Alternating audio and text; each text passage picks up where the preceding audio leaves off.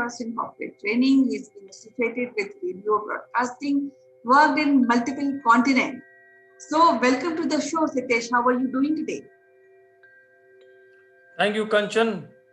Today being the Infantry Day, I would like to say, yes, ma'am, I'm fine. How are you?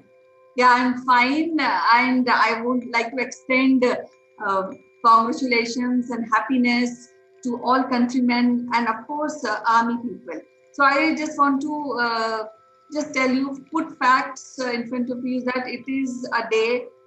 Why we celebrate is because this is a momentous day in 1947 when the princely state of Jammu and Kashmir was under attack by tribal raiders supported by troops of newly formed Pakistani army.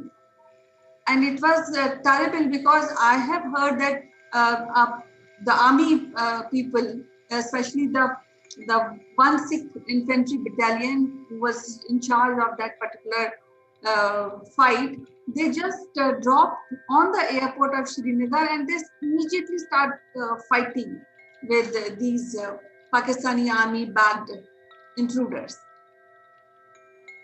Yes, Kanchan.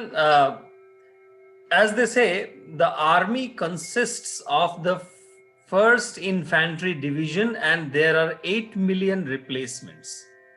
So every soldier, when he touches the ground, he or she, let us be more correct, they become the infantry people. They are the foot soldiers. And ultimately, infantry has been part of the armies across the world since very, very long time, ancient times. In India's case, they make the first successful mission accomplished just within 2 months of the independence. In August 1947, we got the independence. In October, our army had to rush to the place in Kashmir and they had to free the Kashmir Riyasat, as that was called by in those days. So I think infantry is something that needs to be cherished because that has been the oldest form of people or formation in any military. And all the big fighters that we have known in the ancient times, in the medieval times, they were all infantrymen at the heart, at the base of it. And today, when it is celebrated at the India Gate with the National War Museum, I think that is a significant respects to all those people who knew that their boots which were on the ground can actually push the enemies out even if they are in hiding, isn't it?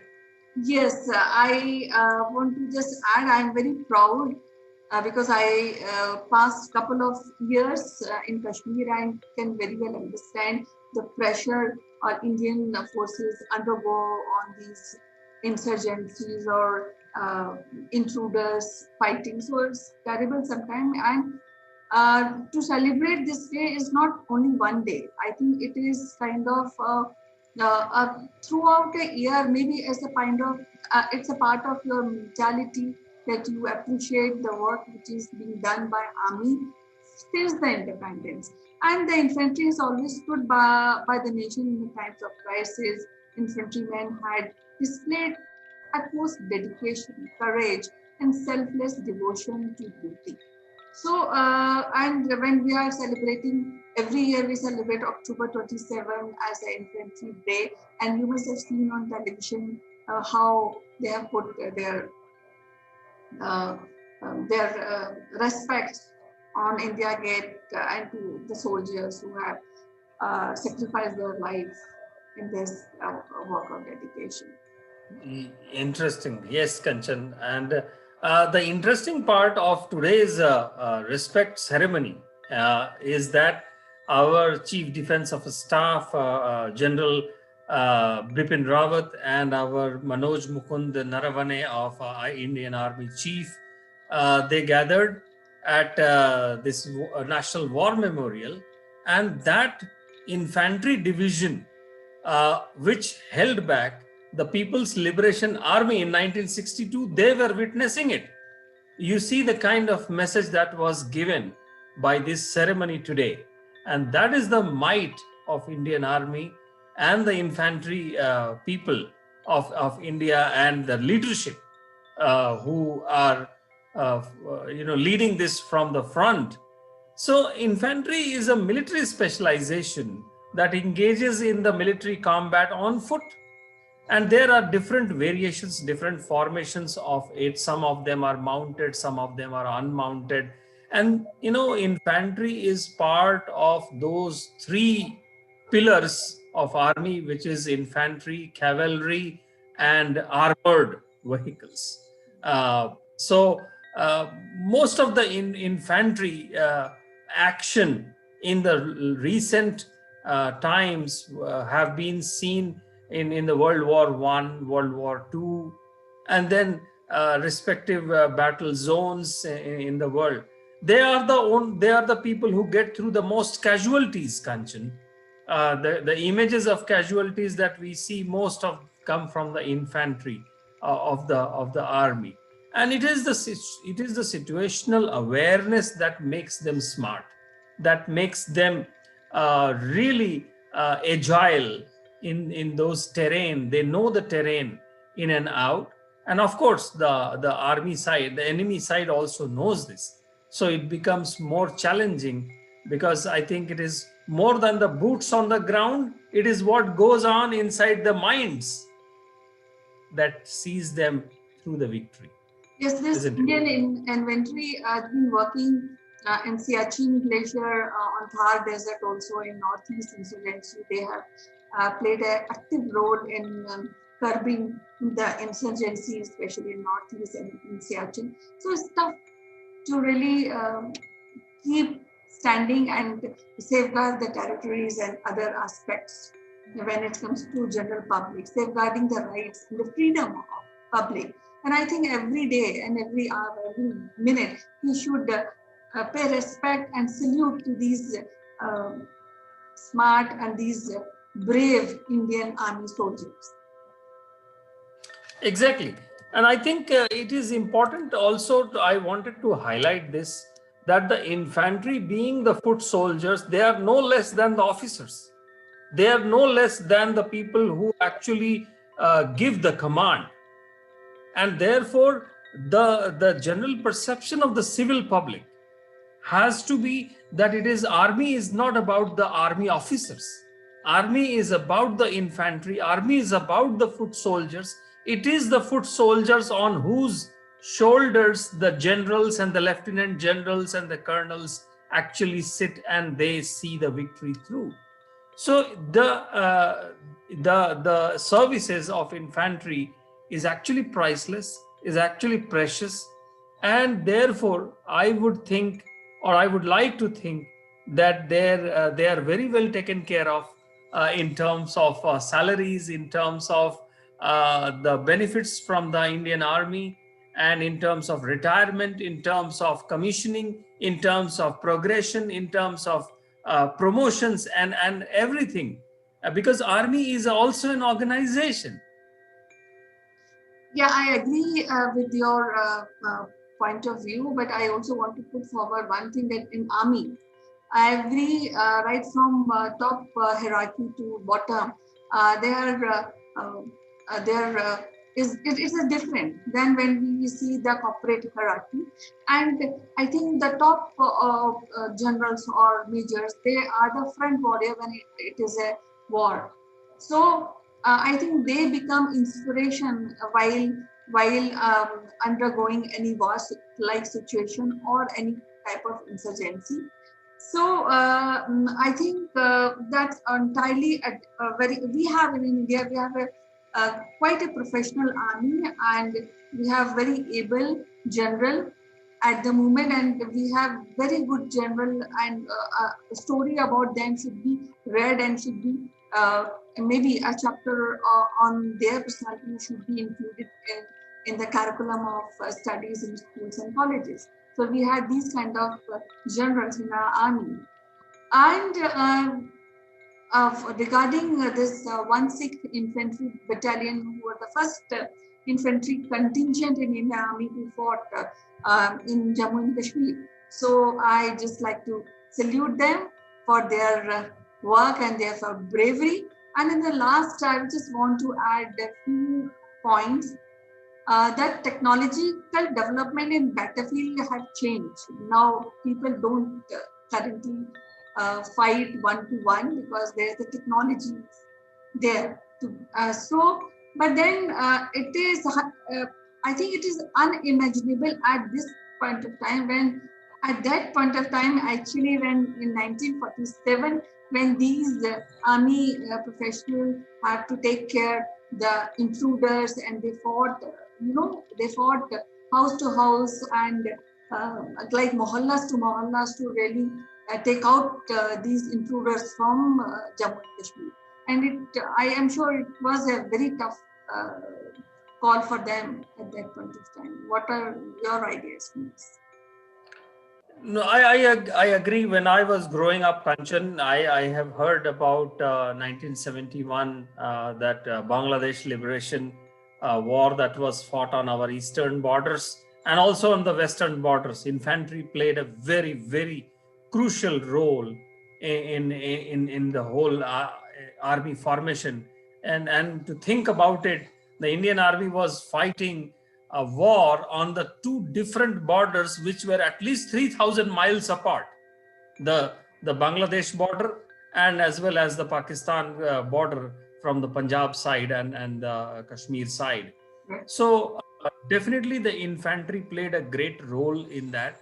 And just to pay the respects to the infantry, Kanchan, we have some great Indian Army infantry regiments like Gorkha Rifles, like Garhwal Rifles, Brigade of the Guards, Rajput Regiment, Jat Regiment, Punjab Regiment, Madras Regiment, Bihar Regiment, Parachute Regiment, Maratha Light Infantry, Rajputana Rifles, Sikh Regiment, and several others.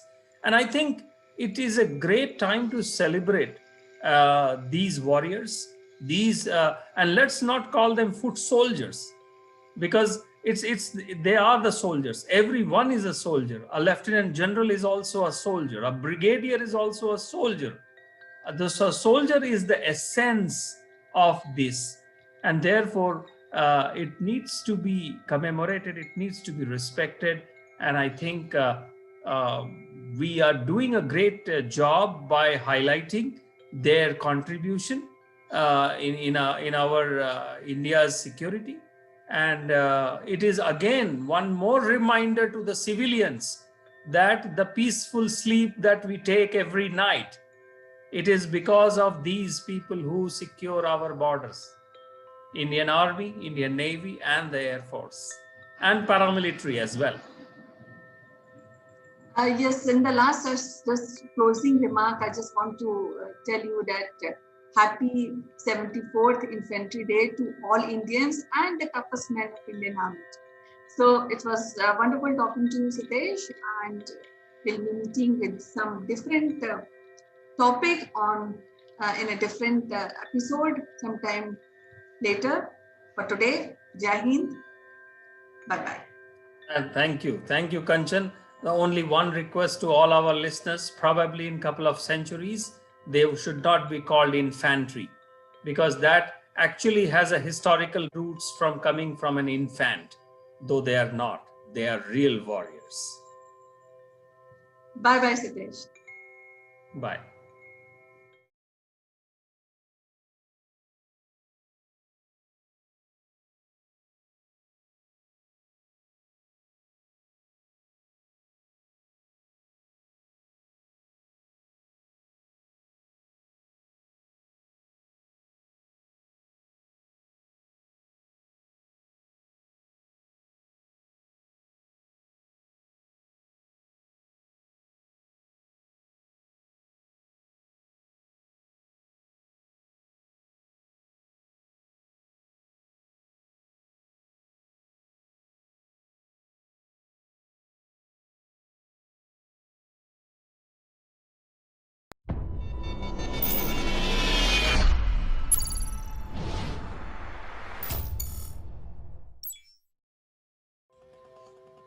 Hello, friends. This is Chandrakant from Akulmach, and welcome to the nation. And most of the Indians who got up today, they must have heard about this news about the dry run being conducted by India. So I think there are a couple of things that we need to discuss today. Number one, we just finished the festival, the magic of Christmas. I'm sure it will bring good luck for everyone, all citizens of the world. And we have just woken up after a long holiday, and we've celebrated the Christmas. And today we have all heard the news about four states of India coming together, and they are going to start the dry run for giving vaccination. Now, why this dry run is so much publicized and so much talked about? And let me clarify. There are these four states which are coming up, which includes large states like Punjab and also a new state like Andhra. They are actually coming forward and starting the vaccination centers, and basically there will be a doctor, there will be observation room, and there will be a lot of facilities for the COVID patients when they are basically visiting these centers. The facilities which will be available, and since COVID is a new type of disease, and the vaccination is also completely new type of vaccination, and that is why there are special vaccination centers are required. And the government of the four states are now doing the dry run. So why this dry run is so important? Out of these four states, they will be actually conducting dry runs in two districts each. So that means there are eight districts going on the dry run, and they will evolve a method of providing vaccination to the COVID patients. Now, when we say dry run, there is no actual vaccination which is going to be used during this these dry runs. It will be used as a model for learning, which can be replicated across the country once the vaccination starts in month of January. So, dry run will actually give you of what happens in case of emergency. It is sort of a training program, and I think it is very essential before we start a vaccination. It should not happen that hey, I've got the vaccination and then there is some complications. So the vaccination center does not have any facility to handle the complication. So by far, all the vaccination providers world over are giving the list of side effects you may have.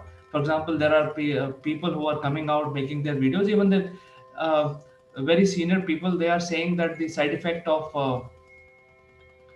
the COVID medicine is similar to what you will get while getting the influenza vaccination. So it is very similar. But in case there is an emergency, the after the vaccination, then the patient will be kept in observation for some time. And then if there are some symptoms, those emergencies have to be handled properly. So it shouldn't happen that you go to a vaccination center, vaccination is given, the patient comes home, and then he start developing those symptoms, and then he again rushed back to the hospital. So that is why the dry run is very important. I think it's a very good move by the government of India and these state governments of these four states who are coming out with these, who are volunteering in creating these processes. So today is the launch of the dry run exercise. I think this will continue for some time, and once this dry run is perfected, it will become like a book, and this whole thing will be replicated across the country in all the vaccination centers, which will be set up in month of January before the vaccination drive actually starts. So that is why the preparation of providing vaccination is so important, and the government of India is doing everything by the book to make sure that the citizens of India do not undergo a major problem after getting the vaccination. Now, number two is there are multiple vaccinations which vaccination companies, medical pharmaceutical companies, who have approached the government of India for approval.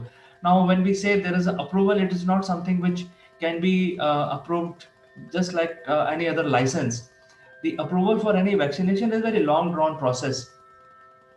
It involves a lot of data being submitted by these pharmaceutical companies, primarily with regard to testing. See, when they develop the vaccination, they have to provide they do testing of their vaccination, how it kills the virus, how it cures the patient, and in the process what happens. So there is a whole lot of documentation which is kept by these vaccine pharmaceutical companies. Those needs to be submitted along with the approval exercise. So we know that from the media only, we have heard that there are few companies who have approached the Indian government, and Indian government have asked them to provide more data. So some of them are the Oxford vaccine, which might be the first one to be given approval. There is one from the Indian Serum Institute that is called Covaxin, which is also undergoing the approval process. Then there is Pfizer one, which is also being considered. So there will be multiple vaccinations possible, um, and all of these vaccinations will have different side effects, different process. For instance, Pfizer one has to be kept in minus 78 degrees. Anything higher temperature will spoil the vaccination. So the operational hazard or operational nightmare to keep that vaccine while giving it to the patient is humongous. It's an operational nightmare. So the vaccination center must have facility to have Pfizer one if they are giving Pfizer one as a vaccination.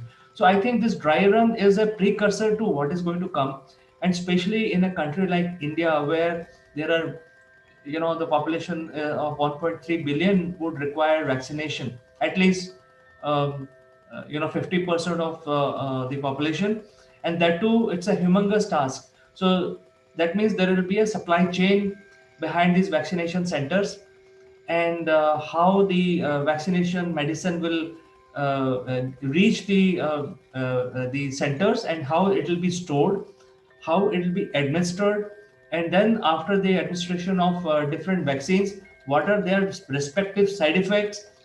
The observation room will then give input to the people who are actually providing these vaccination to the patient. The whole lot of exercise needs to be given to the health workers so that they can take the right decision in case someone develops a side effect.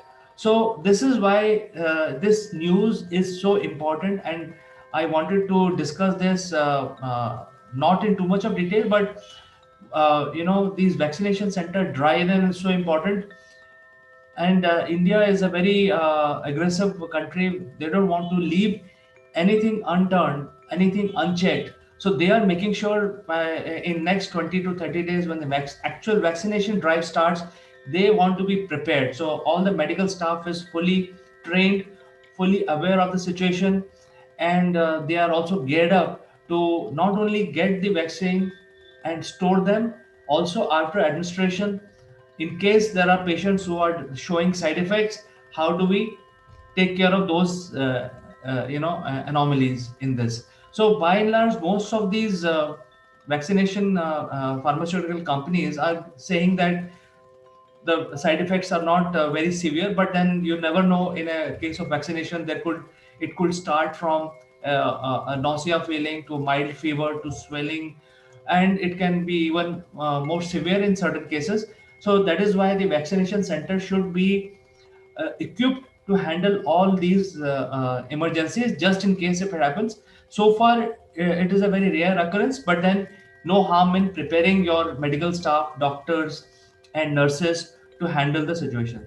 I think this is so important, and that is why dry run is very, very important. Once these eight districts which will undergo the dry run, then probably there will be more rounds of dry run. As we usually talk in our program, that a good practice makes a perfect. So once the vaccination drive starts actually in month of January, the process of administering the vaccination on the patient will be smoothly taken care of, and that is why this is so important. So I am very, very happy that the Indian government has started this dry run and preparing their medical staff with actually carrying out the vaccination drive, which is again a very huge task in a country like India. So with this, I'll end my discussion today and look forward to getting your comments. Do provide your comments, and we will cover your comments in the next episode of Akulmach Nation. Until then, bye bye.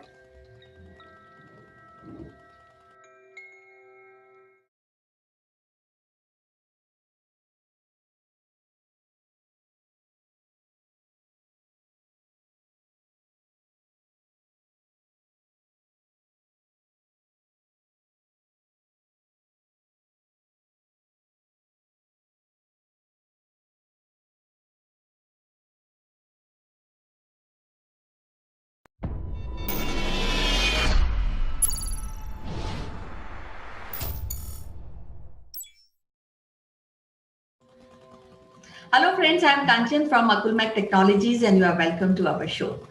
And today we have Sitesh Srivastava, who has a deep interest in corporate training and he's closely associated with radio broadcasting. So welcome to the show, Sitesh. How are you doing today? Thank you, Kanchan. It's a great day, great honor, lot of powerful feeling today. How are you?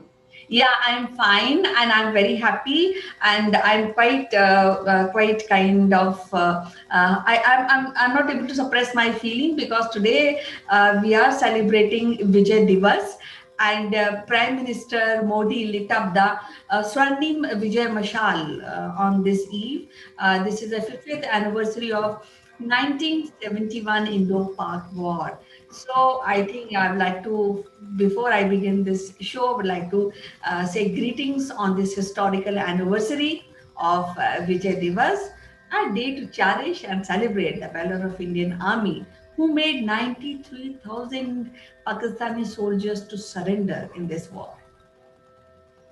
Yes, Kanchan, it's a great day for our Indian Army. It's also a great day for the morale of Indian citizen, Indian people. After the independence of 1947, this was the biggest morale boosting military event of our times. And I can tell you this was something which it is very important for today's generation to understand the importance of it, the pride it brought to our parents' life and our grandparents' life. And India was still not a superpower back in those days like we are today economically. And India was still a socialist, a deep-rooted socialist country. And that time, this event that happened and our Field Marshal Sam Manekshaw giving an ultimatum to the East Pakistan. But more than the victory of Indian forces, I think the bigger lesson, the bigger glory comes that India could help a community, a region, a geography to liberate them from the perpetrators. And India gave all the full freedom, full hand for the creation of Bangladesh rather than capturing it itself. That is a big brother behavior in the world when India was still around just 30 years from the freedom. I think that is a bigger message that went out from our Iron Lady Prime Minister Indira Gandhi. What do you say? Yes, I agree with you, but I think it is more than that because this 13-day military conflict is one of the shortest war in history, and it ended up in decisive win for India, and it led to the creation of Bangladesh, as you said. So, but there are a few things which are very important because at that point of time, what I have read it, Pakistan was not ready to take up the elected prime minister at that point of time, who was from Bangladesh. So the conflict took place in the backdrop of this tension between Pakistan and West Pakistan, which is now Bangladesh, West Pakistan and East Pakistan. And because East Pakistan is Bengali majority, which was closer to India and then to Pakistan. So that was the conflict. And in On 25th March 1971, Pakistan Army led by Lieutenant General Tika Khan launched an operation Searchlight to quell the rebellion in East Pakistan. Massive human rights violation reportedly was denied and by the Pakistan Army during this operation. So what I feel is that India was compelled to come into this war, but then they fought it and they won. Yes, Kanchan, and I think the camaraderie between the Indian army and the Indian political establishment, uh, that is also a very, very memorable aspect of this. When I remember when Mr. Field Marshal Manek Shaw was asked by our Prime Minister Indira Gandhi if he was ready to go to war with Pakistan, and he just replied, "I am always ready, sweetie." And that was Field Marshal Manekshaw, and he gave an ultimatum. This was a 9-month liberation war, Kanchan, and India came into a last few months that India came to support, and it was clear from day one that the East Pakistan would be separated. But we had a great challenge on both the borders, and that was a big challenge for Indian Army. I am not sure how supported they were at that point in time, but what it comes that 93,000 people surrender, and from our side, from Indian Army, there was a loss of around 3,500 men from our side. And therefore, I think the lesson that is went out from India as a big brother in Southeast Asia and the Asian, that was a great thing for India and our morale. From an army's perspective, I think Indian Army, which was not so great in the show during the 1962 because of our less preparedness, or we did not have great equipment, or probably it was more about a surprise from China. It came a befitting morale booster in 1971, just 8 years later. And I think that was a high point of Indian military. And after that, it has always been going up and ahead of it. And Yes. relation India and Bangladesh, I think that is something that should always remain sweet, and Bangladesh should always remember India's support for them. Yes, you know that East Pakistan became Bangladesh as we are discussing with the Awami League leader Sheikh Mujibur Rahman and becoming the first president in January 1972, as well as the second prime minister in 1974. Mujib, who was assassinated in 1975 and is the father of the current Bangladesh PM Sheikh Hasina. And at the same time, I also want to tell you that this year, Prime Minister Modi has lit up the Swarnim Vijay Mashal from the eternal flame of National War Memorial. And 4 Vijay Mashal are lit from eternal flame of National War Memorial. And these mashal will be carried to various parts of country, including villages of Paramveer Chakra and Mahavir Chakra awardees in 1971 war, and soil from the villages of these awardees and from the areas where the major battles are fought in 1971 are being brought to National War Memorial. So I think that's wonderful initiative is being done this year. That's true. That's true. And I think no government can afford to not to do the respects, give the due respect to the armed forces, because the armed forces work without, neutral. They live neutral. They without ideologies. They are for the nation. They are always for the nation, with the nation. Because of them, we can sleep, we can enjoy, we can entertain. And I think that nature of army is something that needs to be respected by everyone, all of us, including the political masters who Correct. manage. Yes. And this is what is happening. And I'm really proud of the current government dispensation who are giving the armed forces their due. And In fact, I'm very happy that once old former general is our also a minister in the Prime Minister Modi's government, and that is something which is very very interesting. And Bangladesh war, Vijay Divas. I also heard on All India Radio today about some other patriot who, from in those days from the Bengal, because that part of Bengal has been always very close during the pre-independence days. The Chittagong and the Dhaka and all those places. So it's also a great memory between those two countries, Bangladesh. I have met wonderful Bangladeshi friends in Japan and Southeast Asia, and it is very good to see Bangladesh progressing in terms of the textile that they are producing for the world big labels. And I believe India Bangladesh friendship goes a long way, and Indian Army's contribution is always remembered. Before we end, I would also like to mention about the Navy Day and the operation which is being done in 1971. It's called Operation Friday. And at that point of time, Indian Army has surrounded the financial hub of Karachi.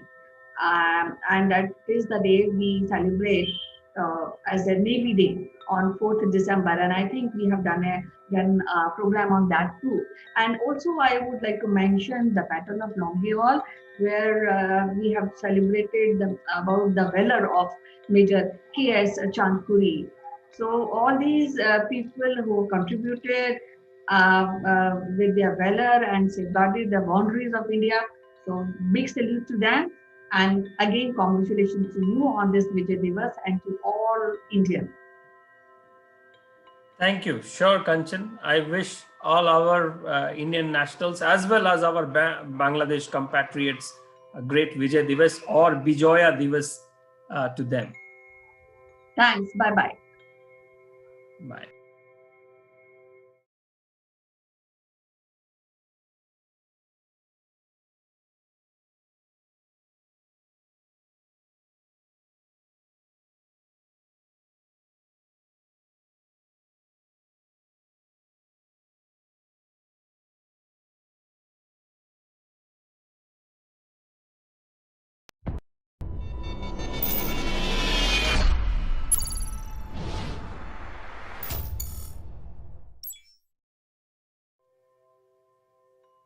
Hello friends, I'm Kanchan from Akulmach Technologies and you are welcome to our show. Today we have a very eminent personality on our show, and she is Amita Sinha. She is the former professor in the Department of Landscape Architecture at University of Illinois, USA, and she has also taught in the Department of Architecture and Regional Planning at IIT Kharagpur, and she's also into Humanities and Social Science Department at IIT Gandhinagar. She's also well-known author of Landscape about India, Forms and Meaning, and she's a recipient of Fulbright Nehru Academic and Professional Excellence Award. So welcome to the show, Amitaji. How are you today? Thank you. Thanks for inviting me to the show. So, we had been doing great topic like mandala and the rise of architecture using this mandala. And today I am so glad to really discuss about the origin of Varanasi. So I would like to ask you, what is the origin of Varanasi and how it is linked to its geography? So Varanasi is older than time, as they say. It's beyond time. And there is a origin story, which let me share it with you.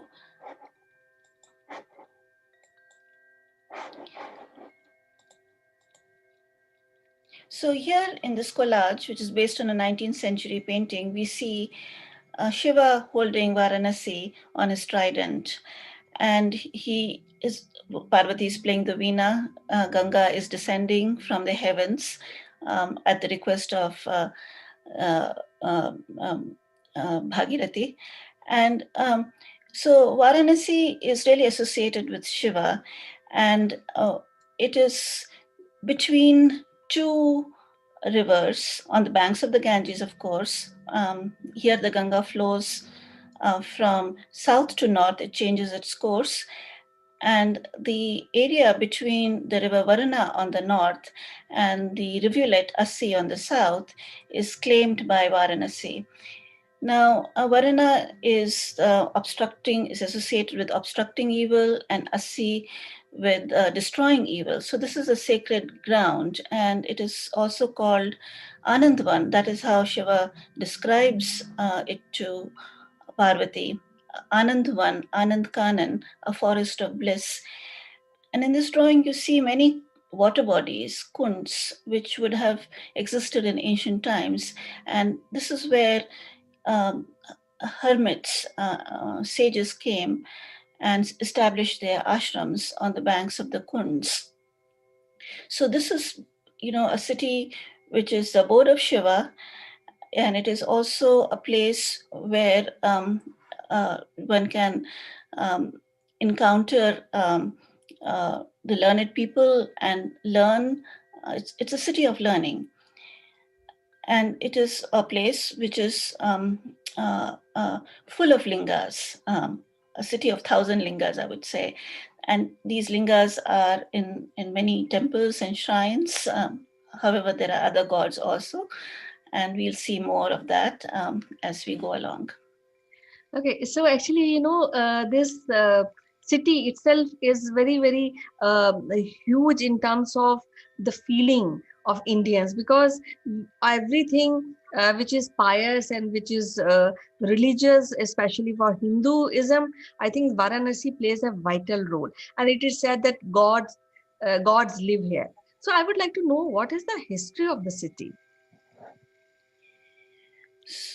So on the banks of the Ganga, and the area where Varuna and Ganga meet, this is the site which has been excavated, and the excavations since the 1940s have proved that the city goes back a long, long time. Certainly goes back to 12th century BC, and possibly beyond.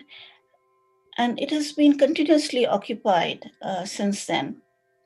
So, it's mentioned in the Mahabharata, in the Upanishads, in the Purana, especially the Kashi Khand of Skanda Purana.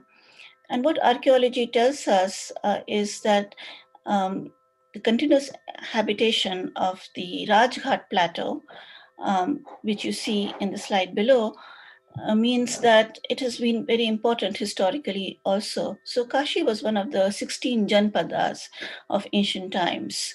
And we hear about it, during definitely during the Mauryan times, in which the Magad Janpad rose to prominence. And during the times of Ashok, as Buddhism rose, Ashok himself came here and established a stupa. So the city is also associated with Buddhists. And I think during a brief period of time, when Buddhism was very important, Shiva had actually left Varanasi and had gone to Mount Mandara, and there was a king called King Devodasa who had to be driven out. Now, for Buddhism, Sarnath, where Buddha gave his first sermon, this is a very important node for pilgrimage.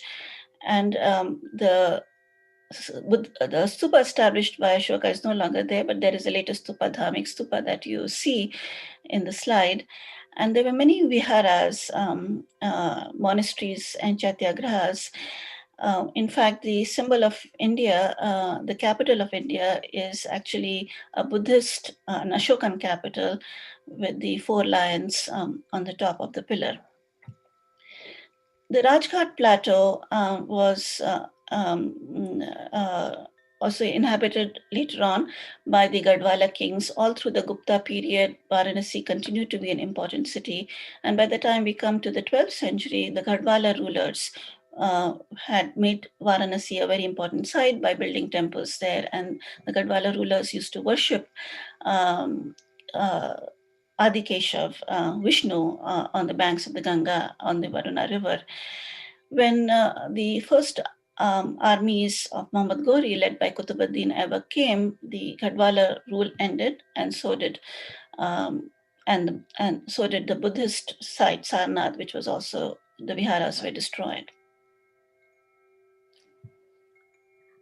So actually, when we are talking about mandala and the mandala architecture creation in India, when we talk about Hindu architecture as well as Buddhist architecture, so can you please tell us about the Kashi mandala, which is, I think, very popular feature in Varanasi architecture? Yes, Varanasi is also known as Kashi, the city of light. The Kashi, from the Sanskrit root Kash, which means light. And mandala, as we know, is a circle, but this circle is actually adjusted to the topography. So here in this diagram, you see the circle on the banks of the Ganga, and this is the Kashi Mandal, or the Kashi Kshetra, which is the sacred ground between Varana and Asi. But the circle, when adjusted to the topographic reality, becomes more like the sector of the whole circle. And here, if you see the mandal, the center is this Madhyameshwar, where the most famous temple of Varanasi is situated, and a line drawn between Madhyameshwar and Delhi Vinayak is actually 5 crores or 17 kilometers. And so this is the area of the Kashi Mandal, 5 crores, where the light always shines. And this is the place which is, as we said before, beyond time. It is a place to be enlightened. Now, the story goes that Brahma and Vishnu, how they came to acknowledge the supremacy of Shiva.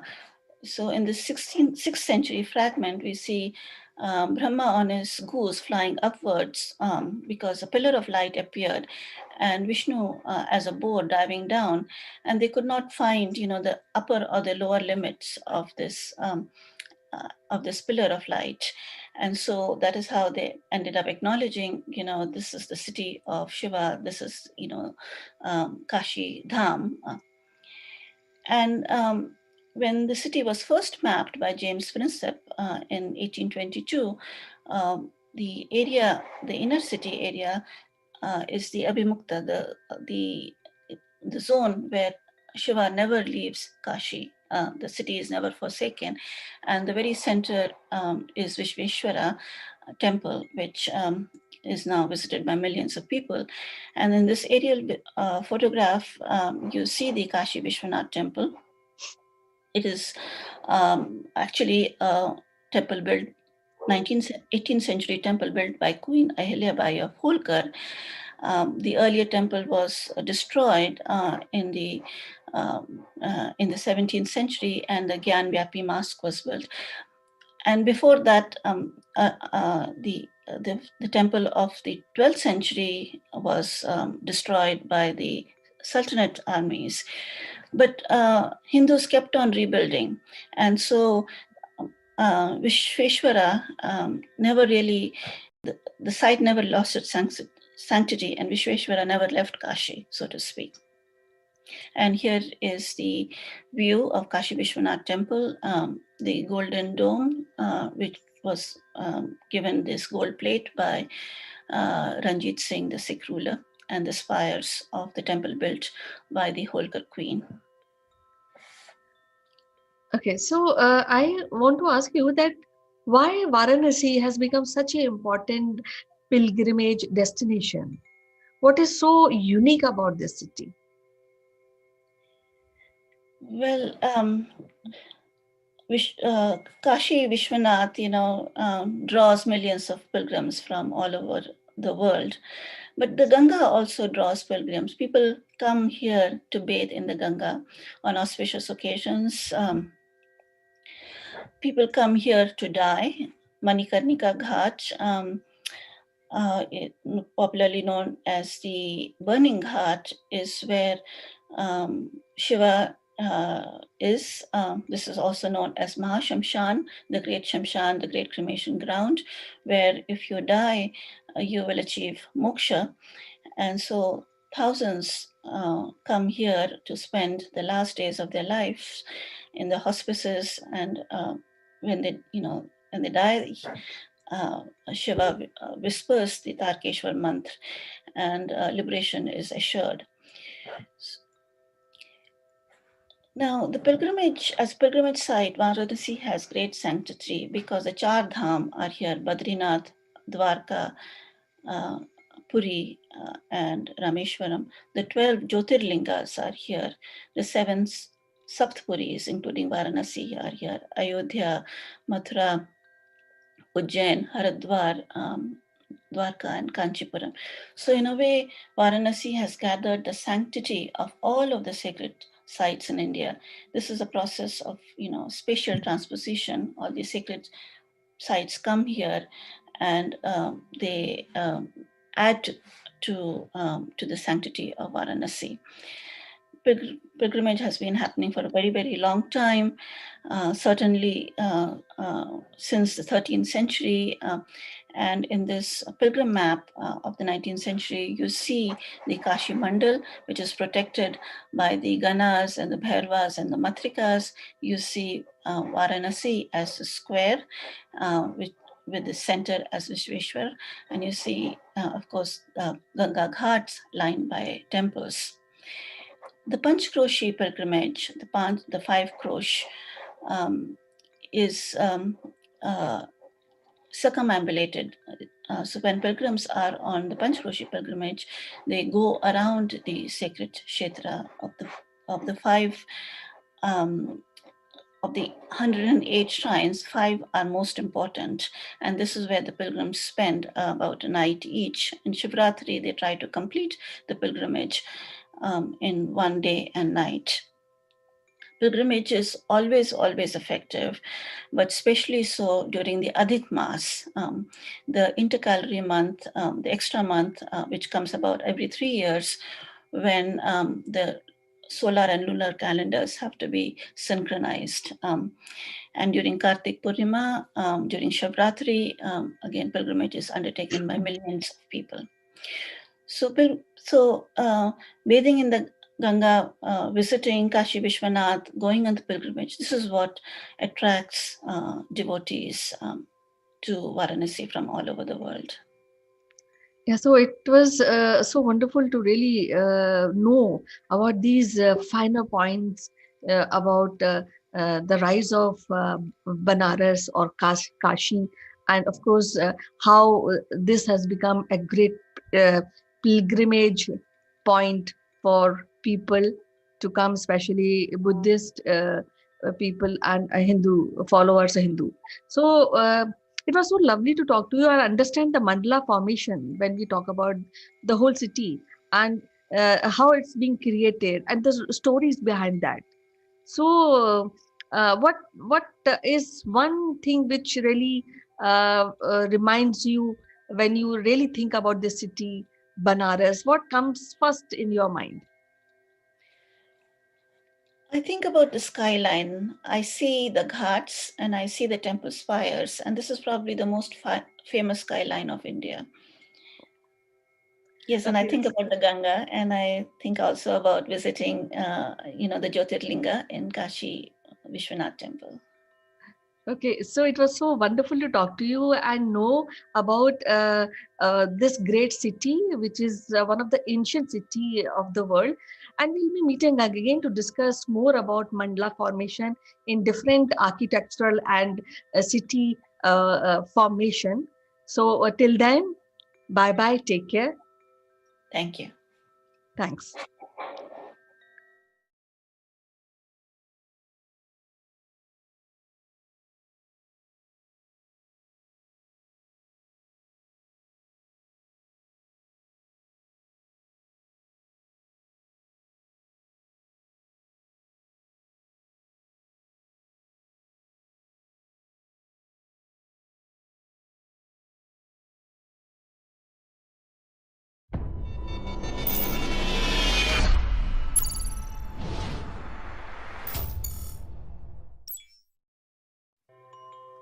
Hello friends, I'm Kanchan from Akulmach Multiverse and you are welcome to our show. Today we have a very interesting topic to discuss, and that is space colonization. When we talk about space colonization, it is an expansion of human society. A part of this, it's a common objective and of course objection for colonizing in a commodification way. See, of the cosmos, and see, though there's no colonies as yet, but uh, we are planning. I mean, human race is planning. And why we are not able to make any colonies so far is because there's a lot of technical and economical challenge. So we need to support the whole of humankind, the needs of humankind in the space. So it's quite a difficult task. And I think it's also impractical when on Earth only we are engaged in war. We have situations like economic inequality and of course temperamental equations we don't gel many times. So it is becoming, I mean, it is becoming, and I think scientists think about all these parameters when we think of space colonization, because we have to pursue our dream of going out in cosmos, creating our home there, leaving Earth with a controlled economical, ecological life support system.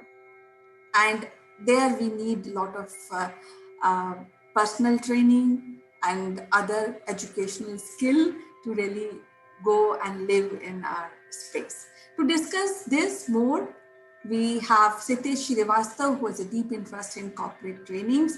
He is also my colleague. He's associated with radio broadcasting. A part of this, he is also a very good reader when it comes to space and heavenly bodies. So welcome to the show, Sitesh. How are you? Mangal. How are you, Kanchan? It's a great day. How have you been? Yeah, I see you in space. Yeah, I'm fine, and I am really so excited to know your views about colonizing space. So I thought, let me think more ideas on how eventually we can go travel in the space in an aircraft, air spacecraft. Kanchan. Yes. Yes, Kanchan. So, Kanchan, I remember one great statement by a famous scientist, Stephen Hawking. He said that if humans do not plan to leave the planet in 100 years, they may not been a lot of predictions, lot of discussions, lot of theories and papers and facts and fiction about a human extinction.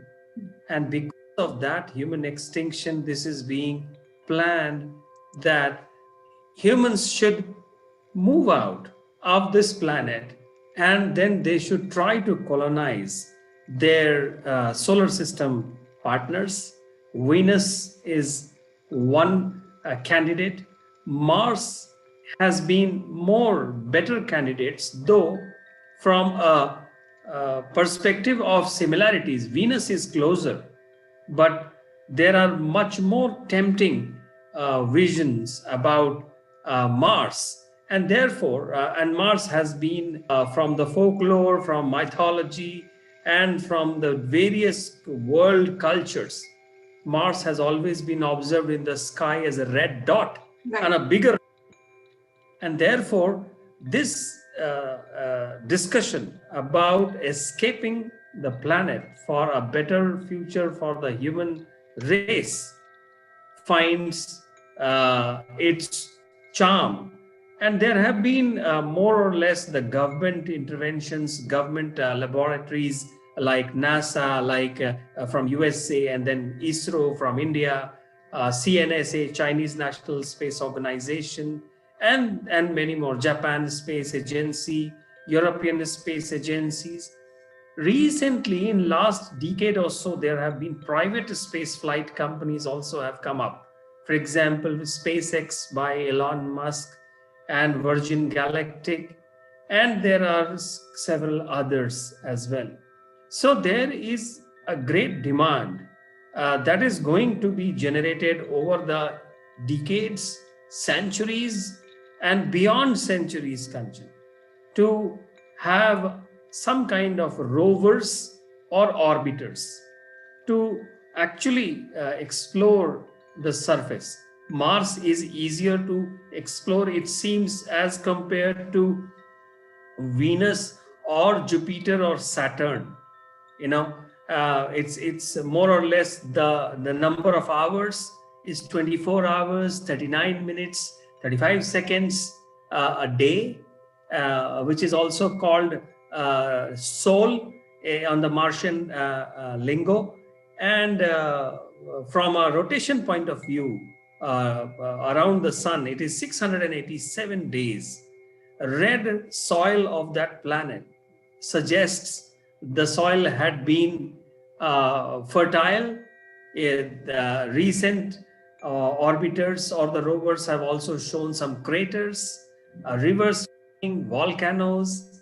So there is a lot of hope for humanity. What do you think?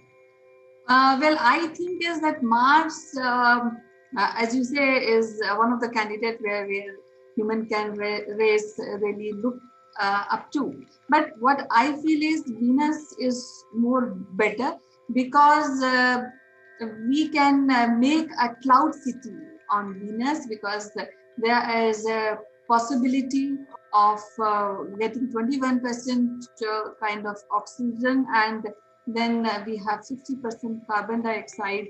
So that is a better candidate actually. So see the view when we have a cloud city on Venus and we are floating, and we are floating among these beautiful clouds, and also watching our dear Earth from there. So that will be a very, very magnificent scene, isn't it? No wonder you said that, and that's why somebody had said women are from Venus and men are from Mars. I'm sure. So we will definitely get into a debate about Mars or Venus. And I think the space agencies across the world, the astronomers, the astronauts, and the scientific community is actually too much bent on learning which one is the best for human colonization. The importance of the human colonization is not just carrying humans from this planet to another planet. I also think that it is important to colonize it in a way which actually is the best practice, and then trying to settle down there. So we recently in this 2020, we had a UAE mission by UAE Space Agency, right, which is called HOPE. It is scheduled to reach Mars on February 2021. Then we have Tianwen 1 by China, Mars 2020 by NASA, then ExoMars program by Roscosmos and the European Space Agency. Roscosmos is the Russian. And then we have our ISRO's Mars Orbiter Mission 2. So there are two distinct stuff here. One is the orbiter, one is the rover. Now, rover is the one which actually gets to the soil, whether it is Mars or I think we have only planned only Mars rovers. Nobody has planned Venus rovers yet. So I think it is important, the amount of money, the amount of effort, time that has been spent on Mars. I think in another 10 to 30 years, Kanchan, we will live to see, I will live to see the first humans going to the Mars. Though it is a one-way ticket as of now, given the speed of the rocket or carrying the humans, but I think I would live to see the first humans going there. I would love to sign up for that as well, even if it is for a one-way trip. because that is like those people who reached the moon in 1969. They said one small step for mankind, and that is the kind of things will happen. Statements would come when we land up on Mars, and I think it is important for us to study and we need to encourage. The governments need to encourage the private space flight as well, so that not just for the fun purpose, as we also see that angle, but more from the cost of traveling to the outer space should be reduced, and it should probably get free from the government clutches that it is as of today. Well, you vote for Mars and I vote for Venus. Why? Let me tell you. But at present, it has been established that the gravity of Mars is 0.38 times that of the Earth, and that will be insufficient to avoid the decrease of muscle mass and of course bone decalcification. And a part of this, Venus is closer to Earth, and and the size is somehow similar to Earth, and it is the surface area. The gravity surface is also very near to Earth parameters what we need.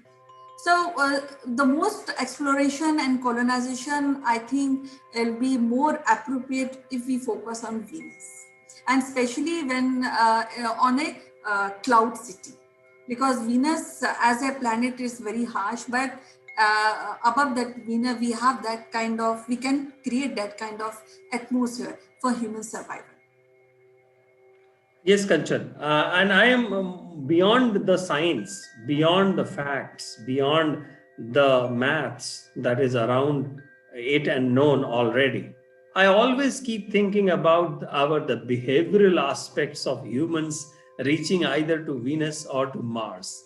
As we have seen in the movie Avatar and countless other movies of the science fiction, I think it would be important that we carry with us a new thought, a new society, probably a utopian society rather than a dystopian society. We should carry egalitarianism with us to the different planets when we go there. As per one of the studies that I was reading some time back, the first humans, when they reach Mars, and then they start mutating or creating children on the Mars. The Mars specific humans, probably we may not even call them humans, we may call them something else. So for today, we call them humans.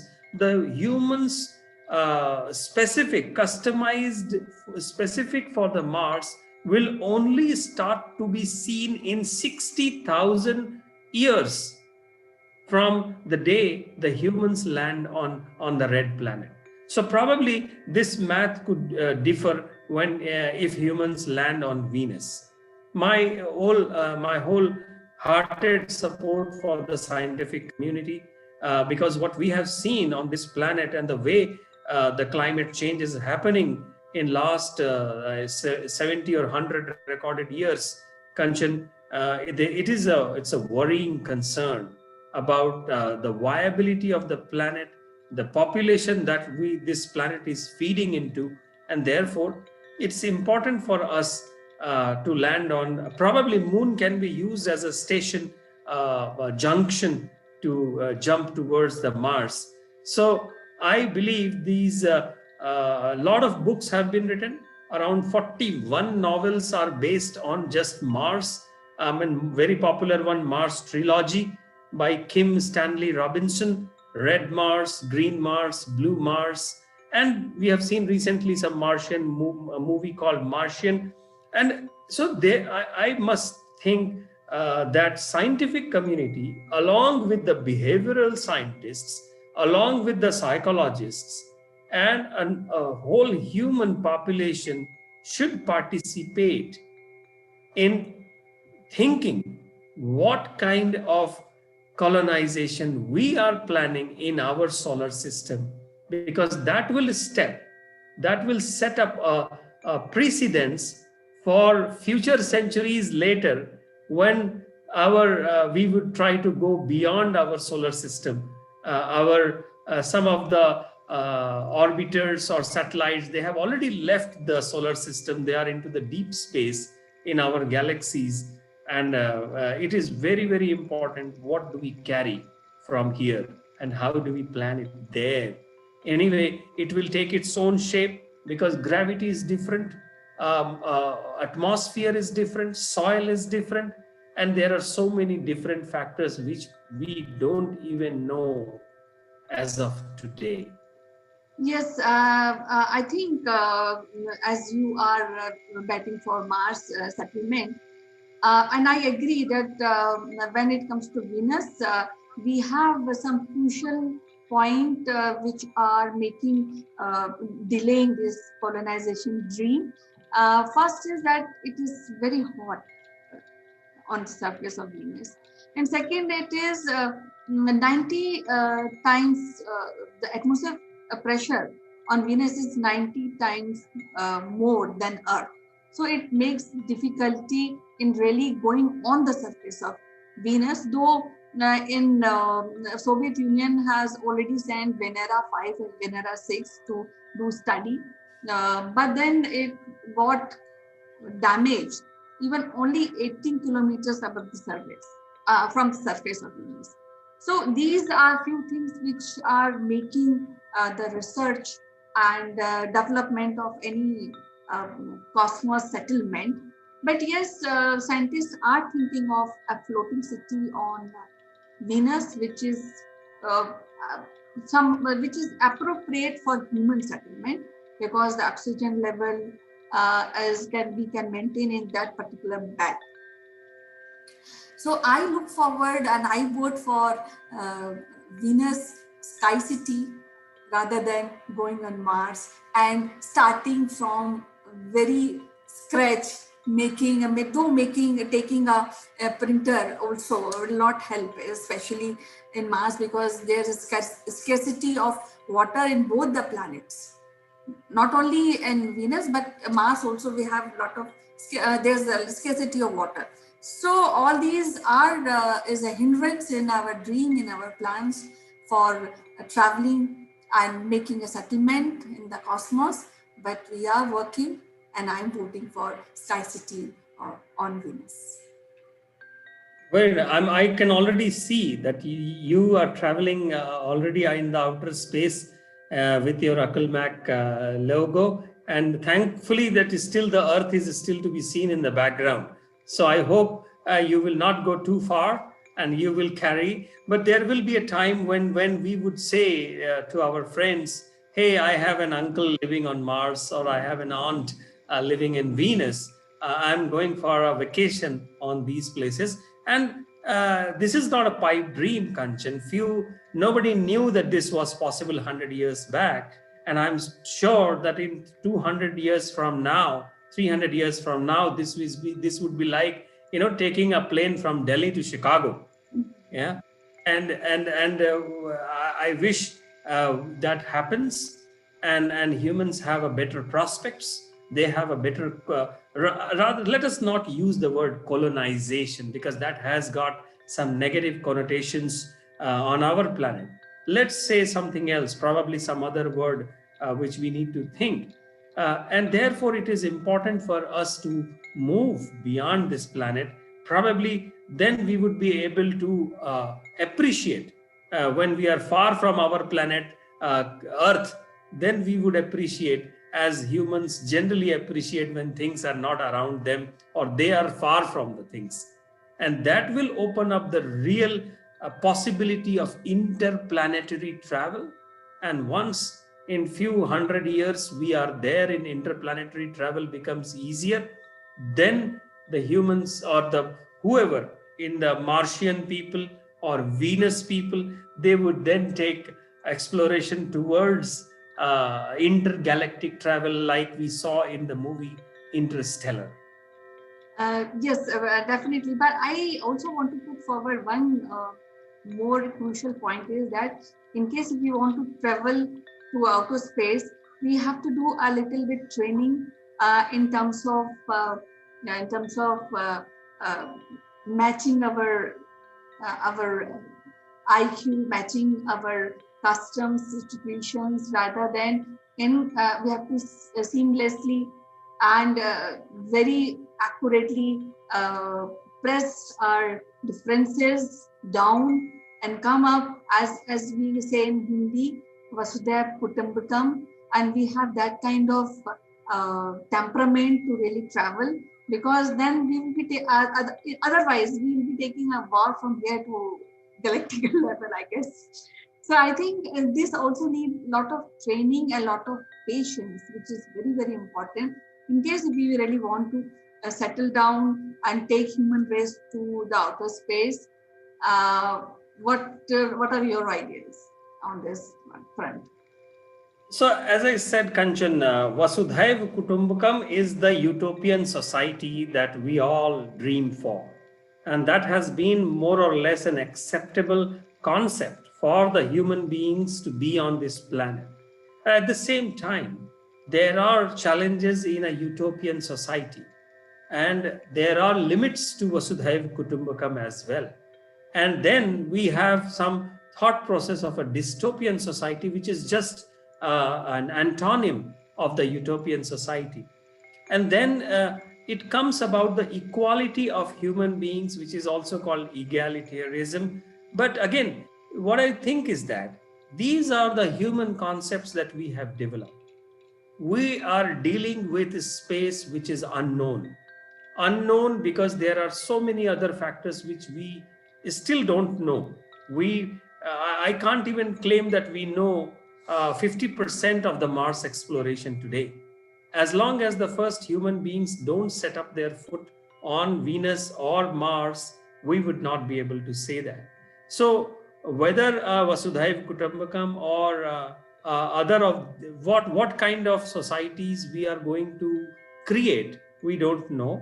The other thing is that what kind of societies they will eventually become, we really don't know.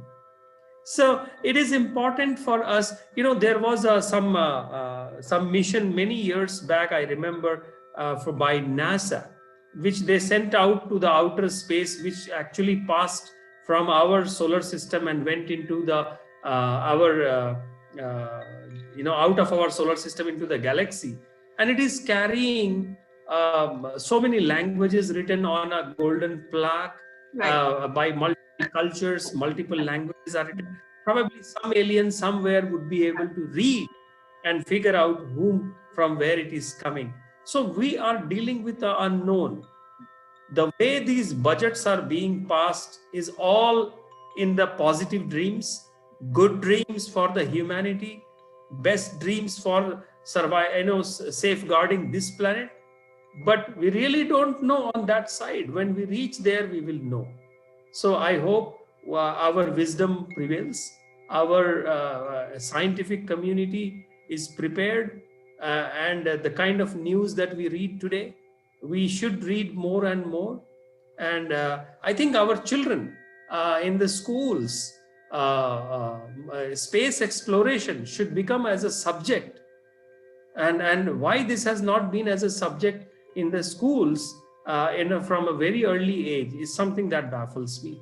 Yes, it should be taught in schools, because if we are really planning and space is now opening up, all new scientific research are being done in this particular arena. So I think we should have a separate subject like cosmos or space, where the children from a very early age should know, rather than it be a part of geography or history or civil science. So I really agree on this point, because and it is very, very essential.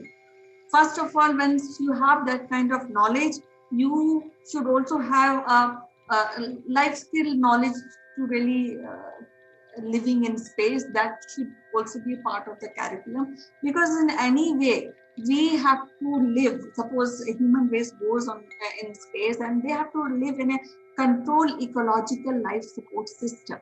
Now on Earth we are wasting, we are destroying our habitat every day. So that is also a part of learning. We have to start, especially now. In case if you are maybe after 100 years, you are seeking to have a settlement in any of these planet, anywhere in space, you have to prepare our young generation to live on Earth in a better way, and then plan and go how we have to reach in space and create a separate, maybe second living space in the space. Correct, Kanchan. Until all this happens, let me go and have a bite of my favorite Mars chocolate. It was so wonderful to talk to you, Sitesh. We'll discuss some other interesting topic in our next episode. Till then, bye-bye. Take care. Land well, Kanchan. Thank you.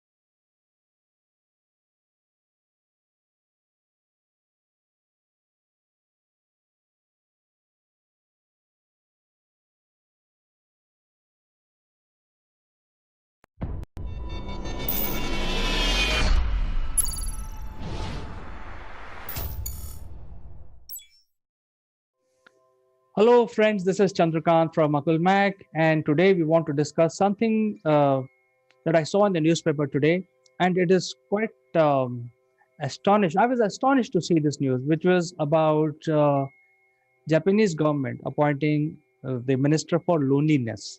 So, to discuss this issue further, let me invite my friend from UK, Mr. Naval Gund.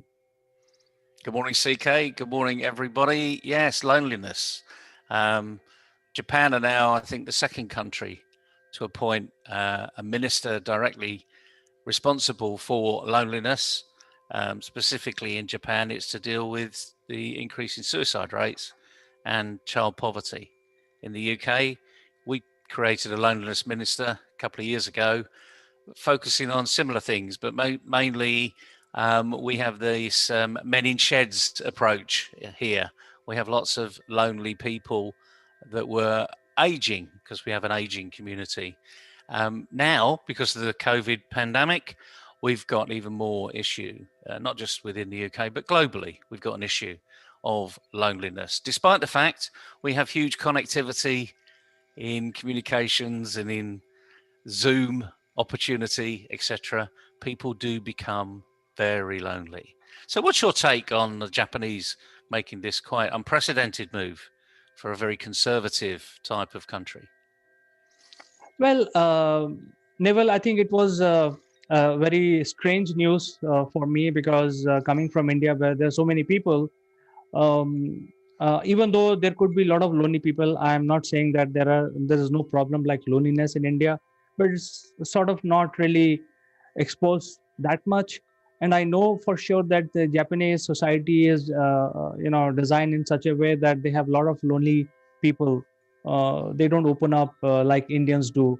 So it was a very surprising piece of information for me. Frankly, I'm not aware until today morning that there is a ministry required to handle the problem of loneliness. So, and you tell me that UK was the first government to appoint a minister for loneliness. So you were the first one.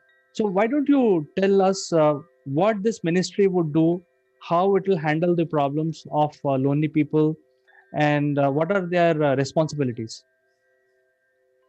Well, in the first instance, recognizing that loneliness is an issue and not just, part of the whole welfare and health system is an important distinction to make. And the reason why, let's look at Japan for the moment, the reason why Japan have moved very quickly in this arena, in that just in October alone last year, there was, I believe, a 70% increase from the previous October in female suicides. Now, let's put that in context, because percentages, a 70% increase could have gone from 1 to 2. But we're talking about 880 female suicides in the month of October last year. And that is a huge amount. And if that's a 70% increase, you know, we're looking at around 500 previously, which again is a huge amount. And if you look at the Japanese culture, lots of these women aren't married and they have to support people on their own living. They don't have permanent jobs, but they may have children. And so when something happens like COVID, for instance, when jobs disappear or the part-time work starts to disappear because we're under lockdown, etc., then clearly they're hit immediately. And under those circumstances, who do they turn to? Because they're single, they're not married, they don't sometimes have a family culture around them, and they're just destitute because previously they were living hand to mouth and now there is no hand to mouth. So it's a big issue. And I don't think Japan are unique in this arena. In the UK, we have something similar. I'm not too sure the numbers are as drastic as that. But the point is loneliness. Let's look at loneliness. Do you ever get lonely? Well, I think I do. I sometimes start missing the old days. I would like to go on the road, join the club, meet my friends, have a drink. You know, obviously, you know, I sometimes miss all of those things. Fortunately for me, I'm living with my parents. If I was not living with my parents, I would have felt homesick also. So I'm sure it's a big problem. Well, I think we all get lonely. If we're honest with each other, we do get lonely. And when we get lonely, we do things, you know? We go and read a book. We go for a walk, make a cup of tea, pick up the phone, talk to your friends, talk to your kids, kick the cat, you know, whatever. We all get lonely. The issue is that the majority of people have got connectivity somewhere where the loneliness is a fairly unsubstantial type level. You don't go further into bouts of depression, but some people do, you know, and some people, you know, pop pills because they do have these bouts of depression. But loneliness can take the form of so many things. As you say, you miss the travel. I miss the travel, you know. Does that make me lonely? Well, I suppose it does in a way. I look forward to the time when we can travel again and we can, you know, go and meet people in remote parts of the world where you haven't been for a while. But that's not really loneliness. That's just a bit of absence. But the feeling of loneliness is that it's empty. There's nothing there, and COVID has forced us more into that arena. I mean, we've had people here the severely at risk, completely isolated right the way through COVID, even when lockdown was opened up in the summer and in the early autumn. They're told you're at risk, you must stay at home. It's that enforcement. Now, if you've got relationships with carers, because some people don't have family, but if you have family and you've got those relationships, then you do make those relationships count. I mean, I can remember when my parents were alive, I would see my parents once a week. I would go physically travel 60 miles each way just to see them. But they were together, they had each other. But then when my father died, my mother was all on her own. So we made it a rota to go so that all of the boys that were living in the UK, her immediate family, were there on a regular basis just to see how she was. And she also had a carer, and she lived in a community. So one of these, you bought the premises, you brought your own little rental, your own little flat, but there were communal areas. And on a daily basis, you could go and have a chat, play cards. They play bingo 3 or 4 times a week. And therefore, everyone was getting out of loneliness. You know, it was a community. But we also have the issue of, as I say, men in sheds at the beginning of the program. And there's this thing about and they say about 55-year-olds. 55-year-old men, typically, they were married, may have lost a partner, or haven't been in a long-term relationship, and now are approaching retirement or have just been made redundant because their jobs are no longer required, and they become insular. They have no social life. So this program called Men in Sheds meant that they literally came into the shed type arena. We have this huge allotment issue in the UK where people go to allotments. They have a small little parcel of land, and again, that's another community, and that stops loneliness. Doesn't create it, it gets rid of it. But equally, we've got lots of helplines, we've got lots of suicide lines, children helplines, because children can be lonely, despite the fact it would appear that they're in a very loving relationship, but they feel lonely. So this is a big issue, really, and we should be talking about it, should be dealing with it, because there's nothing worse than that child in the playground that stands in the corner that nobody talks to. There's nothing worse than that in a playground. And we've all seen it. As parents, we've all seen it. As teachers, we've seen it too. And we need to stop it, because we need to find out what are the issues, because there will be underlying issues why that child is standing in the corner of the playground, not feeling loved and feeling lonely. And as society, we need to do something about it. So I think the responsibility of the Ministry of Loneliness is to basically create the ecosystem, to create these processes, which is helpline, identifying, or also providing healthcare support to these people who are suffering from the loneliness, and also providing them habitat where they can go and settle down comfortably. So these are some of these responsibilities of these ministries. Anything else that these ministers would have to do? Well, as you quite rightly say there, you're actually saying they're actually bringing people in. It's okay to be not okay. I mean, that's a phrase that we hear in well-being all the time. You know, come and talk about your problem, and if we can deal with the problems early enough in the discussion, then you don't slide down further. You know, there's always a recovery mechanism somewhere. And at the end of the day, these are people that are human beings, you know. And the worst thing you want in an economy is lots of people that are dragging the economy down.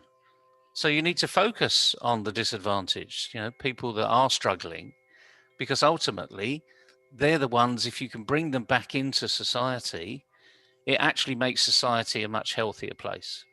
So there's lots of issues around here. This is not in the old days, many years ago, these would become lepers, you know, unclean, go away. We don't want to hear about you. You know, you're not thinking the way we do. We don't like you, you know.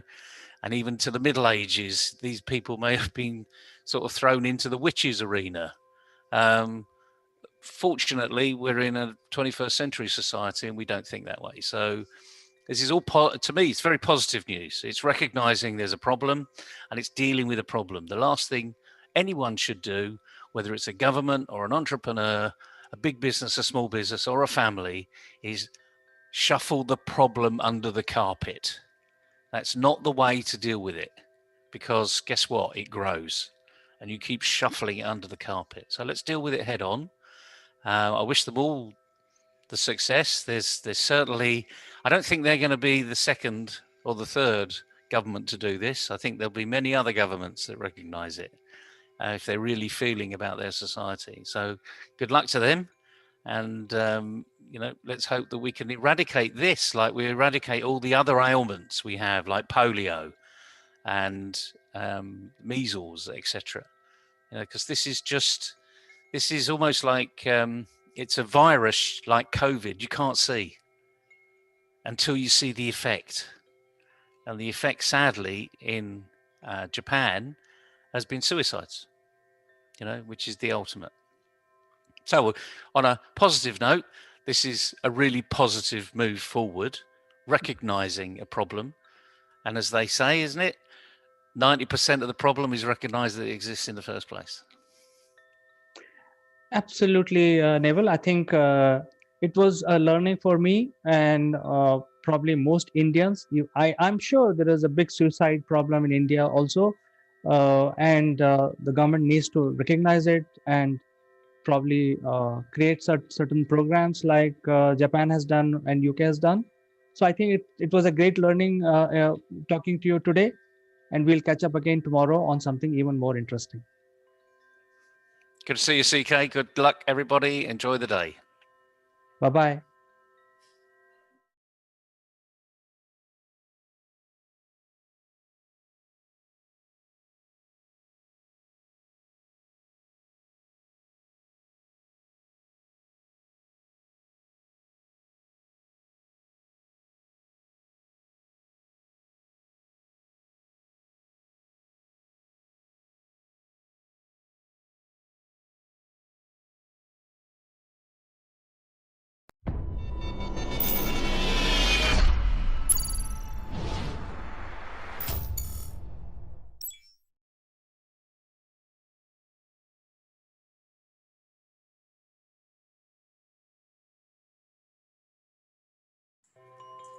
Hello friends, this is Chandrakant from Akulmach Technologies and welcome to the Likeable Leader section of our show.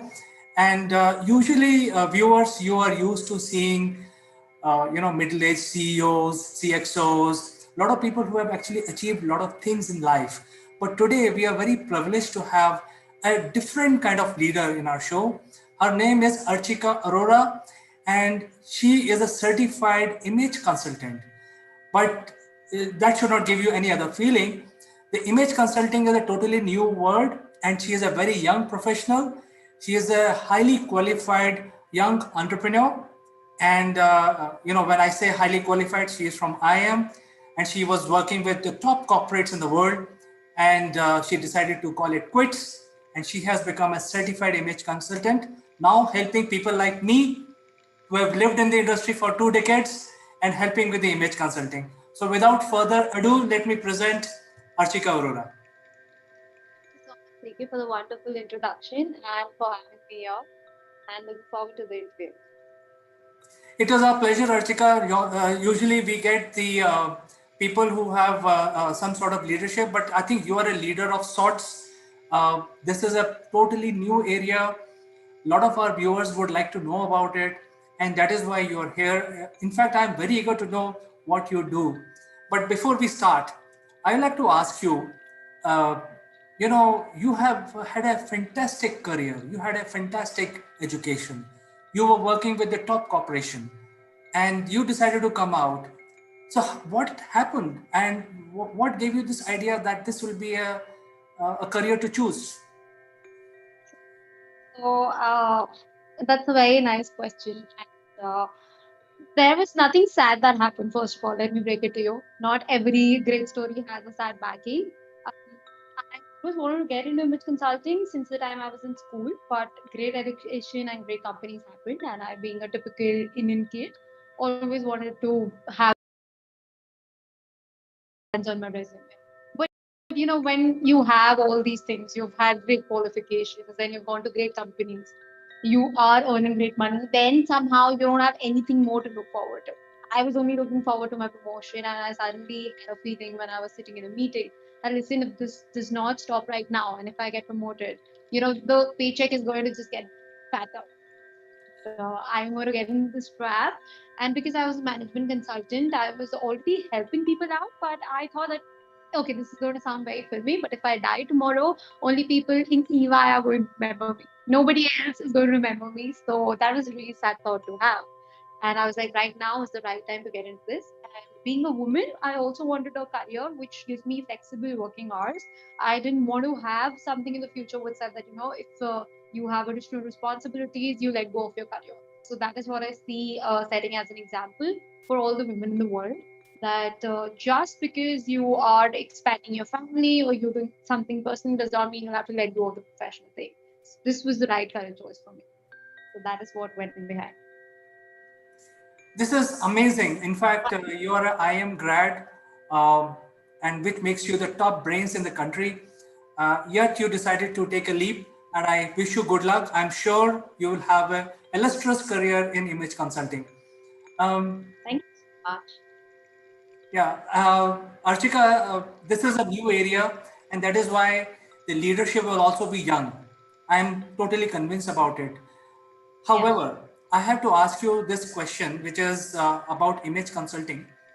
The image consulting is not really understood very well, not only in India, but world across. This is a new science, a new line of business.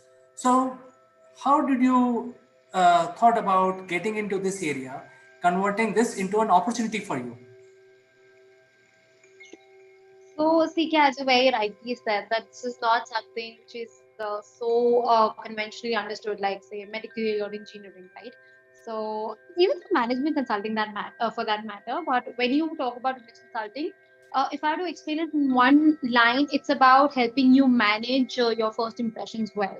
Now, that sounds as confusing as image consulting, the word itself. It's most often confused with the fashion designing or makeovers or hairstyling, etc. It is much more than that. So, if I have to give you an analogy, it will be interior designing.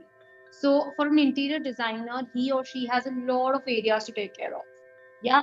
So, it can be carpentry, it can be plumbing, etc. So, similarly, an image consultant is taking care of your outer appearance so that you get good opportunities because the attention span of people is decreasing like anything. You become successful only when you have opportunities to look forward to, right? So we majorly do it through change in your clothing, then change in your face and your entire outer appearance. Having said that, this sounds pretty superficial when I talk about it this way, right? So it takes care of your physical characteristics, what your body shape really is. This is not fashion. What is trending today may not trend tomorrow. So if I talk about you, you'll have a certain body shape. We have 8 different body shapes: diamond, triangle, etc. Then you have face shape. Okay. Then you have psychological characteristics, what you feel from inside. Sometimes you look at people and they're like, this person seems really rude. But when you talk to him, he turns out to be a really soft person. So how do you stop giving those contradicting signals? And the only thing you can take care of is clothes. You can't change your psychological characteristics so easily. Physical, you definitely cannot. Even if you're hitting the gym, where it's a good 6 months, 12 months, and then also you have a certain skeletal structure which you have to stick to, right? So you only have clothes that you can really change the messages you're giving out to people. And the perception that others have of you, our clothes speak. That is the basic essence of image consulting. So just as we speak through words, our clothes speak.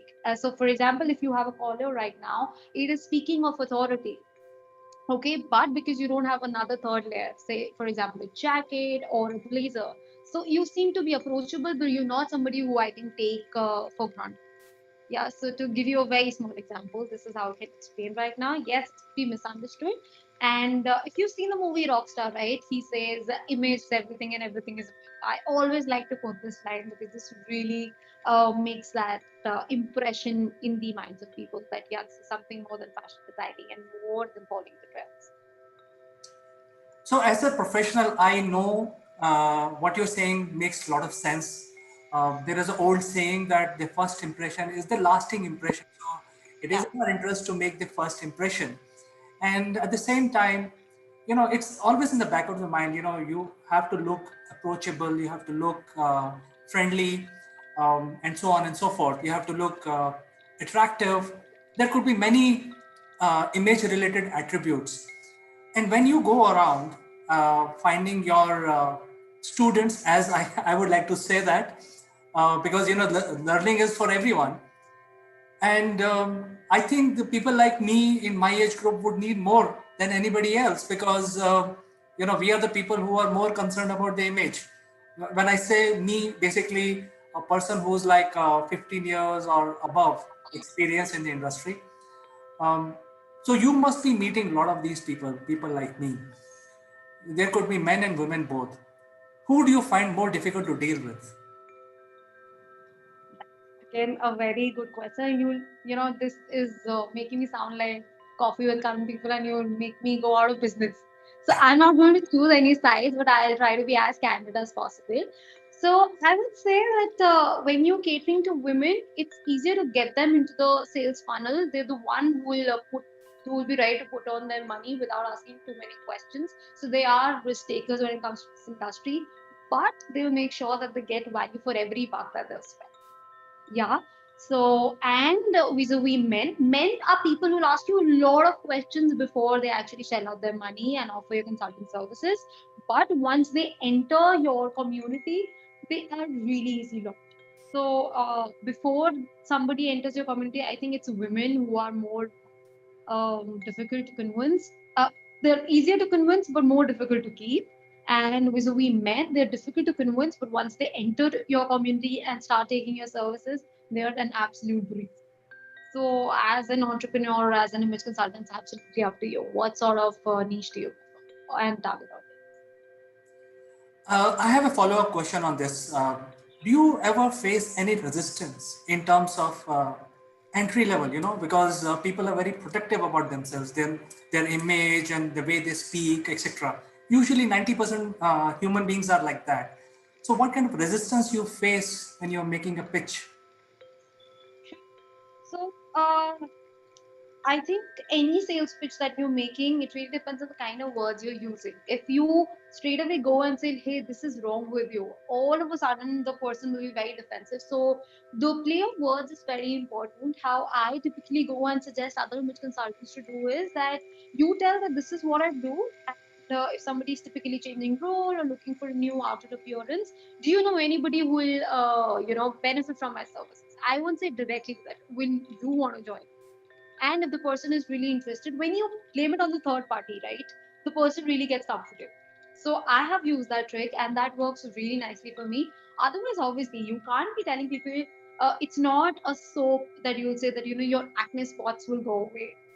You can't be saying that you look a bit fat, but if you use this kind of clothing, you're going to look much more better. You can't be saying that. And fat is in fact not a term that which consultant will ever use. We call it variations, for example.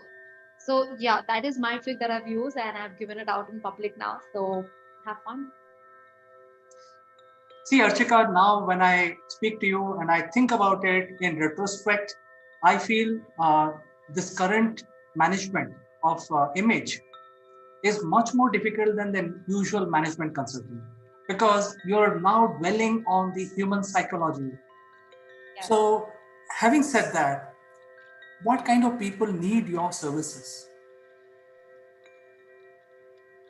So I would say that people who are one conscious of their physical appearance and outer appearance or their job demands it. So, for example, corporate top management, then politicians, and making it as approachable as it gets. If you are changing roles in your personal professional life, so in personal life, you may be getting married or you may be having a baby. So now you're no more a husband but also a father, all right, and maybe you're having your grandson.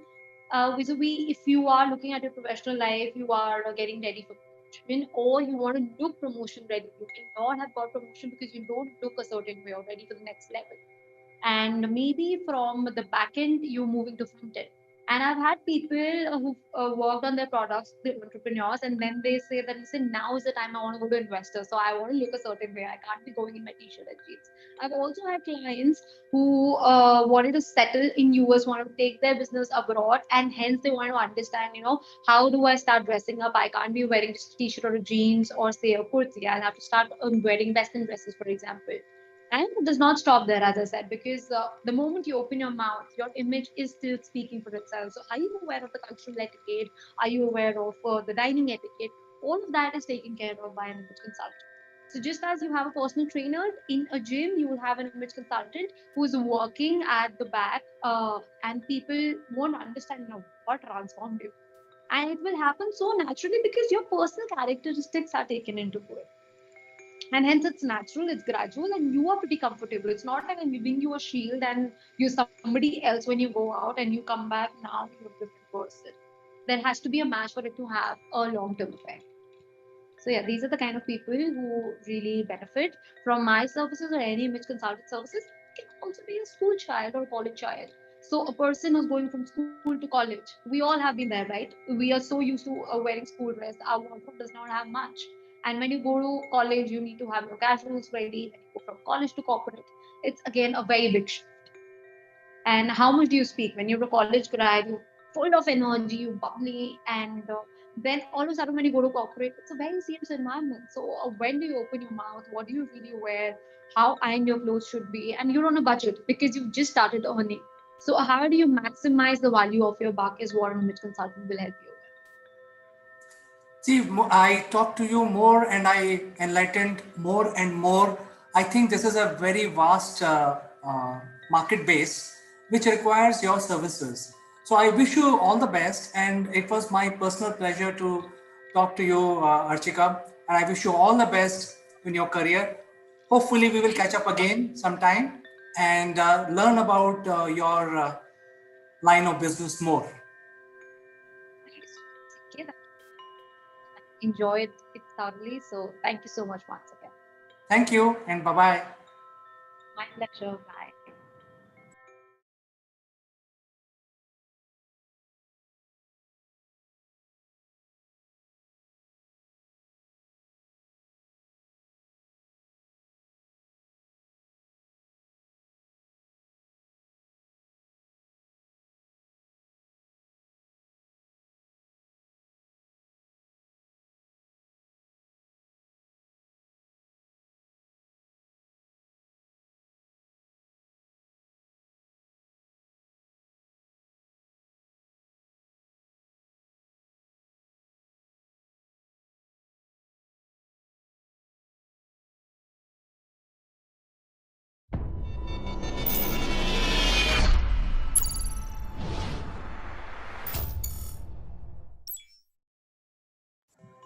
Hello friends, this is Chandrakant from Akulmach Technologies. Welcome to Top Brass.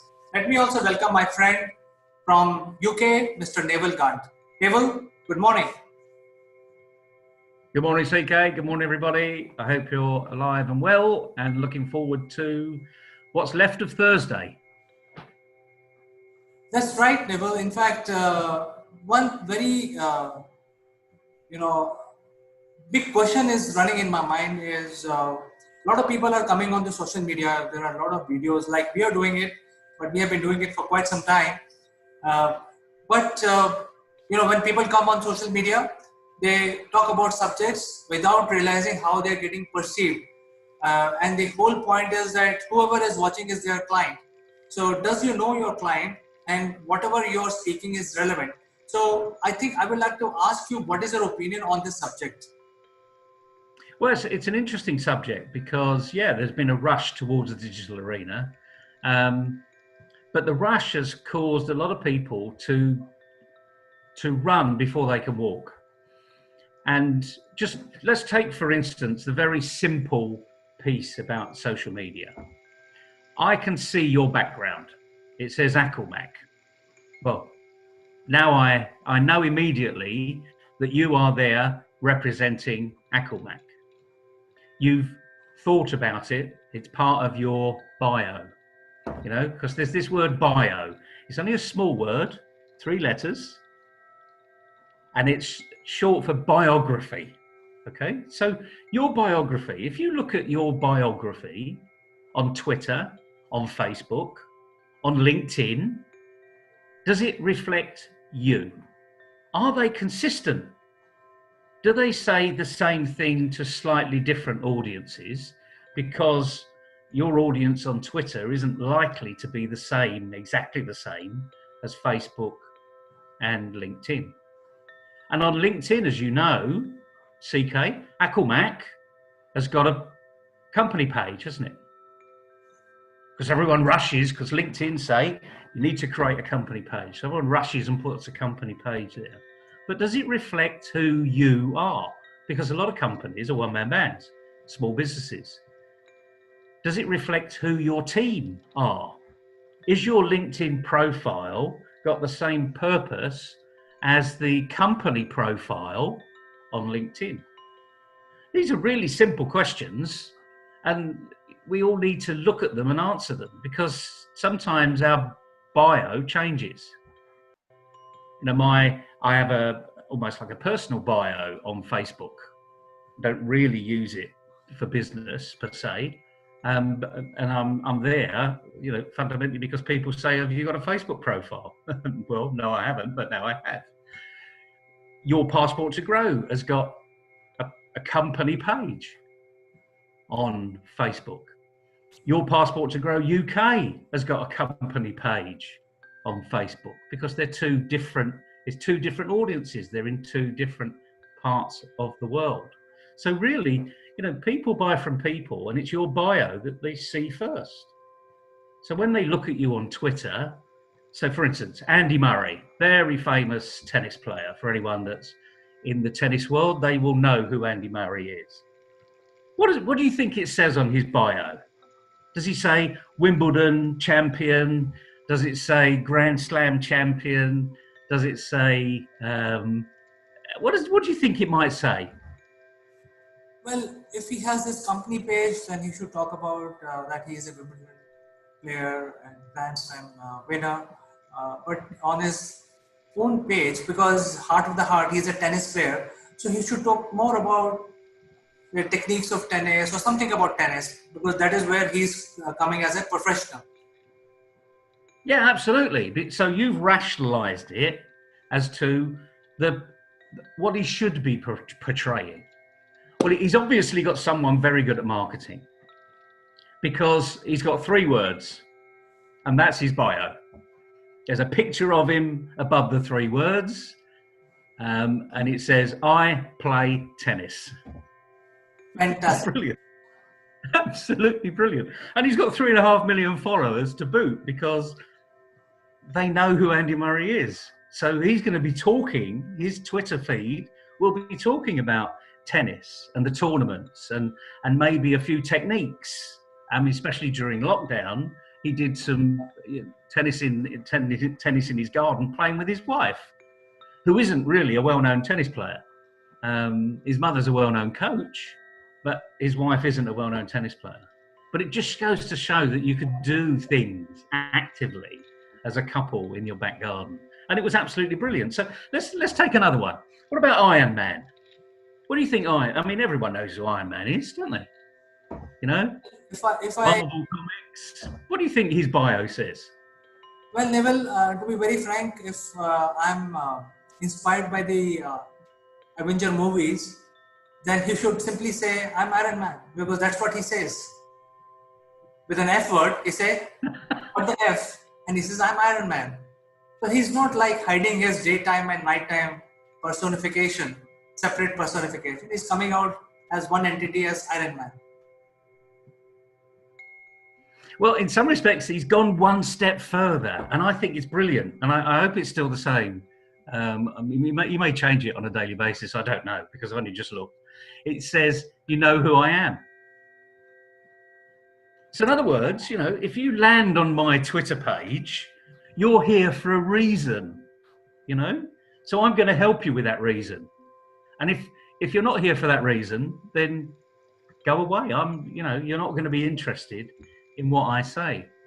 So it's really filtering out people that are not interested, which is, to me, it's really good. I to be honest with you, I probably need to have a good look at my bio, having seen some of the creative ways people get out there. But if you're really going to get into this arena, just think about who you are, what you do, and who you do it for. We're not going to have the accolades of, a world-class tennis player, or indeed Iron Man, where we all sort of know from the Marvel comics who he is. But if you're going to put yourself out there, just think a little bit about who you are. And say it. Tell people who you are, what you do, why you do it. And you'll attract the audience that you deserve, frankly. It's as simple as that. Does that make sense? Yes, Neville. In fact, let me share what I was doing with my profile on LinkedIn. I had my name, I had my picture, because that is what I want to project, that I am so and so, and my photo is, I look like this. To whoever comes and visit my profile, they will know exactly how Chandrakant looks like. But in the banner, I had put a picture of a conference where I had attended. It's basically a Gartner conference. So there, the message I'm trying to give to the person who visit my profile is that, I am such a great guy. I wine and dine with the CIOs and CEOs and all that because I go to such events. But then, to be very frank with you, I changed it about 8 months back or 8 or 9 months back. And the same question which you are asking, I had to ask myself. And I said, look, I'm doing Akulmach. Akulmach is a new kid on the block. And my profile has to add to Akulmach. And it should not happen that, my profile sort of overshadow the company itself. So I changed my profile in LinkedIn, and I brought the Akulmach trademark as a banner. So I am sort of merging them together. So I think that's also important, because if you are a CEO of Merrill Lynch, then you can say, hey, I do finance, let's say. Like Andy Murray is saying, I play tennis. Iron Man is saying, I'm Iron Man. And the CEO of Merrill Lynch will say, I do finance. But if you're a startup and a new entity, I think your profile has to depict what your company is doing. That is my 2 cents on the subject. No, you're absolutely right. I mean, it's called Marketing 101. It's everything. It's what we should be taught in when you look at branding in any arena. We should be teaching this to 14, 15 and 16-year-olds, because at that age, they sort of know who they are. They may not be able to express it in the ways that, when you get a little bit older, but knowing who you are and what you do is key to actually getting this right. And as you say, what is Akulmach? The question that most people say is, who is Akulmach? And they will see you. And if they see you and Akulmach says, well, this is what we do, and they see you and this is what you do, and there's no connection, actually they're going to say, well, I don't really understand what Akulmach is then, because it's not you. And this is where I think we all make mistakes, frankly. I mean, some people that profess to know me really don't know me at all, because they don't have any idea what context I'm working in and why I'm doing certain things, unless they ask. But if your bio reflects the things that you do, then perhaps it helps them, think a little bit about what you do in your arena, why you do it in that particular way, how you say things, why are you saying it. So we all rush to put a digital bio out there. We all rush to put a business card that says, CEO, I do everything, or I do everything no one else does. But you don't see a business card that says that, do you? It's the persona of who you are, and it sort of gets you through a door. But like anything else, this is who people see. And in the digital world, you can't hide. No, you're there forever. So good on Andy Murray saying I play tennis, because yeah, he does. And now I know everything that I see on that particular Twitter feed is going to be about tennis. I'm not going to ask him to find out what he says about Trump or Boris, or anyone like that. It's not what he's talking about typically. It's I play tennis. An Iron Man, you know who I am. So it's just that it's going to be an interesting thing, is because I think, the advice I would give to people today is go and have a look at other people's bios. Look at the famous people, because they probably spent a lot of money with some very big marketing companies to come up with that bio. So take a leaf out of their book, and just take a look around. Yes, Neville, in fact, it's a very good advice that you're giving. Ladies and gentlemen, I want to say that to build your organization and to build your company, it requires a lot of thinking, thinking out of the box, positioning in the market, lot of branding tricks are required. So this is just one of them that we are discussing. If you want to know more about it, how to take this forward, how to build your brand using the digital platforms or physical, do write to us and we will have Naval Gant respond to you. So thank you very much, Naval. Pleasure. Not as though I'm always going to get it right, because I'll probably get it wrong more than I get it right. But the point is, we'll have a conversation. We'll get you to think and take you into a completely different arena sometimes and coach you into what's right for you, because that's the most important. If you are not living what you do, you either stop it or you change what you're saying, because it's not who you are. Simple as that, really. Thank you for your good words, Naval. It will help our viewers to at least make a little bit small changes, and we will come back to them with more tricks and techniques and tips in the future episodes. So goodbye for today, Naval. We will meet up tomorrow again. You have a nice day. Have a nice day, CK. Good luck, everybody. Bye-bye.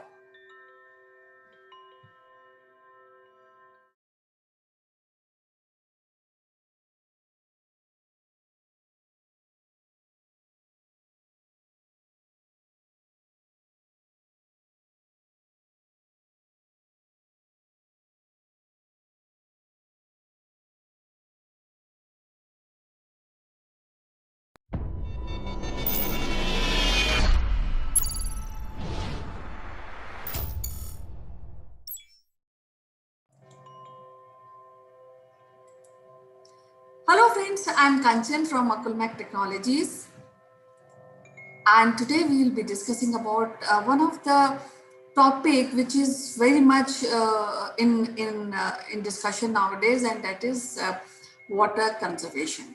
Now we had been living in most of us live in cities, enjoy carefree lifestyle with 24-hour running of water in taps, swimming pools, jacuzzi, decorative fountain. And sheltered by this layer of comfort, we remain unaware about the water intensity activities on our environment. To discuss more about this, we have Sitesh Srivastav, who has a deep interest in corporate training. He is closely associated with radio broadcasting. So welcome to the show, Sitesh. How are you today? Thank you, Kanchan, for this wonderful conversation. And just before this conversation, I had one full glass of water, and I just rejoiced and enjoyed and just closed my eyes and just thought about it. How are you? Yeah, I'm fine, and I doing good. Everything is okay. And since we are discussing about water conservation, so I think that's quite a hot subject, and we should be taking care about these critical aspect of environment, because rapid urbanization and water pollution has widened the supply and demand gap, putting enormous pressure on the quality of surface and groundwater bodies, especially in India. So, what are your thoughts? So, Kanchan, I would start with saying about one statement of one Mr. H. Auden, who said, "Thousands have lived without love and not one without water." So I grew up thinking that water is abundant, water is available everywhere except for the desert areas or the arid areas of this planet.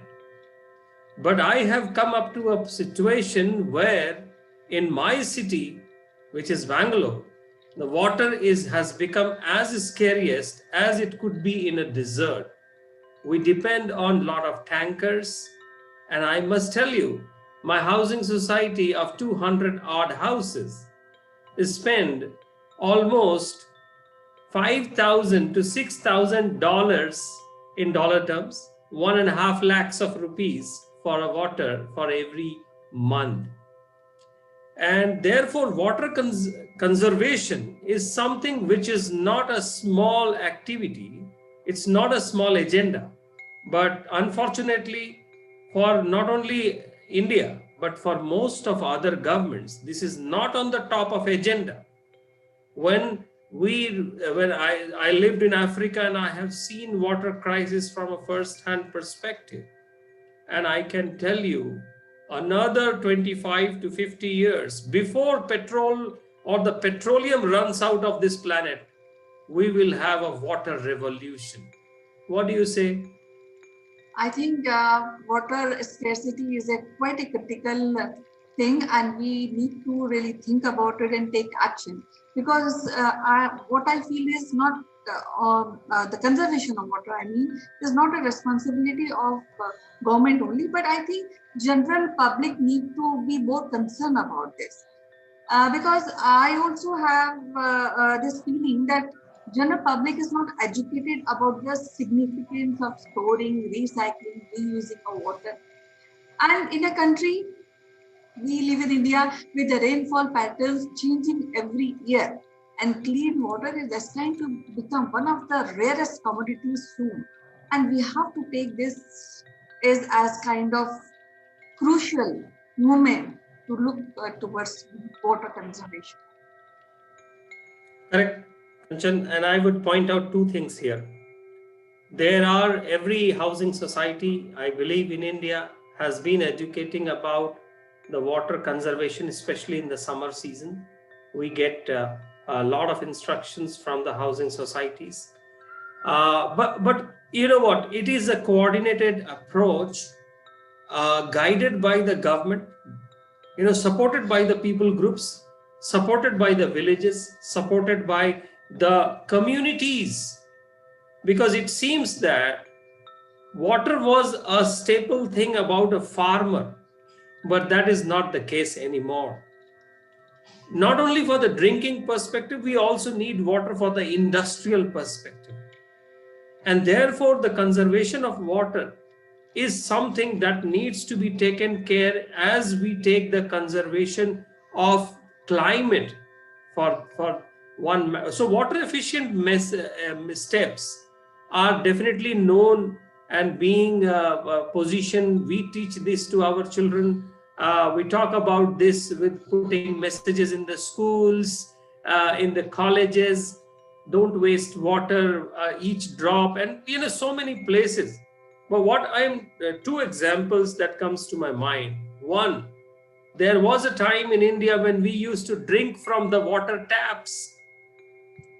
I don't remember when last this happened, Kanchan, because we drink from the RO or any of those water cleaners, water purifiers, and the big celebrity advertisements that are running across. The another thing is that is still in South Africa, the water can be taken from a water tap in the house and people can drink it. And the third example is, while once in a hotel in a UK, I saw Kanchan, it was written in the toilet, please consider giving the towels for washing after several use, respect our rivers. These are small things, but it shows the national character. It shows the national thinking, because we don't want to depend on the Gulf nations for something that we depend for the petroleum. We don't want to depend on some country for the water. We don't want to depend or make Antarctica a water supplier of the world one fine century, Kanchan. And therefore, it is the effort has been also raised in the program Man Ki Baat by Mr. Modi. You might have heard about it. And in the Rig Veda, it says that like a mother takes care of a child, the water on this planet also takes care for each one of us, but there is a limit, isn't it, Kanchan? Yes, definitely. And I feel it's so ironical that a country like India, we have to teach our children about the water conservation, because if you see in our ancient times, the technology, the know-how, and the concern regarding water conservation was there. Like in 5th century, there are texts which are written about statecraft, especially in the times of Ashoka, that depicts, and it is written there that you have to conserve the water, and cutting of trees were not allowed because that was prohibited and punishable. And so I think in India, water conservation and caring the environment is not a new concept. But if you see ancient India architectural temples and monuments, you will find water conservation spaces with use of innovative technologies and technique. For example, sandboards, bamboo irrigation, bavris. So these were always there, but somehow in between we lost this, or I think we became careless because we were getting water in abundance. So we were so careless, and now we have to act fast to really conserve water for our future generation, and that is a real irony. True, Kanchan. You cannot be more straightforward about this. There is a Jal Shakti ministry by Government of India to take care of these issues. And I think you pointed out very interesting about the traditional water conserving methods in India. And these need not only to be preserved, these needs to be promoted, propagated. In the modern housing societies in India, there is a need for a water harvesting system to be put into the premise to approve the building for the development. But most of the time, these water harvesting systems are just for the sake of putting it on the paper. There is no real use that is being seen. In Haryana, the Indian state of Haryana, they have metered water connections. By some years, they believe that they can, we can go out and buy water, say 2000 liters per month usage. Nowadays, there is a company, Kanchan, called Live Pure, which is renting out water for as low as 345 rupees for 117 liters of drinking water. So you see where we are heading towards. We need to calculate water for each and every activity that we do. And if we are able to satisfy our needs in the home even by 1 liter every day, we have done a great contribution, because our Gandhiji said the earth, the air, the land, and the water are not an inheritance from our forefathers, but they are on loan from our children. So we have to hand over to them at least as it was handed over to us. Right. Nothing more than sum this up. Yes, right, definitely. And I think water conservation starts with the efficiency of using water on day-to-day basis, like avoid leakage of water from the tap. So that is one of the crucial aspects to conserve water. A part of this, I think, redistribution of water. You have mentioned little info about how few companies are distributing and water, and of course putting meters and find out how much water is being consumed per household. So that is quite a positive step. But a part of this, I think protection of water from pollution is also very, very important.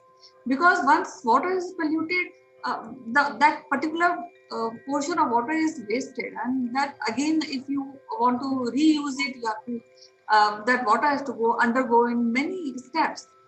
Ultimately, we lose water. So that is also one crucial aspect of water conservation. A part of this, use of modern irrigation method, as you know that 69% of water is used for agricultural sector. So we have to conserve water there also. Necessary requirement of water irrigation from the surface and from the groundwater, they has to minimize and use modern technologies so that we get good crop with less water. True, very, very true. A lot of drip irrigation, waterless harvesting, dry car washing, and so many things are coming up. And I would still say, in my city in Bangalore, I'm told that by in the early 1970s there were 3,000 lakes in this city. Now there are less than 300 to be counted. And that is a sad state of affairs. And I'm think that this is more or less for any big city in this country and many parts of the world. And therefore it should not be late. We cannot wait for humanity to be fighting on water, which is so abundantly available. And it is said our oceans are like they are covering the seven portion of this planet. Yes, we have to be smart enough, intelligent enough, and I think concerned enough to really conserve water. Because one crucial point which I would like to discuss with you is that increased forest cover is also very much required. Cutting out trees should be prohibited, and of course the flood management. Because if we cut trees, we have this crucial point that flood can come in. So I think these two crucial points, I think people along with government should take care. And of course, water conservation has to be done on day-to-day basis. People need to be educated. What are your opinion and thoughts regarding this? Yes, so Kanchan, as I lived in Africa, I have seen very closely water crisis. And going from India, I know the crisis that is looming on us in India, and then I saw it in Africa. So there is a United Nations World Water Development Report by United Nations in 2019. They said that leave no one behind. In 2018, they said nature for water. And 2017, it was the untapped resources. So when we say untapped resources, Kanchan, the Amazon basin, which crosses the Brazil, the Argentina, and the South American western side of the South America, those jungles, Amazon jungles, need to be preserved. But we have seen that over the years, due to industrialization, deforestation has happened, and that Amazon jungles are ripped off. Similar things I have heard in the Nile River Basin, which is the longest river basin in the world in Africa, 6,000 miles of both sides of the River Nile. You must see some pictures of White Nile and the Blue Nile coming together in the capital of Sudan, Khartoum, and then becoming one, which we call as the Nile River, and the beautiful greenery alongside it. And in India, we have our Ganges plains, almost 3,000 kilometers. And I remember a couple of years back, during our former Prime Minister Atal Bihari Vajpayee, he wanted to connect our rivers. If you remember, that was such a grand project, and I'm sure there has been some success on that. But at the same time, it is unfortunate to see that Tamil Nadu and Karnataka fight over the Kaveri issue. So it is something which we need to bring about, talk about more and more, and to see it from a holistic point of view. And water conservation has to be taught from the childhood. Probably this could go as a curriculum in the schools, isn't it? Yes, very valid point. And I think water conservation is a very crucial subject, and to be taught in school from very young age, so that children should come to know about the value of water. And I think interstate fighting will not help on water. There are many other issues where the states can come together and discuss and think about urbanization, progress. like the Prime Minister said, "Sabka Saath, Sabka Vikas." So I think conservation of water need to be discussed together and take a call on that. And a part of this, I also feel that general public should also come forward, think, understand the value of water conservation.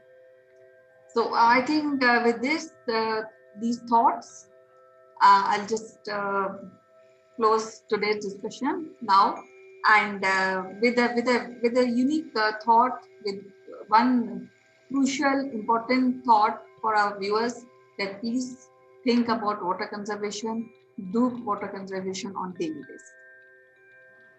Yes, Kanchan, and I think I would like to close this by the remarks by that famous movie song from our Bollywood movie Shore.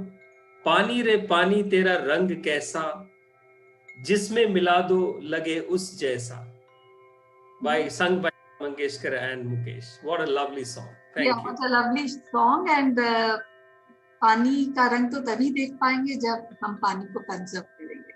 So it was lovely talking to you, Sitesh, today. We'll meet again next episode. Till then, bye bye. Take care. Thank you.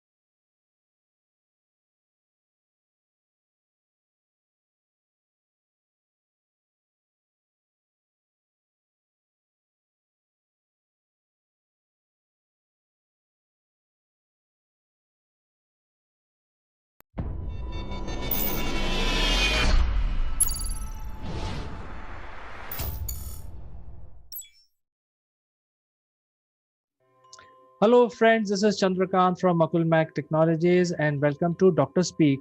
And today is 14th of February. It's Valentine's Day. Let me first of all wish my guest, Dr. Pooja Bedi, a very happy Valentine's. Good evening, CK. Wish you too a very, very happy Valentine's Day and stay happy and keep on smiling the way you are right now. Absolutely. And this is a subject for discussion for today. We are maintaining social distancing. I think the partying is mellowed down a bit. What is that we should do to remain happy, to maintain our mental health? Right. So today it's a very apt subject, being Valentine, and as well as how to keep yourself happy, be in love, be always in a jolly mood. And because of the COVID and the lockdown that has abruptly popped up, all these things have actually let down the four happy hormones that we call dopamine, and the oxytocin. That's a very typical love hormone, serotonin and endomorphin. So these all four of them are very, very crucial, along with the aromatherapy, to stay in a very good mental health being. Physical aspect so definitely is there, but more impact is there on the mental well-being. As you very correctly mentioned that because of the lockdown, the happiness and the parting mode has gone down. Obviously, we have to maintain the social distancing and respect the legal things that has been laid down by the government and the medical authorities. So we should keep on following that. That is the first thing. But then how to keep ourselves, be elevated with all these four hormones so that we stay in a state of happiness. First is to be on a very regular exercise. I'm not telling the people who are non-regular or not into exercise at all to suddenly jump into very, rational way of exercising. No, start with very milder ones like yoga, or maybe a simple meditation of 10 to 20 odd minutes will suffice the need for the exercise. Somehow, exercise is directly related to the mental health being. It somehow elevates the level of the serotonin in the body, which is a happy hormone, one of the happy hormones, and it keeps you active and mentally very much alert and happy. So it's so important to do the exercise. Second thing is to cook a meal. This is so important. Diet, I always stress on diet and hygiene on to many of the medical aspects.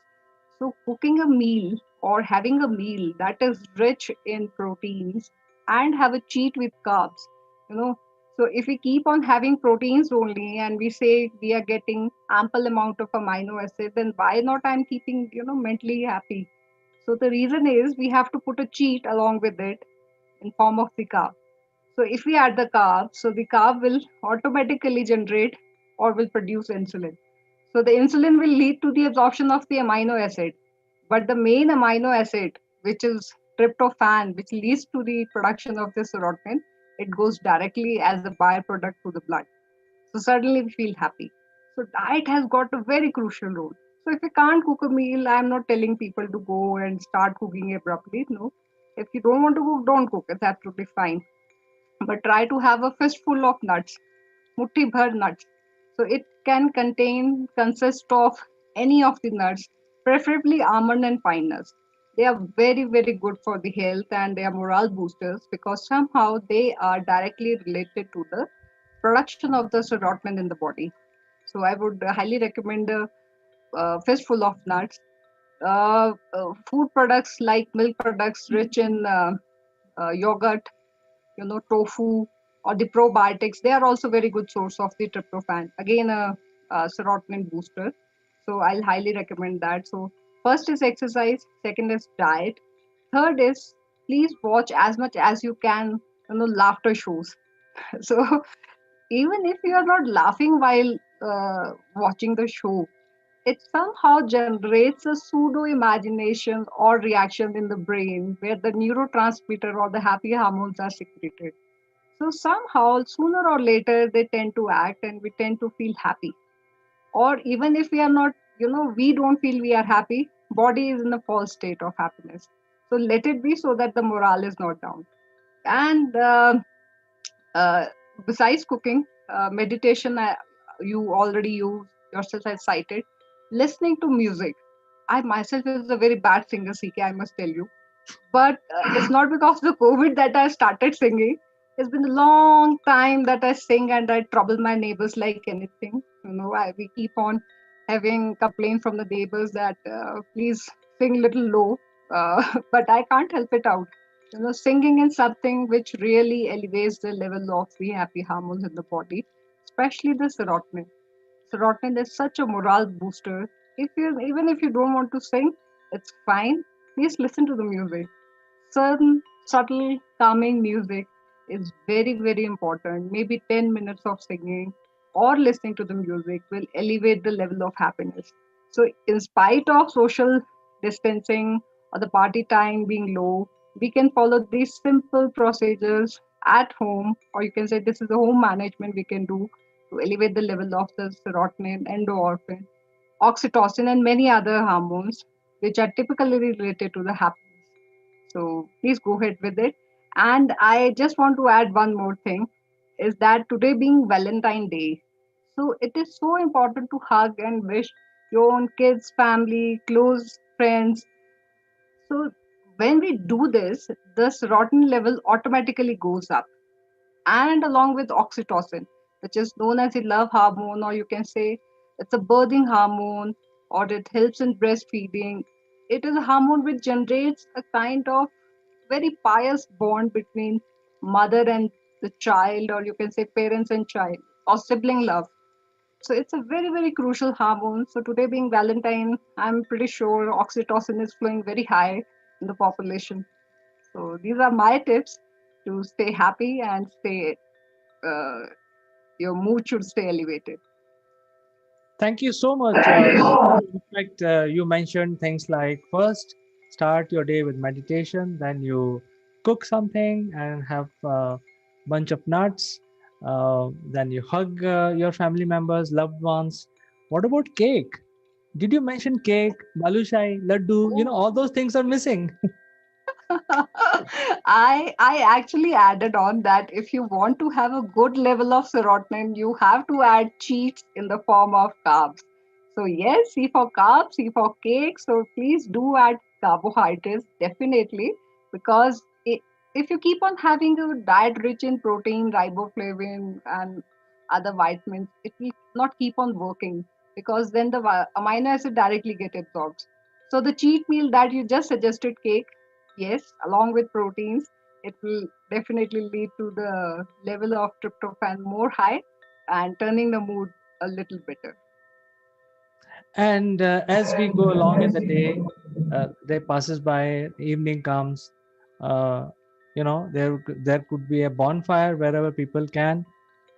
Along with bonfire, can we also, you know, have a drink? Is it allowed? Yes, why not? Everything is allowed in the limited and the recommended quantity depending on the predetermined medical health issues. So, yes, why not? But in a limited quantity, and you have to consider your own comorbidity factors that are there. So, yes, there's definitely wine is considered as one of a very good source for the heart health. So we will not go into the chemical equation or the reactions, but definitely it is a mood elevator. Anytime when we have a bonfire or a party or have a meal in a gathering, you will realize that we tend to enjoy more. So the reason behind is we interact more, which tends to lead to the secretion or the release of the oxytocin, which is a neurotransmitter, and serotonin also. So it elevates the mood and we are more relaxed. So definitely meals in any form, but in a limited manner or recommended manner, is definitely add on. So from my side, have a bonfire, have a good carb or protein diet along with any kind of side drinks you want to have. But again, please consider your comorbidity factors. In fact, you mentioned something about singing. So I would like to add something from my side also, especially now when we are living in the digital world. Why don't we, have a karaoke night with the loved ones? Online, there are a lot of softwares available today. You can download for free and sing along with your family members, siblings, and your loved ones. I think that is something that you can do along with your bonfire. So you have your individual bonfire and have a karaoke. Yes, I totally agree with you. Let me just cite a small example. Couple of days back, it snowed very heavily here. So when it snowed, the electricity went off. So and we are a joint family, so many of the members were not there along with us. So me and two of my kids were there. So you will not believe, with no power on with us. Thank God the mic was charged, so we kept on singing and troubling the neighbors. So yes, music and singing definitely adds on to the morale. So I totally agree with you. We can definitely use the virtual media in such a good manner where we can actually either sing or interact, some kind of communication where it ultimately leads to the higher level of the happy hormones and we stay happy. Excellent advices, doctor. So we can do meditation, we can cook, we can have nuts, we can have pastries, we can have chocolates, cakes, we can also drink, but uh, and we can also sing. But we should not be troubling our neighbors, so we can sing along with them. So I think we can make the noise and ask them to make the noise, in return. Yes, I agree. We have improved a lot, I can tell you. But I think with all those notorious, things happening around, you feel happy. There's somebody singing even bad, or you tend to hear some kind of sound suddenly in the silence. It's a morale booster for me. Kids playing downside in the evening when you are working. So I enjoy that time. That might be troubling my clientele somehow, but I have started noticing that since the focus is so much clear that people, they hardly notice all these things. So I enjoy disturbances, though not on regular basis, but I prefer to go off my track sometimes. I think these are some very good advices you are giving, and we are trying to make it, look like fun. But I think everybody has to follow their limits. You can have chocolates if you're diabetes. Obviously, you will not go overboard. If you are taking a drink, a little quantity, a small 30 ml will not harm you. You can just have. Uh, you can have a karaoke night. You can enjoy, sing your heart out. I think these are some of the very good advices that you have given us, doctor, today. So once again, a very happy Valentine's Day to you and your family, and we'll catch up again in Dr. Speak next week. Thank you so much. Thank you and enjoy your evening. Thank you. Bye-bye.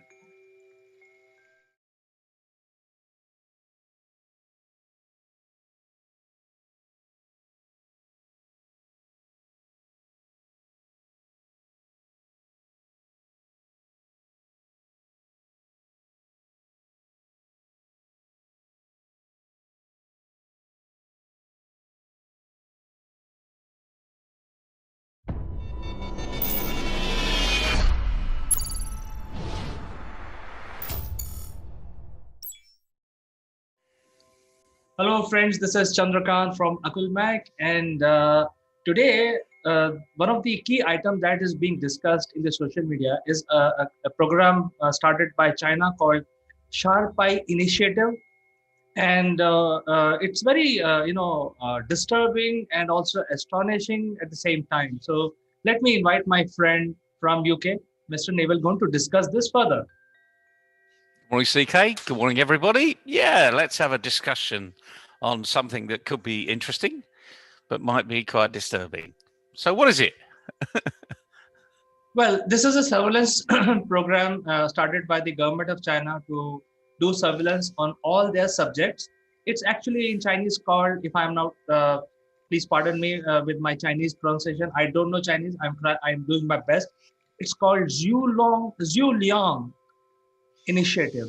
And in other words, it's also called Sharp Eye, which is literally started in 2013 as an experiment in a small village. But now it has been extended to the entire country.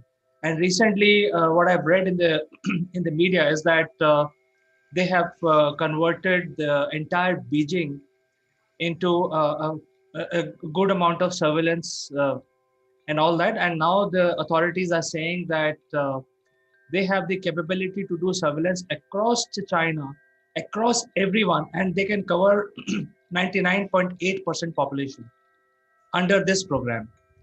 And interesting part, Naval, is that the cameras are running. There are failover procedures, and the feed is available on the TV also. So if you are a citizen of China, you can actually watch these surveillance tapes. If you if you can get that access to that frequency, you can tune in and get that feed into your TV, and you can also become a surveillance agent. And if you see something peculiar, you can report it. So literally, 30% of the population is under surveillance by each other, by the government, and by everyone. So this is so interesting and so disturbing at the same time. Well, there's government by consent. I would think this could be. But let's look at the positives of this. Let's look at so if someone goes missing, then you could have the whole nation looking for that person. Of course, if the person went missing because they wanted to go missing, then that's not really going to be fair on that person, is it? But there are positives and negatives with regards to anything in life. This one hits privacy law right smack bang in the middle of your face, really. And I suppose the question we should be asking here is not what they're doing and how they're doing it, but why. Why are they doing this? Is there a thought process that's going through them that is in line with the author of Minority Report? In other words, stopping crimes happening, making it a safer community? Or is it 1984 H.G. Wells' version of life? In other words, someone's going to be watching you wherever you go. You can't even go to the bathroom without a camera being on you. I suppose in some respects it's probably somewhere in between, if the truth be known. But as you said, this isn't a new phenomena. This has been tried and tested back in nearly 10 years ago now, and they've rolled it out. So what do you think China's reasons for doing this? Well, I think their reason could be like any other government. I think they are more concerned about security. But I'm more concerned as a citizen, even though I'm not Chinese, but I'm concerned that if my government takes the cue and starts something like this, which is officially start doing surveillance on their citizen, it is going to be a very precarious situation for me. Because I feel that when I am walking on the road, nobody is watching me, and when I'm taking a stroll in the park, nobody's watching me. So it is, as the program also says, sharp eye. So imagine situation of 1.5 billion people in China. The sharp eye is always watching you. You know what kind of mental state those people would be. Everybody is watching everyone. So it is, I think, it's Well, very. I'm glad they've got nothing else to do. I mean, it may even be almost like China's offer of a reality show. Just watching what other people are doing, which is quite sad when you think about it. And it's hardly productive, is it? It may stop the odd crime. It may identify, someone that's gone missing. It may identify, a criminal somewhere or a pickpocket. I think the interesting comment around sharp eye is probably a bit more poignant, to say the very least. I mean, let's face it. Let's take our mind off China for the moment.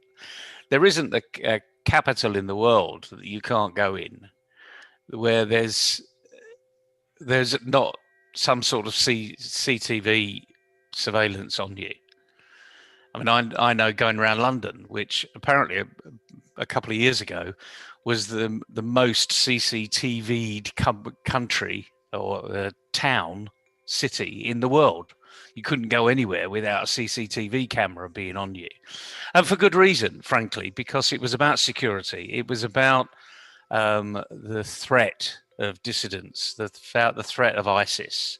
And it was trying to, monitor events so that the police and the response services could literally get ahead of the game. So if there's a security principle around it all, I'm all for it, frankly. And I can't believe that anyone would be against it if it was just purely for security. But the issue is what happens with the tapes? What happens with them afterwards? Is there a Big Brother, a 1984 NSOC, view of life where all these tapes are being filed away, and then there's this huge AI program that's going on that then says from Minority Report, oh, in 5 years' time, this person's going to be a murderer, so we better lock him up now. I don't think that's happening for one moment, but it does play with your mind, when governments are doing this type of surveillance and they're not being open with it. It does make you wonder what it's there for. I think the interesting thing that you're saying here is that China's attempt here is to make it open, to give it to everybody, so that anyone can watch it on their TV. I mean, they're pretty sad individuals if they're going to be watching lots of, people moving around China. To be honest with you, moving in and out of shops. Oh, look what that person's bought. I wonder if it's still available. Keeping up with the Joneses type of approach, really. Maybe it's supposed to be a reality show. I mean, who knows, really? But the fact is, I suppose, by their openness here, they're saying, look, it is free. We're not hiding anything. We're keeping it. We're keeping our citizens safe, and you can help us keep our citizens safe. By tuning in every now and again and sending us your messages. But can you imagine all the messages that will be sent? Well, Naval, you'll be surprised. I read in the article today morning, there's a lot of AI being used in Sharp Eye program. And the government is now claiming that they can do 99.8% surveillance on all their citizens. They have the tech available already installed. And this program is also sort of became a gold rush for all the surveillance companies across the world, because there was so much requirement to implement this. And they just finished it and they've announced it. So there's a lot of AI, there's a lot of surveillance, a lot of background activities going on. Even though the camera feed is available for citizens, it doesn't mean, it does not rule out what fear you were expressing a moment ago. There's already AI in picture. There's I think there are more applications running in the background than only the TV feed which you can see on your TV. It does make you wonder why, though. You know, I'm sure I don't, for the life of me, I'm not a criminal, so I don't think in that sort of way. I don't think that this is going to be a dark web arena. But it makes you wonder why. Why is all this surveillance? Is it to reduce the cost of the police force? Is it to identify uprisings before they've even got the thought process? Is it to identify new coronavirus problems? Some people's behavior might be a little weird or funny. I'm sure they're going to be, as you say, there's AI in the background, so I'm sure they're going to be monitoring people's behavior.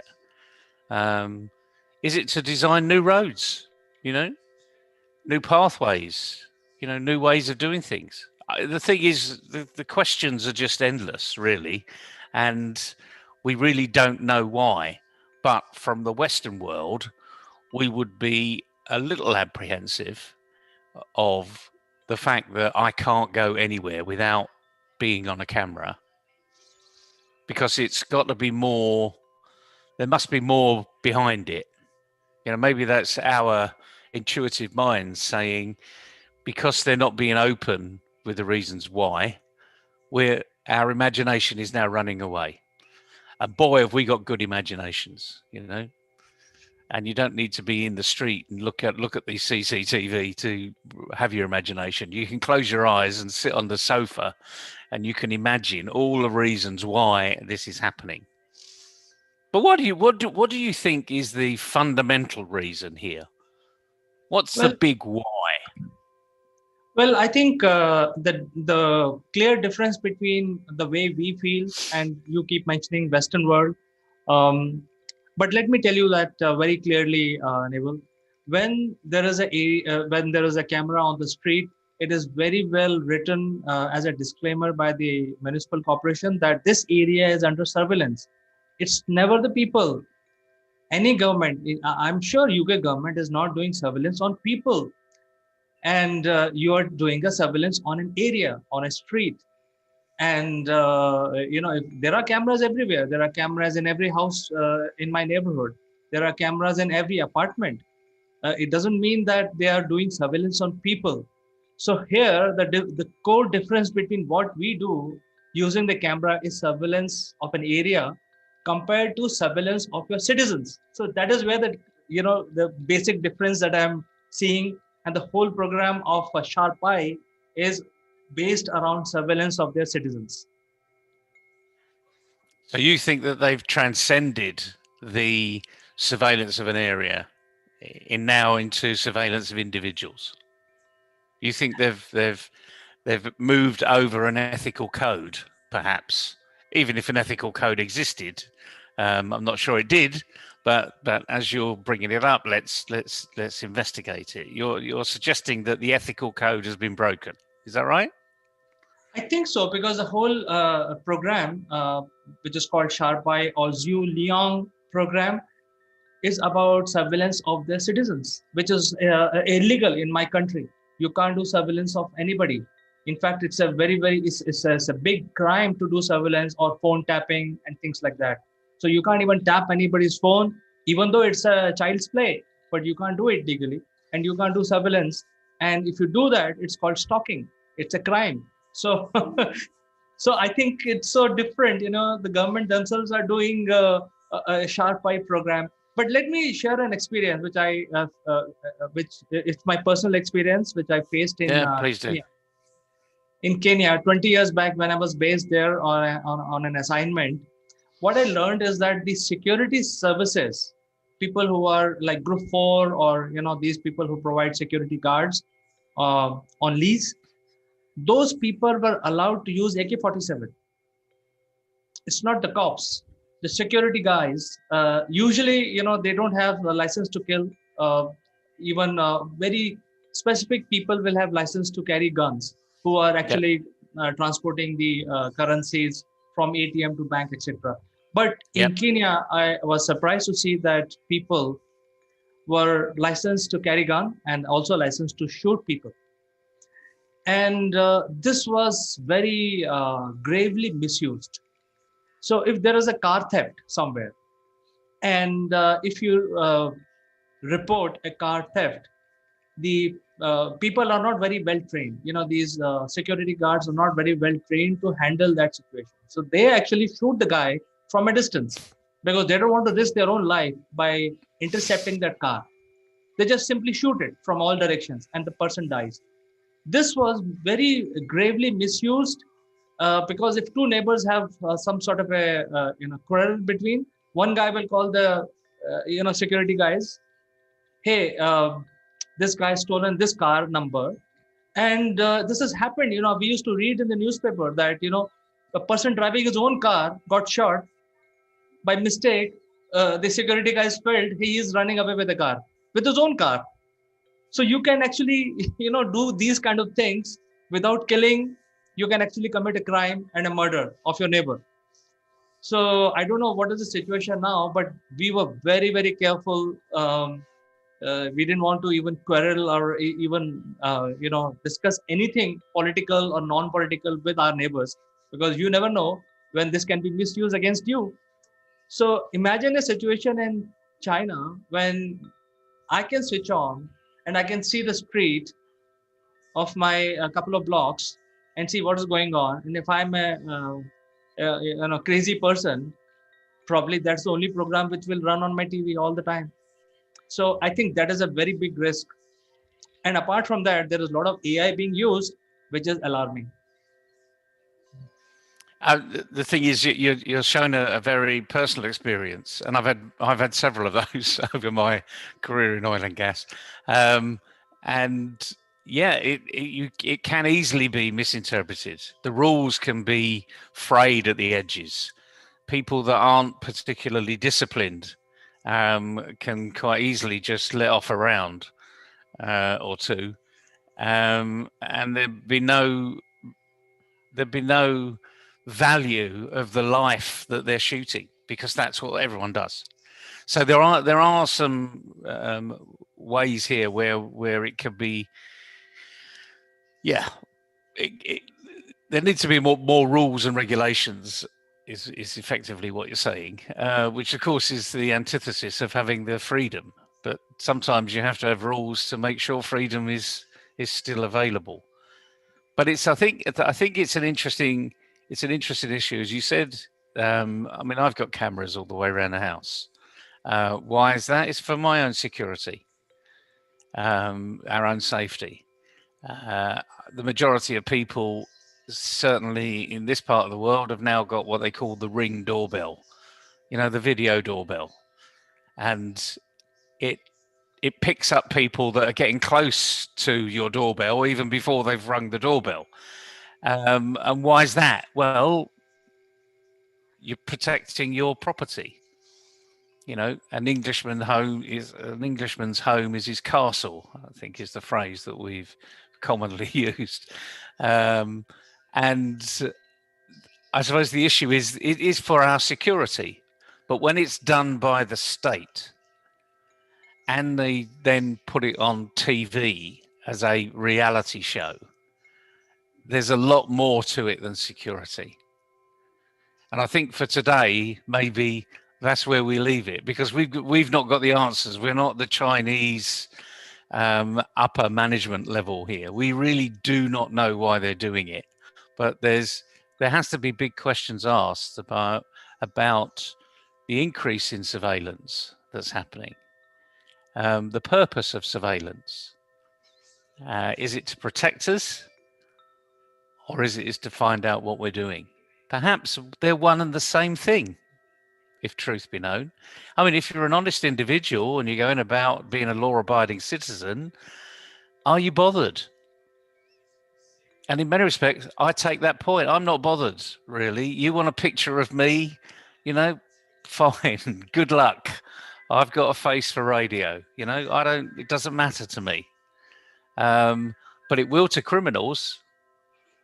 It will to people that want to be away from the public eye, that want to pass around without being noticed.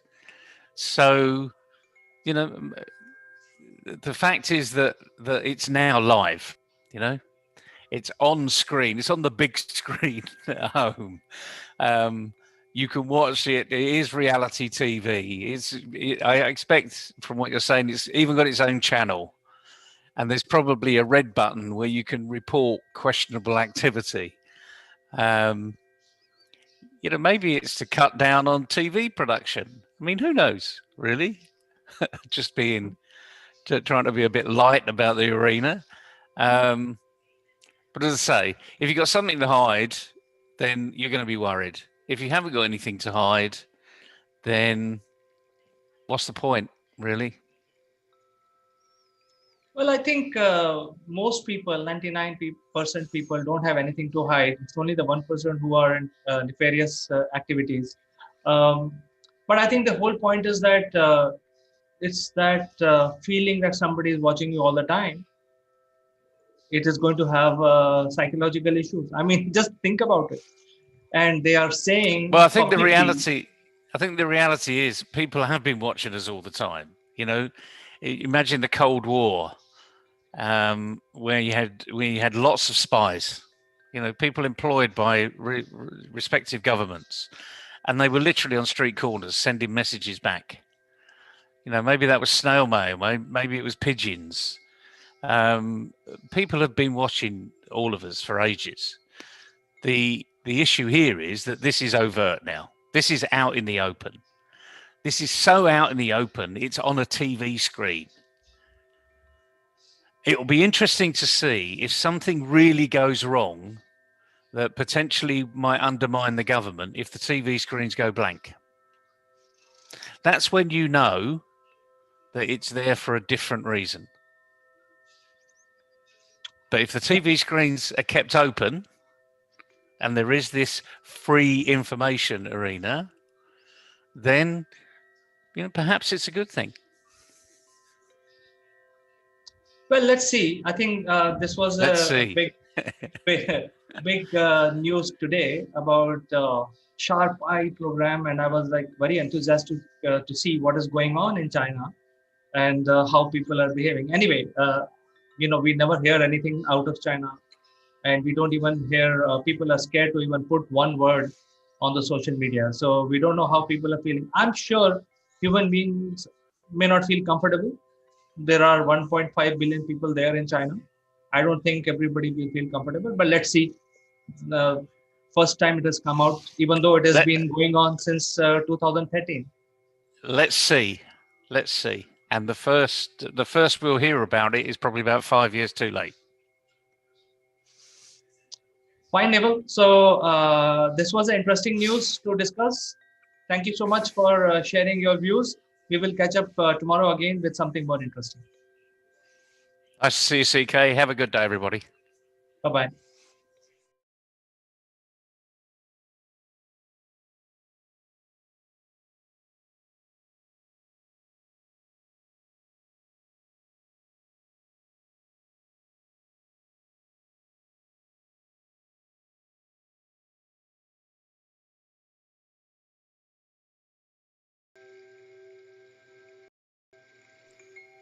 Friends, are you going online?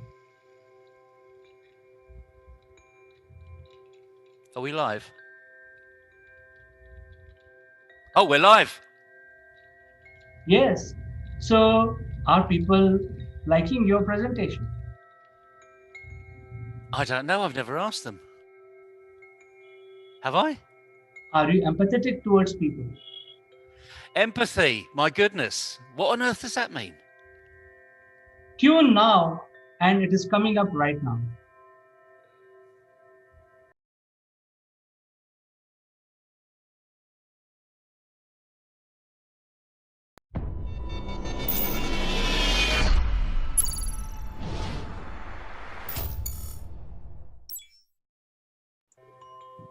Hello friends, I am Kanchan from Akulmach Technologies and you are welcome to our famous show, The Great Kings of India.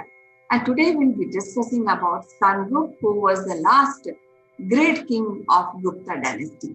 To discuss further about this wonderful king, we have notable historian Mrs. Meeta Joshi, who is the head of the department of one of the prestigious college, St. College and Hyderabad. So welcome to the show, Meeta ji. Namaste, how are you? Namaskar, Kanchan. I'm fine. How are you? I'm fine, ma'am. How was the festival? All well. Okay, so we are discussing about one very great, awesome king, Sangupta, today. Yes, Kanchan. Gupta is not so well known in the pages of history, but if you go little deep and study about him, he was the person who saved India from the Huna invasion. Hunas were the invaders, foreigners, and they were so brutal that China built the Great Wall of China to save China from the Huna invasions. So you can imagine that how brutal invaders they were. And when they heard about the Gupta Empire and Patliputra, so they came to India. That time, Kumar Gupta was the king. Kumar Gupta was Skan Gupta's father. And Skan Gupta was the son of his junior wife. The earlier, with the first wife, Puru Gupta was the son. With the second wife, Skan Gupta was the son. And when Hunas came to India, that time Kumar Gupta was like around 60 years of age, and he thought that it is not good for him to go to the battlefield and fight the Hunas. So he asked his sons. So no one agreed except Skan Gupta. Skan Gupta said that he is going to take the fight with the Hunas. And the Hunas, they were, as I told you, they were very, very brutal. Right. And the first trait of Hunas were, whenever they attacked, they first killed the little children because they don't want the succession to go on. They would kill the children, they would take women as prisoners and slaves. So all kinds of brutality. So that time, all the other kingdoms also, except the Gupta Empire, were very, very terrified by the Huna invasions. But Skan Gupta, because he was a great warrior, he, with his war strategies, he motivated his army against the Hunas. And it is said that before the night, before the Huna invasions, he left the camp and he slept on the floor with the other soldiers to, encourage them. He had a talk with them and he said, we have to save our country from these invasions. And the next day, in the battlefield, this war was fought near the, Ganga and Gomati Doab. Doab is the area between two rivers. So it was fought there, a very, very fierce battle. And finally, Skan Gupta won. He defeated the Hunas. It is said that the Senapati of Hunas, he laid down him on the ground and he kept his leg on his chest. Oh. So So his this heroic act made him very, very popular among the masses. And when he returned back to Patliputra, Gupta wanted his first wife's son, Kuru Gupta, to be, become the successor after him because he was growing old. But in the historical records, we find a mention that all the people, all the public, they, came near the palace and they started taking name of Skan Gupta that he will be our king. So now Kumar Gupta had no other choice because see, public say is very, very important. The general people, the subjects, they respected Skan Gupta for his bravery. And as I told you, the Hunas were so brutal that people thought that Skan Gupta has saved all of them from, they were seen as demons, the Hunas. And even one of the historians, Dr. R.C. Majumdar, he mentions that he was the savior of India, Skan Gupta, that time, which is a very big statement. It's a very big Because statement. yeah, because if Huna invasions would have continued, and then our all culture, heritage, everything would have been finished. Because in China they had, destroyed so many places. That's why this Great Wall of China was built only to save China from the Huna invasion. So you can imagine how powerful that army would have been. Yes, I also feel that I feel that this is the king who is being selected by people. It's not like he is God. He was the people's king. Right. He was the people's king, and see his dedication. He knew that his father wanted Purugupta to become the successor. So he did not marry, he remained unmarried his entire life. And he dedicated his entire life for the nation, for the country. And later he handed over all the principles, all the legacy to his stepbrother Purugupta. Oh, that was a great. And yes, otherwise, if you see for the throne, people used to kill their own kith and kins. Right. But on the contrary, Skan Gupta, he did not marry because he wanted his brother Purugupta to be the successor. And we find mention of his victories over Hunas in many, inscriptions. Like the Junagarh inscription in Gujarat, it tells about his victory.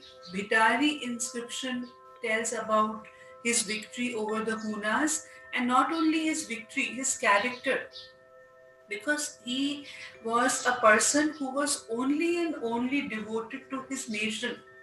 He wanted to save the glory of the nation. He wanted to save the culture of India from these foreign invasions. So all that is written in many inscriptions. Not only inscriptions, there is one place, near Patliputra, which is known as Honihar. So there was that was the place where this battle was fought. So the name of that place was kept as Hunihar, where Hunas were killed. So still that place exists. And not only as a warrior we should remember Skan Gupta, but as Dr. R.C. Majumdar rightly frames him as the savior of Indian culture. Because see, invaders, the first thing they do is they try to destroy the culture and heritage of a country. That is their main. Money is one thing, wealth is another thing, but because they have this mentality, they want their supremacy. So what they do, they they break the monuments. They try to burn all the records. It is said for Hunas that wherever they went, they turned that place into ashes. They burnt everything after killing people. So they were so brutal. So he was the person, Skandgupta was the person who saved India from these Huna invasions, and indirectly he saved our culture, heritage, everything. And not only he was a great warrior, he was a great town planner. His coinage is very unique because in his time around 5 types of coins which are of golds also, 9 grams. The weight of the coins were 9.2 grams. So coinage also he did a commendable work. He built many temples of Vishnu, Lord Vishnu. So that way also we get to know about his era. And if you see the time period, it was from 455 to 467 CE. And after his rule, he handed over everything to Purugupta, his stepbrother, because it was his father's wish to make Purugupta the successor. But his father was, that time he had no other choice because public wanted Skandgupta to be the successor. So I think we need to celebrate this king more because he is the one who is responsible for so many uh, good things like saving the culture and escape. I mean, fighting with Hus, where China was also very trouble. He's created this particular tribe created so much of trouble in China also. A part of this, I think the coinage and the economic system which he established, we still find the mention of that particular system even in Ashoka and in Mauryan Empire. The coinage system, the economic system. So I think Skandgupta, which we have mentioned very little, especially in a textbook, I think they need to be mentioned more. What you would think about this? We should read more about, such great kings, because we get to know about how they dedicated their lives for the nation. Especially Skandgupta, and he was also known as Skandgupta Vikramaditya, whose whose glory was far and wide. Even in foreign countries, people used to sing songs about his courage, about his bravery. So he was that famous, Skandgupta. And after him, you don't find any prominent Gupta successor. Purugupta was there, he was very much there, but after that, then Gupta Empire declined. So he was you may say that he was the last important king of the Gupta Empire. Yes. He was the last important king. Yeah, apart of this, I've also read that not only he built Vishnu temples, he was a religious person, but he has given freedom to practice any religion because we also see that he has built Buddha and Jain temples also. Chaityas and viharas, yes. See, yes. He, in his time period, Hinduism, Buddhism and Jainism, all those three religions flourished. That means people were given a choice to choose their own religion. They were given this choice. So yes. So I think a part of a great general, a very lovable king, and I think he is very economically wise, also very wise and established a rich empire under him. Yes, his town planning is very much mentioned in the pages of history. That he, developed the infrastructure of the Gupta Empire. And as I told you, his coinage is very unique. We find in some coins, one side of the coin, his photograph and his name, another side of the coin, the goddess Lakshmi, who is supposed to be the goddess of money. So his coins are very unique, You find Garuda photographs also in the coins.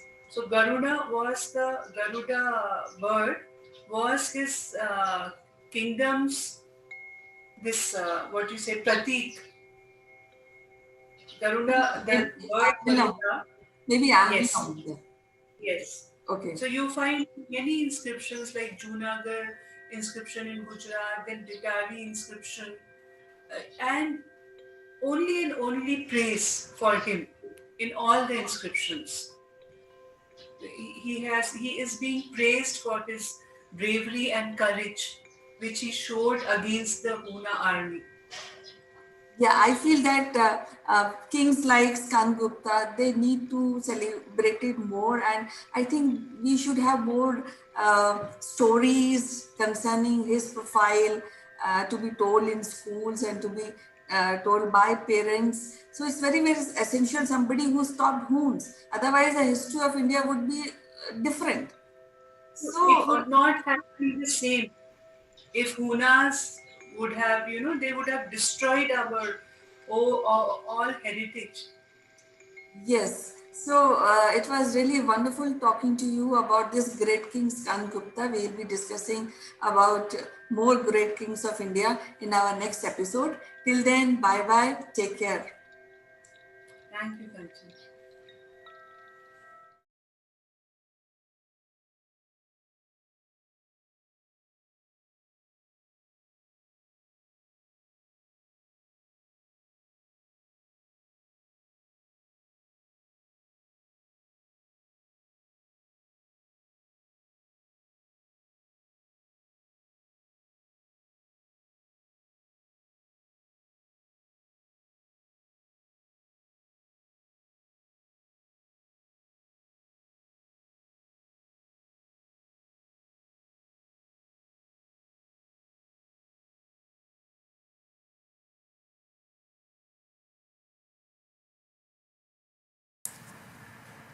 The third issue is with regard to the promises made by this government that they highlighted all the scams of the UPA government, and that's how this government is here.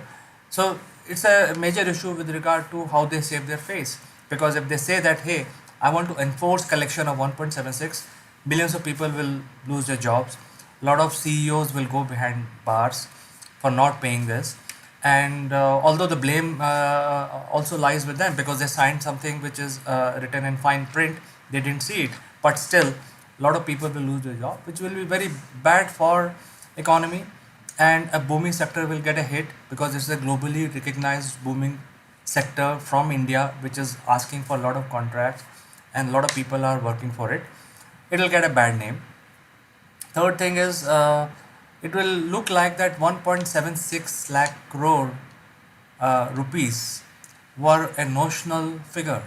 So they cannot afford that. So even though the government has changed, in fact, this government has been elected twice already, but nobody is going to collect this money. Government will not collect the money. Now the Supreme Court has got into this and they are saying, hey, why don't you pay up? As rightly said, because the Supreme Court is following the law and what has been signed by these companies between the companies and the Indian government. So that has to be collected. So it's like a catch 22. I think this will continue. My opinion, Vodafone and Idea will continue. They will not file for bankruptcy. Airtel and Reliance will pay part of it to remain afloat, and the matter will continue for some more time before it basically dies its own natural death, or basically in future it will not have any relevance, maybe a few years down the line. Until then, we will keep hearing some headlines every 5 to 6 months or during elections that there is a money which is owed by the telecom sector to Indian government. As usual, I will meet you again tomorrow. Bye bye.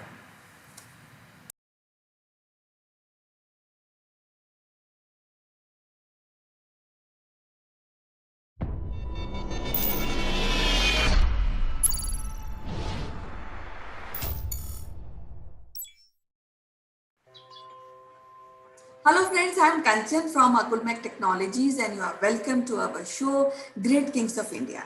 And today we are discussing one of the greatest kings of India who has a tremendous effect on our history and our future also, because he is the one person who stopped one of there are two kings, and he is one of the kings who stopped the foreign invasion. And I'm talking about Porus. So we will be discussing more about in this current series.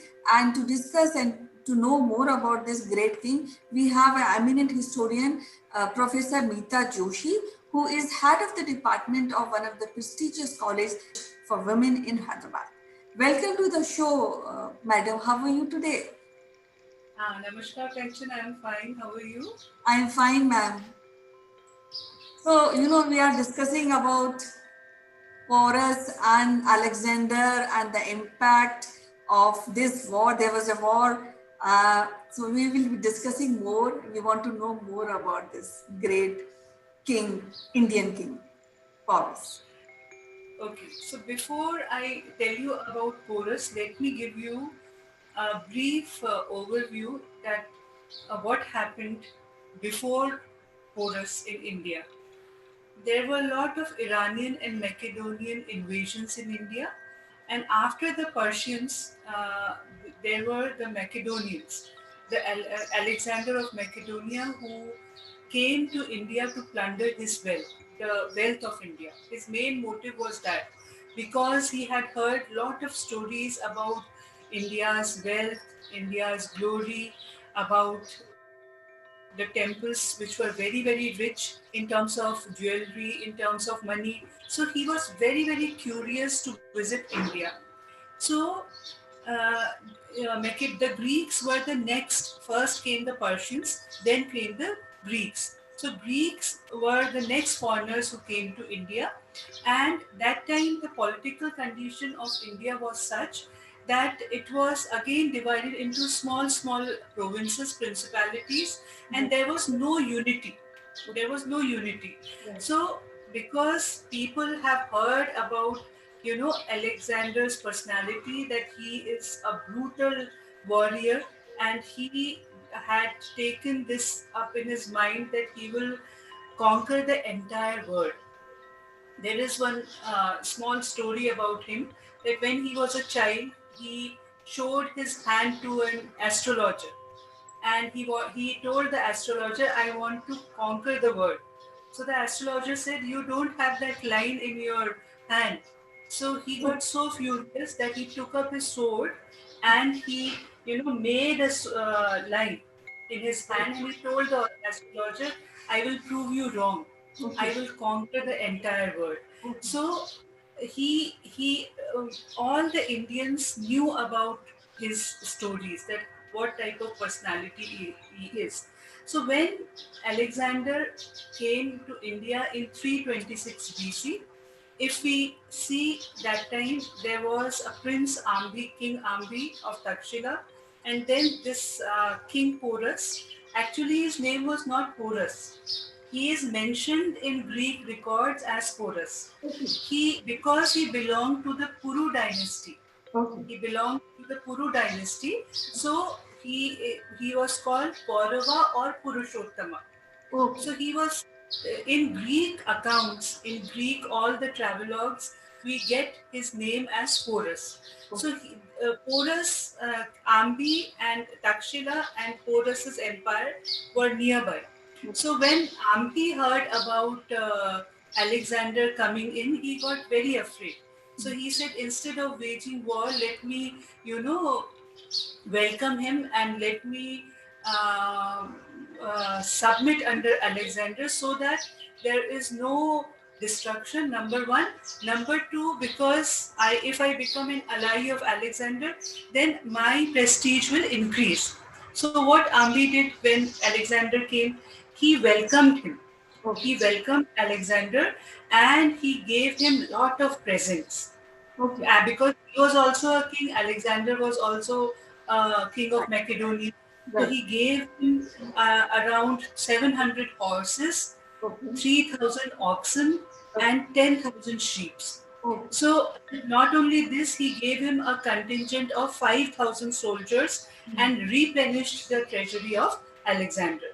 So now Alexander became more egoistic that, I will be, because he had this in his mind that he is a conqueror. So he sent a message to Porus or Paurava that you also, come under my suzerainty. You accept my power. But Porus refused to do that. He said, no. If you are a king and if you are a warrior, come to the battlefield. I will see you there.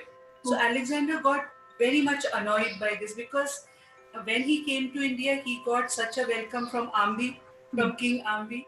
So he got very, very annoyed, and they met.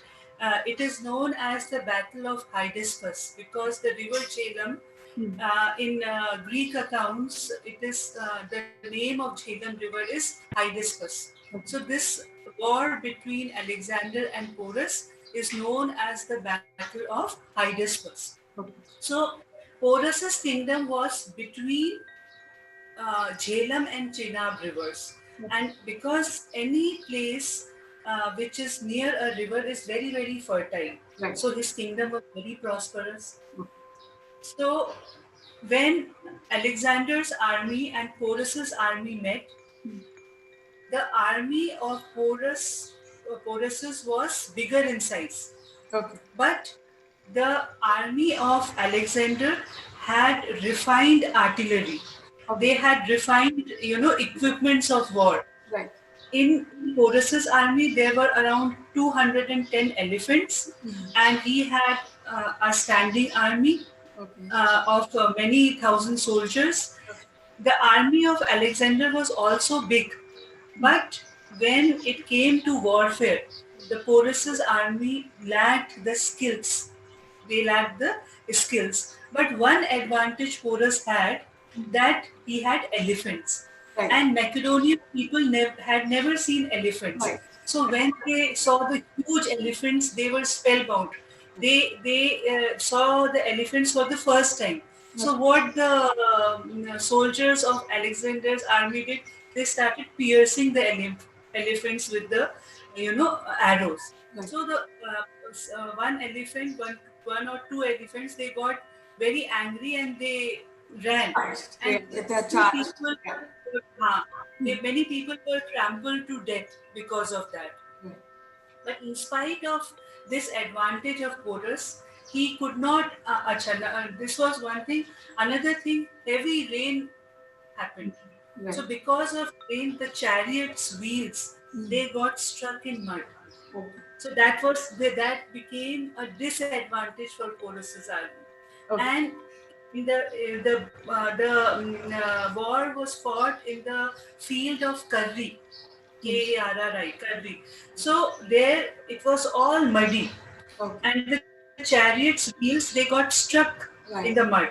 So that became an advantage for Alexander, and finally Alexander made Porus a prisoner. He made Porus a prisoner, and when he was taken to Alexander's camp, Alexander asked him that, what do I do with you now? Because you were very egoistic, you did not accept my, suzerainty, and when I gave you a proposal, you refused it. But Porus was such a brave, person, because he is known for his bravery. His bravery and his, this confidence he had. So even if he is a prisoner and he is standing in front of Alexander, he gave a very cool reply. He said, when Alexander asked him, what do I do with you? He said, you do what a king does with another king. So this reply of Porus melted the heart of Alexander. And Porus was also a king.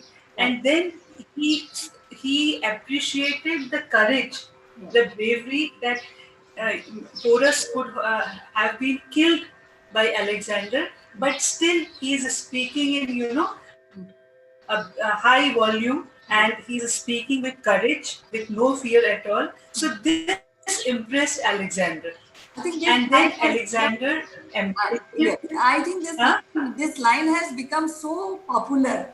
Even, the way Porus told Alexander, treat me like any other king treat another prisoner king. So I think this is a very, very impactful behavior, impactful part of personality of a great king Porus. Because in normal ways, he never answers like this. Frightened. Yes. A normal human will be frightened. You are standing in front of a. Yeah, he may be thinking of a treaty or he may be thinking of a friendship. But here's a king who said, treat me like another king treats another one king. As treats another king. Right. This was his reply.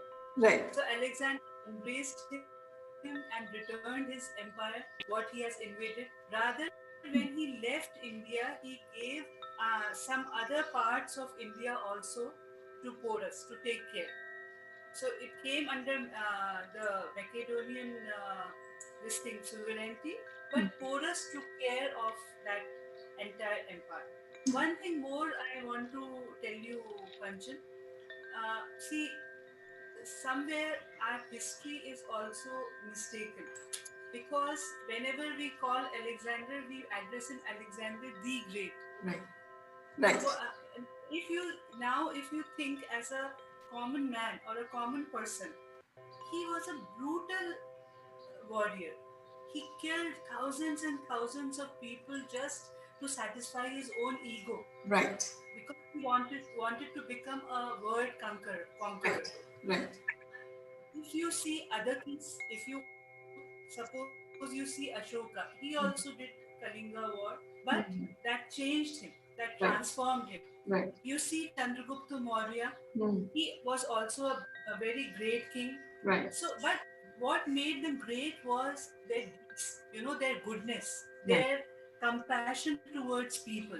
But Alexander was a totally opposite personality, and why we call him Alexander the Great as a history student and as a history lecturer. I really think that that's why, because we portray a wrong history.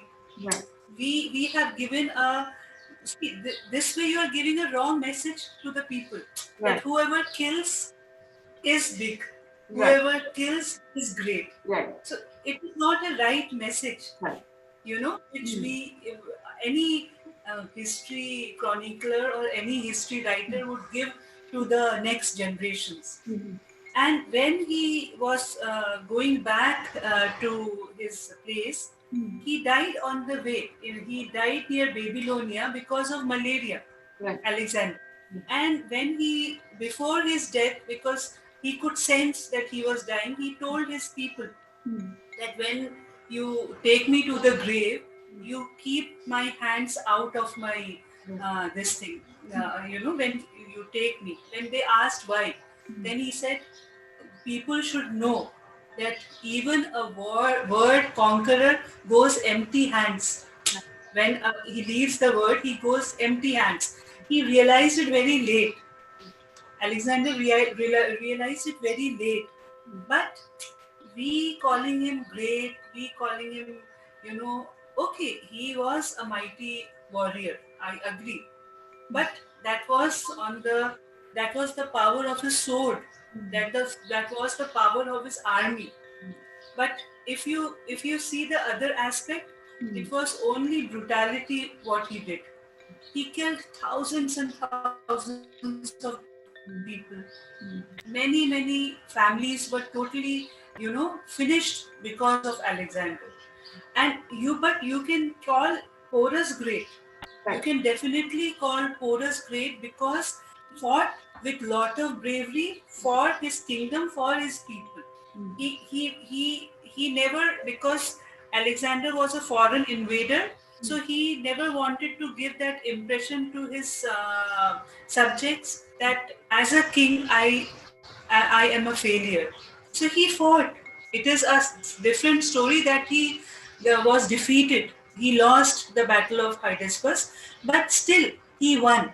In the pages of history, you remember Porus as a great king, for his bravery, for his valiant behavior, for his courage. Yes. So I think the own personality and the character of Porus is much higher in terms of in terms of a king, I feel when compared to Alexander, why? Because Alexander just won the territories, but here is one king who fought, who defeated, and after even defeat, he impressed a king.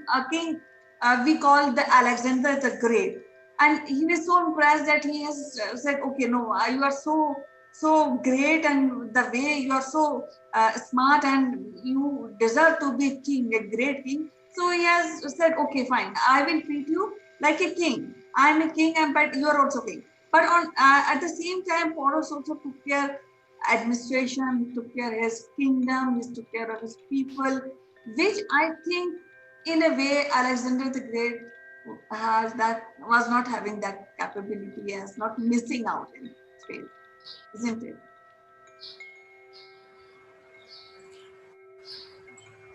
Yeah, he see, the history which is written is, I'm not saying that it is not up to the mark, but somewhere they lack. Somewhere they lack in portraying the people. Right. Whether it is ancient history, whether it is European history, whether it is medieval, modern. Uh, when we had our Indian struggle for independence, so the Western authors, Western historians, they termed our freedom fighters as, revolutionaries, and they have not termed them as great people, right? Because they were fighting against them. Yes. But if you see from our perspective, they were great because they gave us a free air to breathe. Right. So some the historians, they have a different they had a different perspective to see the events, to record the events, which at some places is not just, because you are giving a wrong message. Yes. You are giving a wrong message for the generations to come. I know. So it was lovely talking to you, Professor Joshi. We'll be discussing about Porus and the situation at that point of time in our next episode. For today, it was so wonderful to talk to you and know more about this great king Porus, the Great of India. So see you tomorrow. Bye bye. You take care. Thank you, Kanchan.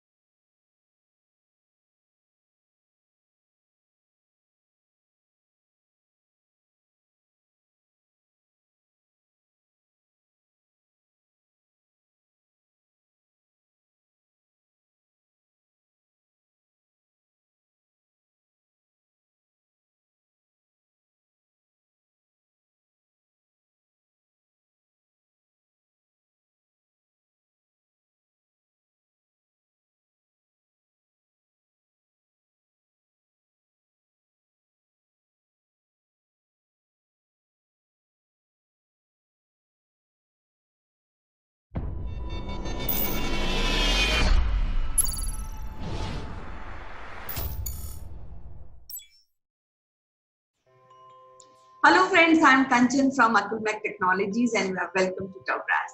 Today we have Sitesh Srivastava. As you know, he has a deep interest in corporate training. He had been training marketing professional, IT professional, and he is also associated with radio broadcasting. So today we are discussing some very interesting topic with him. So welcome to the show Sitesh. How are you doing today? Hey Kanchan, thank you so much for this show. And every day it's interesting, stimulating talks that I do with you, which also brings back a lot of youth-like energies inside. And I remember the college days of my life. Let's begin. How have you been? Yeah, I'm wonderful. Things are pretty cool here. And we, as you know, there's a festival going on of Ganesha, so we are indulged in that. And in between, there was a ruling of court, and where the Prashant Bhushan, who is a prominent lawyer in India, is being fined 1 rupee for the contempt of court. So I was just thinking, 1 rupee fine on a lawyer like a Prashant Bhushan. So things really, I was compelled to think how come and what now Prashant Bhushan will be doing, because contempt of court is a serious charge on any lawyer by a court. Isn't That's it? right. Yeah. That's absolutely right. And of late, for last few years, thanks to Supreme Court and thanks to some of the uh, judges and the lawyers and the attorneys, they have uh, brought some interesting issues in front of us in their interesting ways of judgments, interesting ways of coming out in public and bringing in this discussion again and again, whether things being discussed in the public media, on the social media, is acceptable and how much it is acceptable inside the court of law. And in this way, this current Prashant Bhushan 1 rupee punishment, give the 1 rupee or take a 3 months of jail, and also 3 years of stop the practicing of the law, is something that has really put me back into reading into the words of their judgment. And I was, Kanchan, surprised to see that 102 page of judgment was being written for this and 82 page of sentencing for few tweets. And that's what proves the point that today a few tweets can cost you this thing. Or you can say, what does 1 rupee buy in today? 1 rupee buys in your 3 months of jail or an apology and 3 years of barring from the court of law. So if we see it from the lighter angle, the value of 1 rupee has been proved again. And the other thing is that I always wonder, 102 page of judgment and 82 page of sentencing for, I think, 2 or 3 tweets.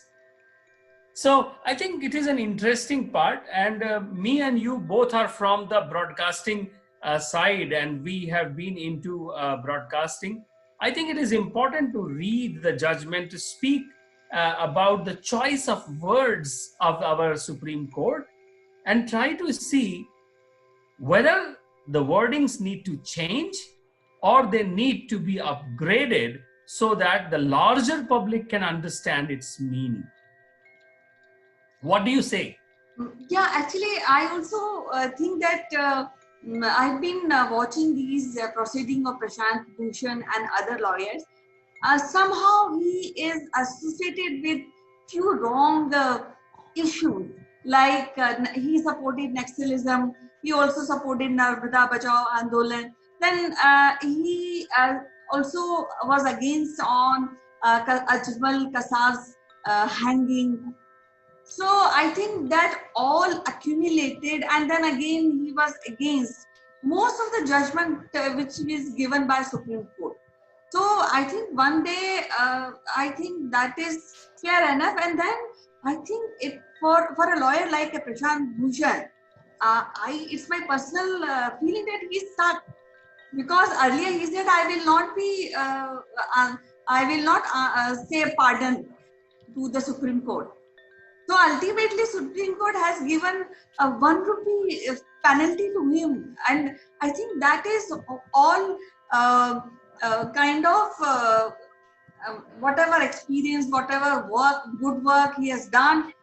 I think it has shrinked into 1 rupee. That's what I feel, and I feel pain of that sometimes, because I've been associated with lawyers in my family. I can understand the process and understand how things goes.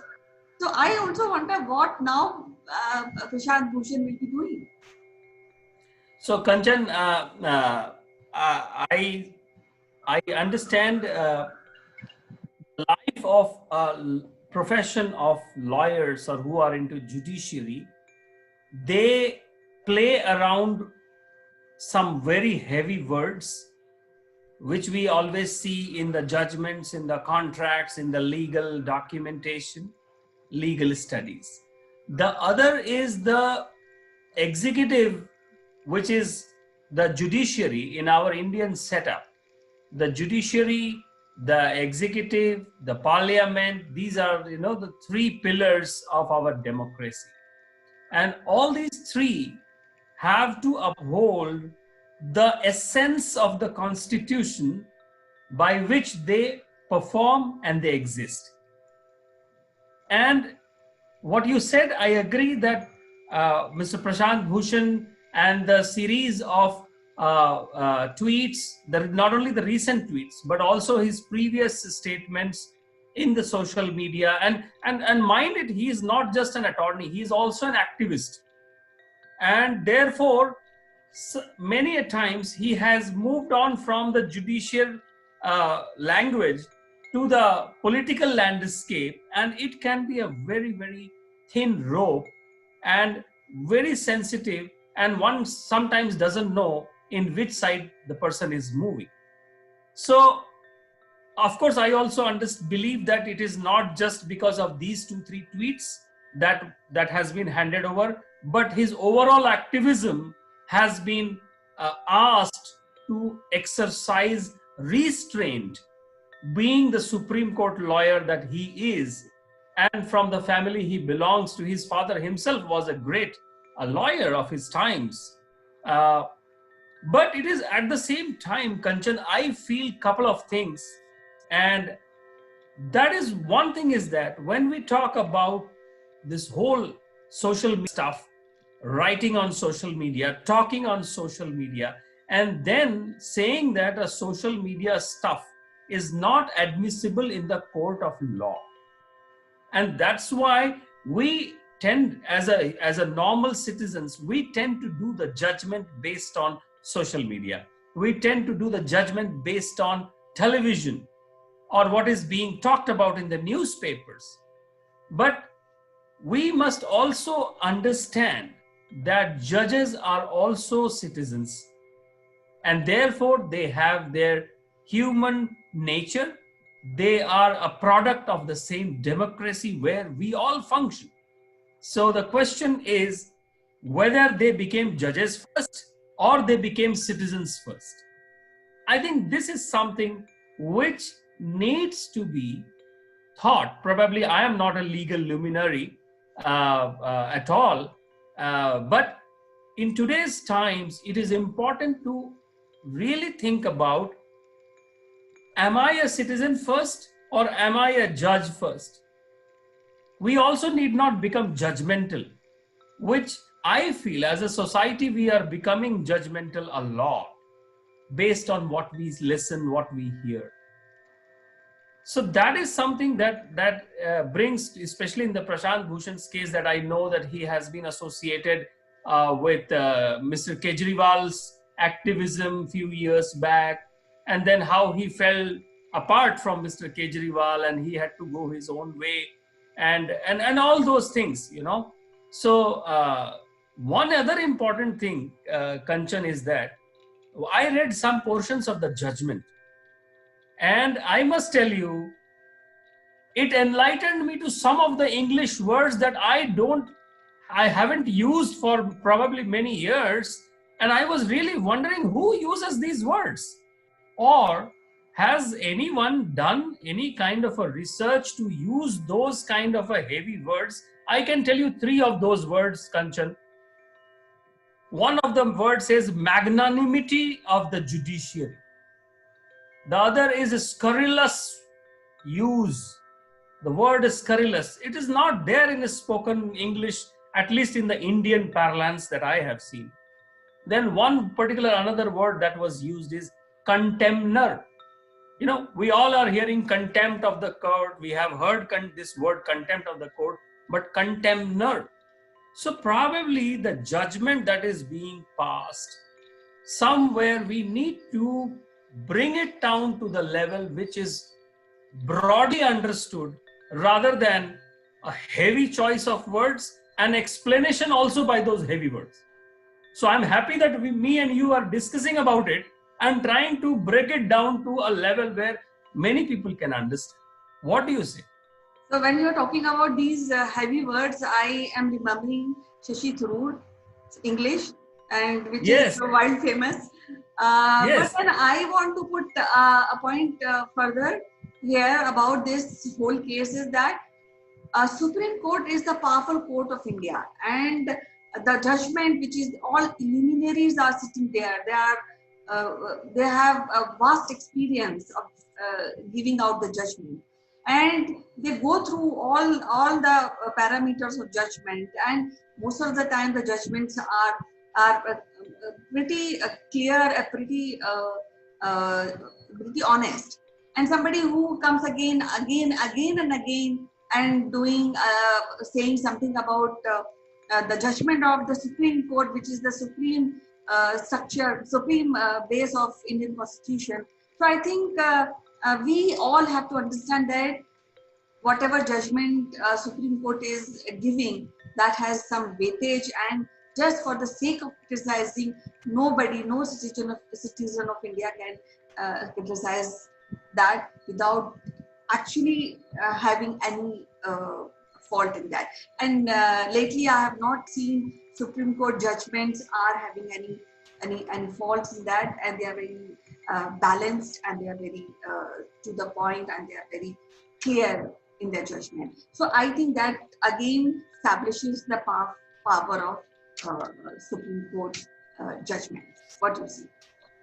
No, that absolutely. We in a democracy, we have to say some institution and some people in those institutions is above anything else. Like in Shakespeare's drama, it is said, Julius Caesar's wife is above the law. And that has been quoted many times. And we have a long legacy of luminary lawyers in our country. Today, Prashant Bhushan, we had Ram Jethmalani, we had others as well. We have interesting stories. But the important part is that the whole judgment that was passed and the stance taken by Mr. Bhushan, and that when he retracted by paying that 1 rupee coin, and then he accepted that, he agreed to what Supreme Court said. I think it should be more seen from the freedom of speech, at the same time camaraderie between the lawyers as well as the justice, because the same attorneys at some point in time, they become judges by passing some exams. Many of our judges were attorneys before they became judges. So what has been done, what we see today, is something that is just a lesson or a message that Supreme Court judges as well as the lawyers, they have to uphold the law as much as possible with as much integrity and transparency. And if there are questions against the institution itself, we must address them at various levels and not at the public level. We have seen that those recent 2 movies, Jolly LLB. And you know what? So these are, there are pressing issues. There are court cases pending, years and years of court cases. So there needs to be a discussion. And of course, me and you can only talk about it. I am not a legal luminary. I don't know. But we need to see that our current judicial system is changing as per the current trends. Judgments are being passed faster, and stopping the media for speculations and stopping the social media for speculations so that the better judgment can prevail. I think judges that's why we call them my lord, your highness, my lord. Yes, Sitesh. We have yet to see what will be the line of action of Prashant Bhushan. And as usual, it is so good to talk to you, and we will be discussing again if this topic persists more, and seeing the line of action of Prashant Bhushan and what the Supreme Court will say about this particular action of Prashant Bhushan. We'll meet again on this topic sometime later. Till then, bye. Thank you. Okay. Take care. Thank you, Kanchan. Thank you so much. Have a great day ahead. Bye-bye. Bye.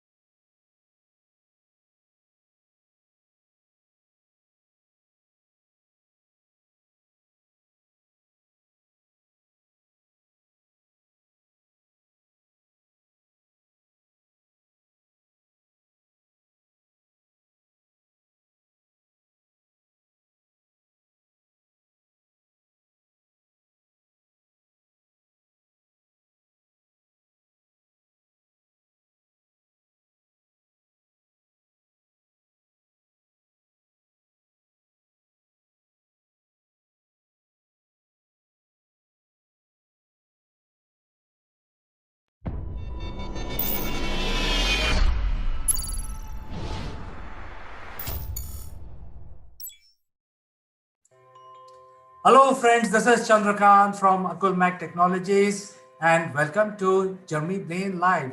As the name suggests, we have Jeremy Blaine with us, and Jeremy does not require any special introduction. He has worked as a chief executive in the leadership role across the world, and we are very honored to have Jeremy with us. Jeremy, welcome to the show. Thank you very much, CK. Great to be here. Right, Jeremy. So I don't want to basically waste time of our viewers. I will straight away start asking you about the digital age, which has finally arrived. You know, we needed a virus to bring the digital age. So, but nevertheless, it is here. But what does it mean? I want to take your opinion on that.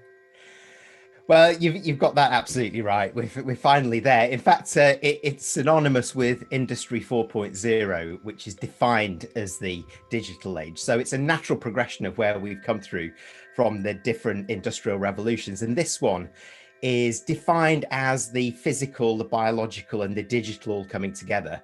So the best example of that I can give you is kind of, let's say, a wearable. So if you've got an Apple Watch or technology in your clothes, it's starting to use things that we're having together, not just the handsets in our phone.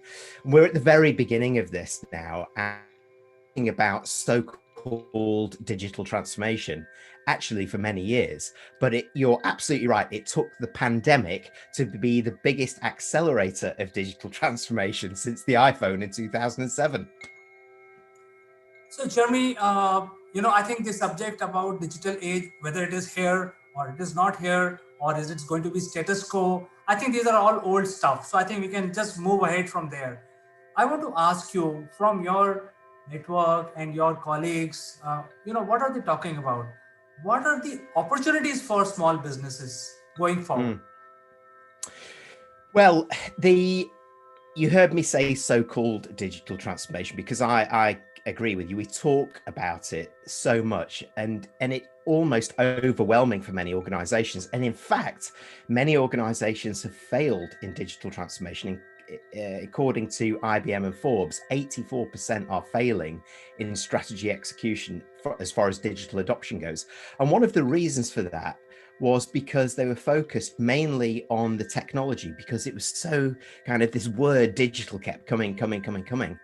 But also a very big key component part of this was that in a piece of research that I did last year around this state of digitalization, essentially, we found that across 3 continents, 40% of all leaders were just simply not ready. And that was not ready in their head as well as not ready in capability.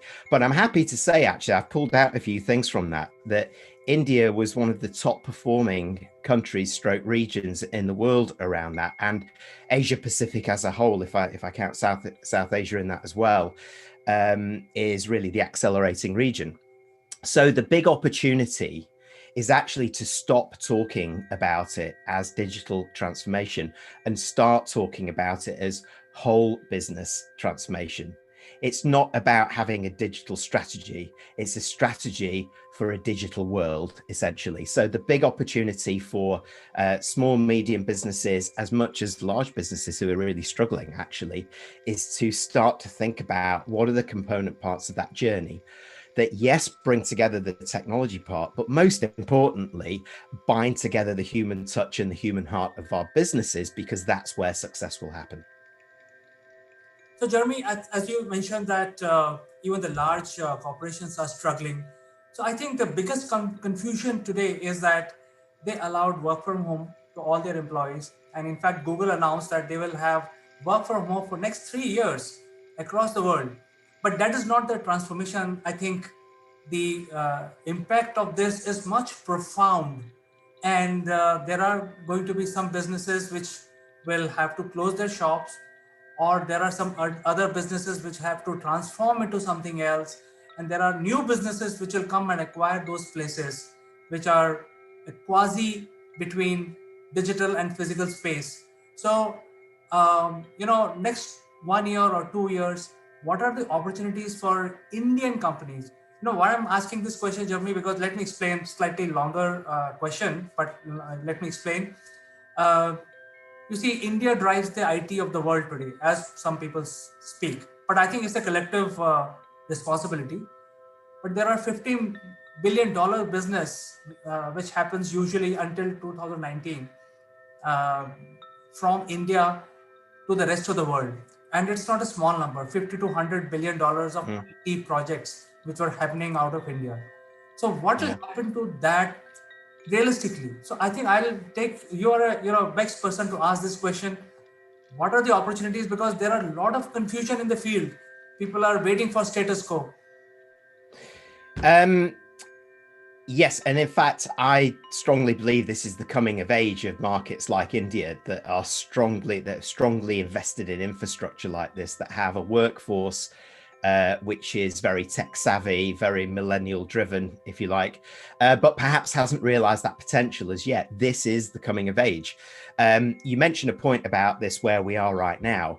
If I go back when I say just 30 weeks or so to the beginning of this year, 44% of all companies in the world did not even allow remote working, let alone be geared up for it. Over 80% of them by the end of March 2020 were scrabbling to do it. This is absolutely the opportunity out there in terms of infrastructure, beyond systems and platforms. This is about, for me, firmly believe, because of where India is in this marketplace, it is about being a champion of ecosystems for me. It is around taking that out to the world to say, forget individual systems and platforms. You need everything to talk together. This is, if you like, the way that we might introduce the Internet of Things, for example. But in the business realm, we need everything to talk together. This is the opportunity for many businesses in India and outside of India to start to think differently and bind things together. And it's a very interesting point that you mentioned about this. Where do we go from here? There are too many organizations and business leaders talking about, oh, I can't wait to go back to ... or back to normal, whatever. I'm about going forward to possibilities. There is no greater possibility than now. And you're absolutely right, CK, is that there are companies that are going to fail. But this is a hugely transformational period that we're in, and it's not going to last very long, because this is where we are now, that those organizations that have managed to shift and change are the ones that are really accelerating. And this is where we'll see accelerated success, accelerated failure. But I have to point to some of the research that I did last year and evolved this year as well, as far as how well positioned India is. In terms of the 10 key factors that drive a high proportion of readiness and willingness to do this and capability of them, India are at the top of the list. This is being able to understand what a digital visioning is all about, a leadership commitment and capability that this is the way forward, a readiness to do this in India and outside it, the fact that progress has been made, and that things like adopting agile is there, being cyber secure is at the heart of the solutions that are coming out of India, being able to measure the more digital aspects of where we're going, because we shouldn't be looking at measuring our businesses how we used to. What are the digital measures that help us understand that we're making progress and helping big data make our decisions? If India, who are clearly at the top of the list of this, start to deliver and repeat that mantra outside it, that's where I think the growth can come from exponentially. The time's now, CK. Yes, I think I also agree the time is now, but I see a lot of people in and around me in my office and in the neighborhood. They are still waiting for the good times to come back. They don't want to get out of this whole syndrome of not being able to meet somebody for a meeting. Like, for example, we are meeting digitally here, and that is a reality. But some of these people are very shy to meet. But let me get out of this rut and ask you a totally different question. You see, before the pandemic started, the era was fintech. We used to hear about fintech and a lot of transformation which was being brought by the tier 2 segment of the financial technology, because large banks are already transformed many years back. So they were already on the path of transforming the middle tier and the lower tier. But after the pandemic, it's the med tech and ed tech. These are the two new words which have come up. However, I must say that even these companies are only using this med tech and ed tech as a buzzword. I don't think anything is being done in that era. I mean, if you go to schools, simply using Google, technology to show your face is not teaching. So I think the time is now to create an application which will transform physical school into digital one. And similarly in medtech. So I think there are opportunities, and I'd like to take your opinion about that. I fundamentally agree on this, and there are actually, I must say though, there are pockets of excellence certainly within the health field. I think we see now, we heard the news last night about Pfizer and about kind of how they're accelerating things apart as far as a vaccine goes, whatever. These are the small points that help it, but it's not, my way of looking at it, it's not joined together yet. So there are pockets of digitalized excellence, but it's not together. And I think one of the reasons why that is that we haven't got the unleashing backup technology yet in place that allows us to really drive the power behind this. So I'm talking about 5G technology, which is about 10 times as fast as 4G, microcomb technology, where by its kind of a chipset that would essentially allow you to download a terabyte of data in a few seconds, which is from then beyond that is quantum. These are the unleashing of things, smart cities, and binding a lot of these technologies together. But I think you're right, is that many industries that are talking about it, and there is far more talking about it around ed tech, learn tech, insure tech, fintech, health tech, you name it. There's lots of new vocabulary, by the way, which is being invented at the same time as well, which is also confusing. But education is a really interesting one for me, because I also have worked in the L&D industry, corporate, for corporate training and corporate consulting for a while. And there's so much talk about it, but it really hasn't driven, and gone forward enough in the time. In fact, I'm going to be working with VIT quite soon in terms of consulting into them and advising them in terms of how ed tech can really start to come in to not just support what they're doing as an organization with their, with their students, with their undergraduates and postgraduate students, but also the link and the bridge to the workplace and how that is. So there's a lot of great organizations and great educational establishments, particularly in India, who are really thinking about this, but binding it together is very difficult. Another one where actually where actually I think there is more progress, and one less obvious one is from space and the use of satellites. I think you may have heard the news about, I don't know when, it was about a few months ago, when Elon Musk launched this array of satellites that you can see sometimes across the world, this sort of line of data. This is about to unleash the power of observational data. Now, where it was a little bit like you describe, you know, insurance or education, are talking about ed tech and what have you. Yes, Earth observation data, that's great. It's our satellites giving us data on whether it's a data source from up here, giving us some information from here. That is now being transcended by not just a better array of things up here, but actually things that are on the ground at the same time. And that's called geospatial data. And that's like between an 8 to 12 times kicker between the power of data. And what that means is it brings all different sources of data to go beyond prediction, what we call predictive data, into prescription, prescribing the best of options moving forward, because we've got enough information. So these things are starting to come together, and I anticipate them to accelerate over this year. When I say this year, this next coming year, 2021. And by 2022, if we have this same conversation again, I think we could point to giant leaps rather than small changes. Yes, Jeremy. In fact, we have heard about this. It's called Starlink by Elon Musk. It's a company which is being powered by Falcon X. Yeah. And I think they will have to have, if this succeeds, this is going to replace the 5G of Huawei. So I think we are all waiting for it and quite excited, because if there are 4 satellites on my head, then I can have pretty much a very high speed of connectivity. So I think we are all waiting for the hardware side of it. But I think there is still a lot of scope when we say digital. So there is still a lot of scope to convert the whole perception of doing business.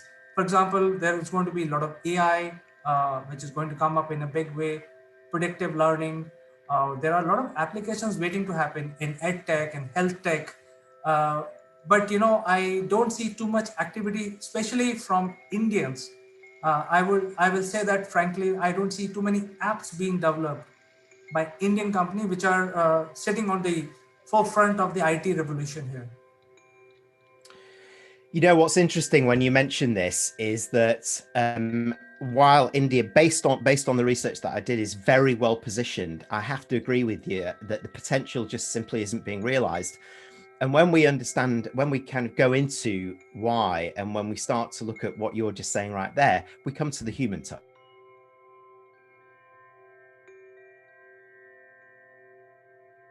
Which I would argue is stifling the acceleration of change. So, for example, the way I talk about it sometimes is to say that there is 20th century thinking and there's 21st century thinking. Now, there are a lot of really fantastic, great organizations that were started that are flourishing in the 21st century in India at the moment as well. And it's those and around the world that are the ones that have slowed in terms of their digital acceleration, if you like. It's the newer companies that are growing, which are the ones that are more ready to move forward.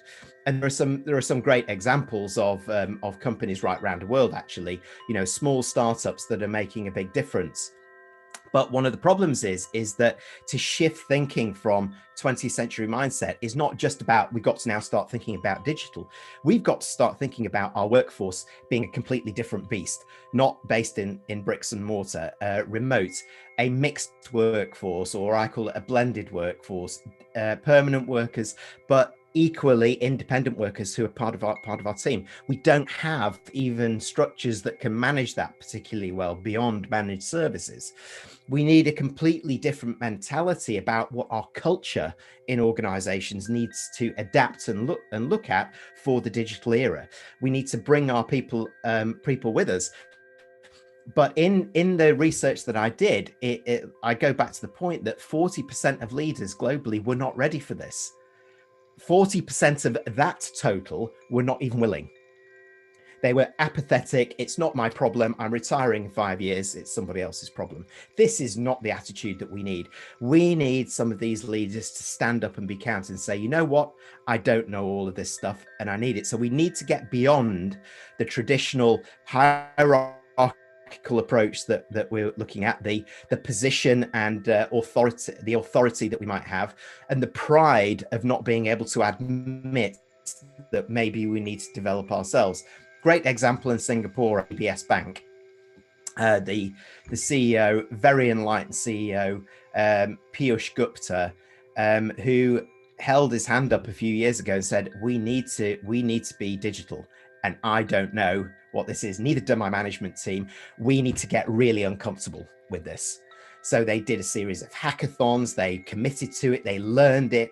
He learned it as well. And they're now voted for, I think, the 3rd year running the best digital bank in the world. Their whole vision and purpose has changed beyond the bottom line, saying our whole sense of being is to make banking joyful. That is not a vision I've heard before, and so, but that is a vision for the digital era, because that actually unleashes a new way of thinking. How can we use technologies to do this? So, how can we mobilize technologies, as in put it onto our mobile, be mobile first driven, go beyond our bricks and mortars banks to have different relationships with our clients and attract millennials and Generation Z who view banking in a completely different way to what you and I do, CK. They have no interest in traditional banks. They're going for the new breed of banks like Starling, Monzo, GoHenry, these kind of things that are out there. So I think when we come back to India, there is, I think, the difference between the new breed of organizations and some of the traditional organizations is speed and perfection, actually. So speed, that ability to be agile and do things quickly, but also that ability to think that we do not need 100% solution. In fact, the co-CEO Jessica Tan of a Chinese insurance company called Ping An, said, actually, speed is the competitive advantage these days. A 70% solution can kill us. So, we have to be comfortable in getting a 70% solution out there and not waiting for 100% solution, because the pace of change in technology these days means that you're constantly evolving it. It's like when we download an app, the very next day we're getting version 1.1, with a patch, and it's completely normal. SpaceX, we talked about Elon Musk before. It took him, 13 times to get that rocket up into space. Look at it now. So I think there's lots of things going on there, but it is fundamentally an attitude piece at human level first, and that ability to think differently about what our businesses need to be to accelerate digital.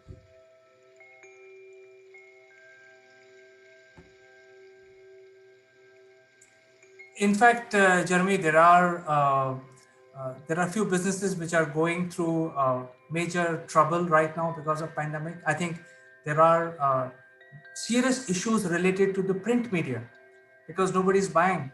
There is a serious threat to advertisers because there is no need to advertise because nobody's buying.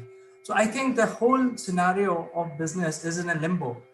I think you have given enough examples to our viewers, and I know for sure you are truly a global citizen and you work with a lot of chief executives helping them in their journey.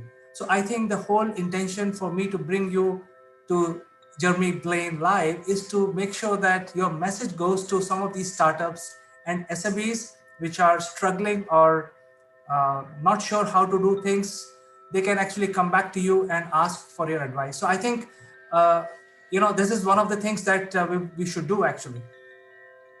Yeah, actually what's very interesting, after we did the piece of research last year that I'm talking about, what we realized was the how-to model or thing to help organizations through it. We had to invent one.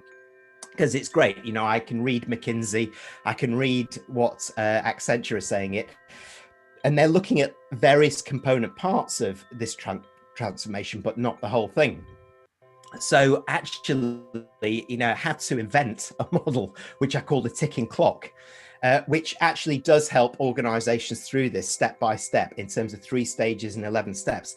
Just kind of very, very simply trying to bring things together, because I do reinforce the point. What's important is coming away from the terminology digital transformation and looking at whole business model transformation, and then considering what that digital, technological, human component part is and how that links to our customers for the future as well. And ultimately that's where we are. And I think one company in India, Tata Consulting, for example, well, in fact, the whole kind of organization is in a superb position to be the champion for Indian business outside of India, and to start actually sponsoring, and I know they do have these incubators within the organization that is sponsoring a lot of these smaller organizations within India. And I think it's time to give them that springboard and start to really shout out loud, here's what we can do. Here's what we can do versus kind of California and Mountain View. You need to talk to us. That's right. I think that's a very good message that you have given. I think we can end our discussion today because digital transformation is a very, very huge subject, and it's huge, and it may be very different for different people. So I think you are here with us, and that is a very good thing, because a lot of knowledge is there within your pedigree, your network, and anybody who wants to get into digital transformation can reach out to you, can reach out to us. We can connect you with that person, and you're already working with worldwide CXOs, helping many organizations. So I think with that, we can end our discussion. Jeremy, it was certainly my greatest pleasure to talk to you, and we will catch up next Tuesday with some other interesting business subject. Episode 2 coming your way. Thank you very much, CK. Thank you, and take care. Bye-bye. Bye-bye.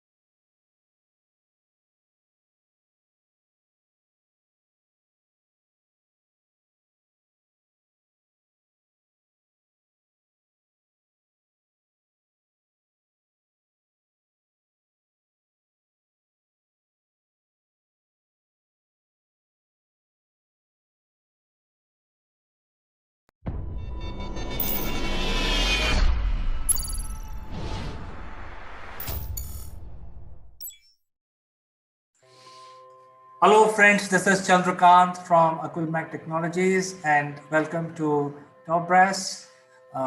We want to discuss something very interesting today. This is related to our kids who are doing digital study, who are at home, and they are still joining schools.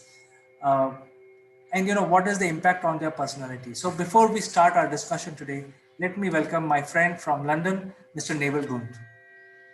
Good morning, CK. Good morning, everybody. And yeah, it's a really important issue about our kids, really.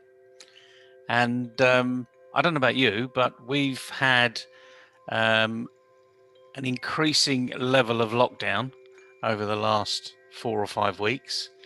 We're now operating a 3-tier system. So we're still in the COVID arena. And the most disruptive tier is the 3rd tier, which effectively means everyone stays at home. And you move progressively down to the 2nd tier and the 1st tier, where the restrictions are not as severe. However, unlike a complete lockdown, one element that's really fascinating about this particular time of development, and we all know about the disruption to education in the past, is that schools will stay open. And there's a really important reason for that, because it's recognizing that young people need other young people, not digitally, but physically, to help them grow, to develop their personality, their soft skills, and their academic learning. And that's been a really important change to the initial elements of lockdown as to today. And indeed, we've seen it in France, where France is now going into a complete lockdown period, with the exception of schools. Schools will remain open, and Germany as well. So everyone is coming to this dramatic realization that young people actually, irrespective of the fact that they're more immune to this virus, that's actually a very secondary issue. But they need each other to grow, which is a really important statistic. And I'm sure you're seeing that with your kids having been at home and the antics that they get up to at home, haven't you? Naval, let me share what is happening in India. India being such a large population and so many students, there are millions and billions of students. At least 300 million students are there in India who need to go to school and colleges. I don't know for sure this number, but I'm just taking a guess. Now, everybody is under lockdown and they are actually doing their studies digitally. The problem is, in fact, all of us, myself included as a parent, we objected to the school 2 weeks back that this is actually creating a bad situation mentally for the students. So, they can't be there in front of PC from 8:30 till 4 p.m. and with 15 minutes break in between. So finally, from this week, the schools have modified their schedules and they are saying 8:30 to 12:30. However, what about the physical activities? What about knowing their comrades? What about best friends, a circle of friends? So how they talk to each other about something which is not related to studies. They want to discuss about Star Wars, how they do that. They have seen some TV serial, how they talk about it. So I think these are big challenges which at least in India as a society we are facing big time. And I'm sure this is going to create a big psychological problem for the young students. Well, definitely, and not least anything else. It's it's not just their education has been disrupted; it's their lives have been disrupted. So it's the focus that they've had while they've been at school. I mean, it doesn't surprise me at all that the schooling system in India has said, well, rather than 8:30 to 3:30 or 4 o'clock, whatever it was, with a 15-minute break, we're now going to condense it into 4 hours in the morning. Because what's the reality of this? Let's look at a typical child, okay, and a typical day at school. We can all think about our daughters, our sons, or even our grandchildren. When we take them to school, what physically happens? Well, you're there early. You're not going to get your child there late, are you? I mean, that's for secondary school kids that go on their own.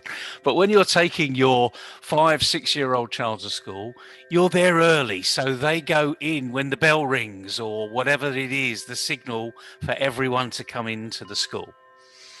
And then you say that your goodbyes, give them a kiss on the cheek and off they go. Go and have fun, enjoy yourself. That's your parting message. Well, it should be your parting message. If it's not, you need to change what your parting message is, okay? So you should be saying, go and enjoy yourself. Go and have fun, okay? Get the mindset working on this. Education is fun, not a chore, not like something like the washing up, or cleaning your bedroom. They're chores. Education is fun. So now you've left your child, and you've left your child in the hands of a dedicated professional, someone who's dedicated their life to teaching children just like yours. So what happens? They go into the classroom, they have a little chat with their mates that they may not have seen overnight, and what was on the TV. So there's a little chatter that's going on, and that's perfectly acceptable because that's real life. It's what you do when you go into the office. You say, oh, what did you do yesterday? God, did you get stuck in that traffic jam? That's real life. So these kids have got a real life too. And then the teacher starts to bring everybody in to attention in many respects. Now the formal day starts. And when that formal day starts, throughout your career, you've got about 1 million minutes in school. So that's, say, 7 hours a day, for which there's an hour lunch break and little breaks for intervals during the day. So that makes about 6 hours a day. 5 days a week for most people, and approximately 40 weeks a year for about 14 years. And if you do the sums, multiplication, it's not difficult, works out at about 1 million minutes, just a little over 1 million minutes. Sounds like an earthly long time, doesn't it? But how much of that time is productive? How much of that time in that school arena is your daughter being productive?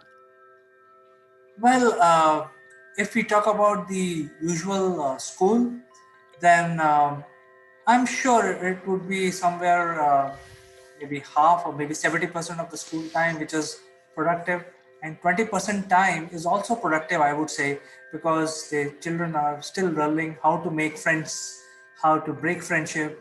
I think these are all becoming worldly wise other than study. So that is also important. So when I say 75% of the time is utilized for studies, but the other 25 is not wasted. They are becoming worldly wise, they are becoming clever, they are becoming more savvy how to treat others, what to say. Those are the skills they will learn at school while interacting with their comrades. They will not learn while interacting with parents. So I think I would say 1 million minutes, as you said very nicely, Neville. I think all of it is useful for students in school. And you see me smiling when you're saying about, oh, I'm now thinking about this, It's not 100% productive on education and passing exams. There is this social connectivity, which is why schools are now staying open, despite the fact we've got some tight restrictions during COVID, because it's that connectivity that's really important. Now, in the big world, in our business world, we would call that networking. How we network with each other, how we develop our personal skills, our negotiation skills, Oh, I've got an apple in my lunchbox, you've got a banana. How about I trade an apple for a banana? And the other child will say, well, actually, yeah, that's okay, but you've got a chocolate biscuit. So if you give me a chocolate biscuit and an apple, you can have my banana. Those are the skills, frankly. And I can remember doing that sort of stuff. This is quite sad, really, but I can remember doing that sort of stuff. And kids do that automatically. They don't realize what they're doing. But it's preferences, it's building preferences. It's negotiation skills, it's communication skills, it's marketing skills, It's sort of saying, yeah, that's okay, but you've got a chocolate biscuit in there, and I'd much rather have those two than just your apple. I mean, just imagine that conversation going on around the world. We wouldn't have a leadership problem, would we, frankly? Because we'd have the best business networking people in the world. Now, obviously, that doesn't happen all the time, but you've hit the nail on the head. Is it 20%, 25%, 30%? It's somewhere around there. It's approximately a third of the time we're in school where we're networking.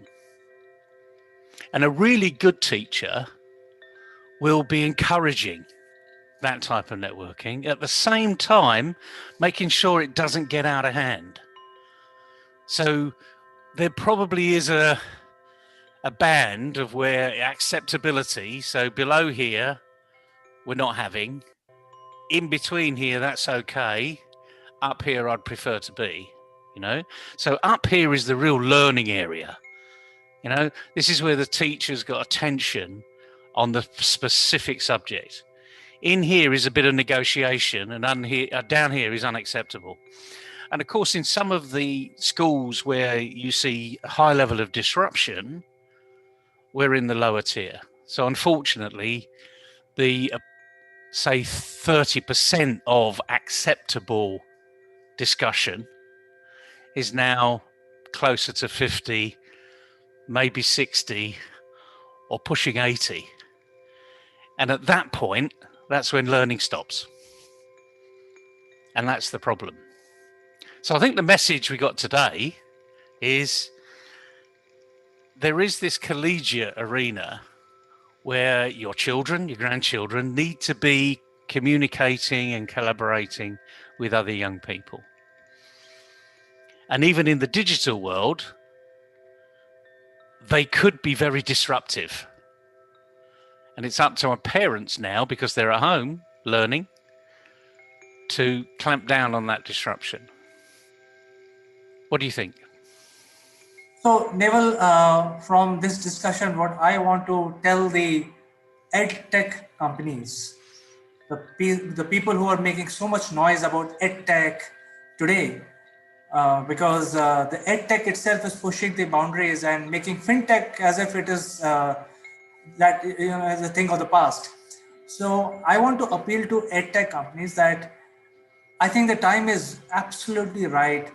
I don't think our children can study in a scenario where they just see the photo of the teacher and just keep listening to her or him. I think the time is right to create an application in the digital world to replicate 1:1 experience of a school, so that you create a breakout sessions, you give student ability to make their own circle of friends and so on. I think there is a requirement because none of these school systems are offering that kind of functionality. But I think especially a country like India needs it because we have so many young students and the competition is very, very high in this country. The students started going to school really at 2.5 years of age, because if you have not done your play school, the next school will not take you as a child, because they will say, hey, you have not done play school, I will not take you in Montessori, for example. I'm just quoting an example. So when very young, when you're a toddler, because there is a competition, parents tend to put their children at the age of 18 months to a play school because you need a certificate to get to the next level. So I think with so much competition and suddenly there is a break on that. So where is the art of, how the Indian students will compete? How they will learn this art of competition? How they will say that, okay, fine, I've got these 10 best, brightest students as my friends. Where is the pride in saying that? Because in the digital world, that experience is not visible right now while working from home or studying from home. Yeah, you're absolutely right. And the interesting thing is the technology is available. I mean, I know I run many Zoom conferences.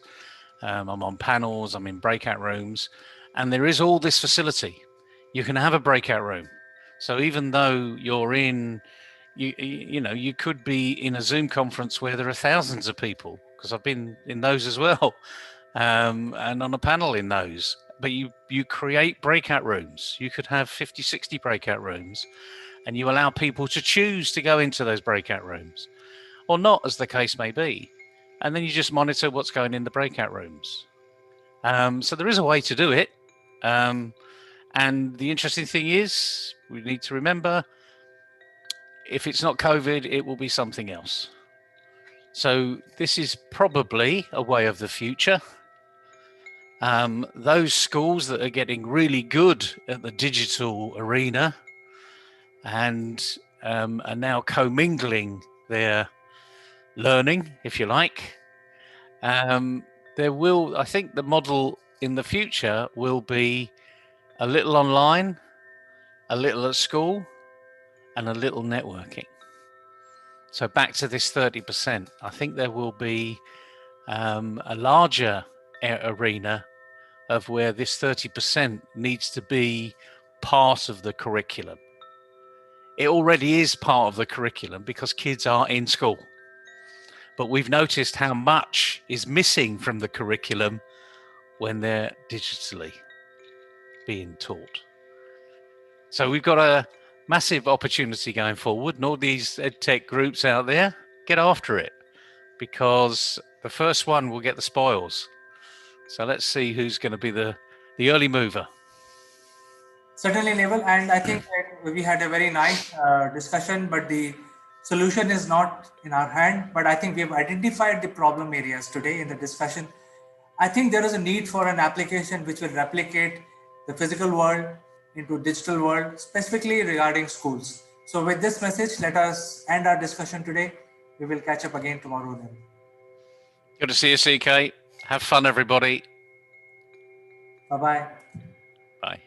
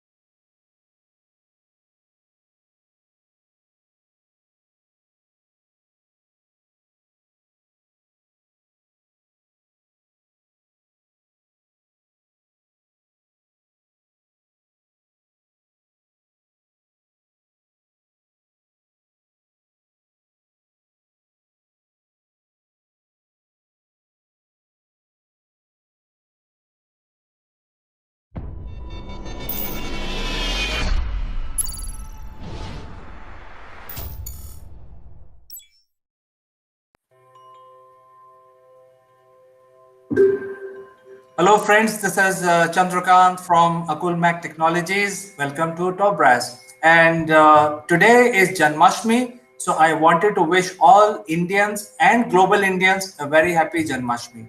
And with this small wish, let me also invite my friend from UK, Mr. Naval Gond. Good morning, CK. Good morning, everybody. And happy birthday. It's a long history, as they say, but definitely worth a celebration today. Yeah, it is. It is Lord Krishna's birthday. So there are a lot of celebrations. So, Indians are celebrating, but today is Sorty Wednesday. So we should move on and we should talk about Sorty Wednesday. Another and how's your awareness going today? Do you notice anything? Absolutely. You're back in your flamingo shirt. Well, it's Sotty Wednesday, so I thought we would reinforce our message to people out there. You need to stand out, and more importantly, being Sotty Wednesday, you need to be consistent. So, hence the flamingo shirt. This flamingo shirt has had more of an airing because of Sotty Wednesday than any other time this shirt has had. Normally, I use it when I go on holiday. I'm sitting around the pool or on the beach. So, you can see, at least I'm consistent in that arena, but I'm consistent with Sotty Wednesday. So stick out. Here's the message, first message for the day. Make sure you're sticking out from the crowd. Absolutely. And I think that's a very important tip that you're giving to our contestants, Neville.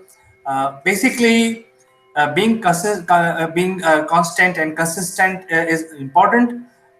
Many people, many smart people, or people who are already running their channel, they give number to their videos, and their videos are very well researched. So that's why they're able to give numbers. So they will have episode 1, 2, 3, 500, and so on. So any viewer who are watching their videos, they know exactly that, just like a book, which video to watch for what information. And you can stack them all in playlists. And the second thing is, if you are maintaining variety on your channel, you can have multiple playlists. It cannot be a hodgepodge of jumping from one subject to other. It could be very, very counterproductive for your channel if you don't maintain them in a proper sequence. Yeah, you're absolutely right. And you mentioned one word in there that we do skip over a lot, actually. This little word called research. Research your topic, because if you don't really understand your topic, how are you going to express yourself in front of that camera? So the more research you do, the interesting thing is, the less you know, because there's always more research and all of a sudden you find something over here that's really interesting. The point is, you can overplay this and you can forever be in research. But the thing is, get the headlines and then just slightly go underneath the surface, because that's all you need to do in what we're doing here. We're not asking you to be a subject expert on, traveling to Mars or how do you do a moon landing. We don't expect you to be that industry expert with a PhD and a second PhD in astrophysics or whatever. We just need you to be entertaining and engaging. And that's all we're looking for here. Just a little bit of entertainment, a little bit of insight, but engage us. Because if you don't engage us, actually, we'll just switch off.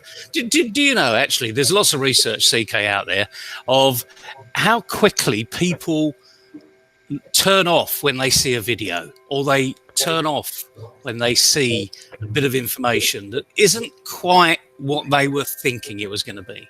How quick do you think that is?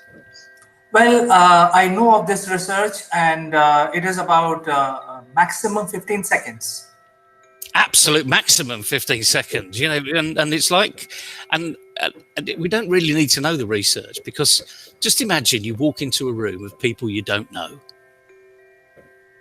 That's what these people are doing. They're walking into an online platform that they've maybe stumbled across.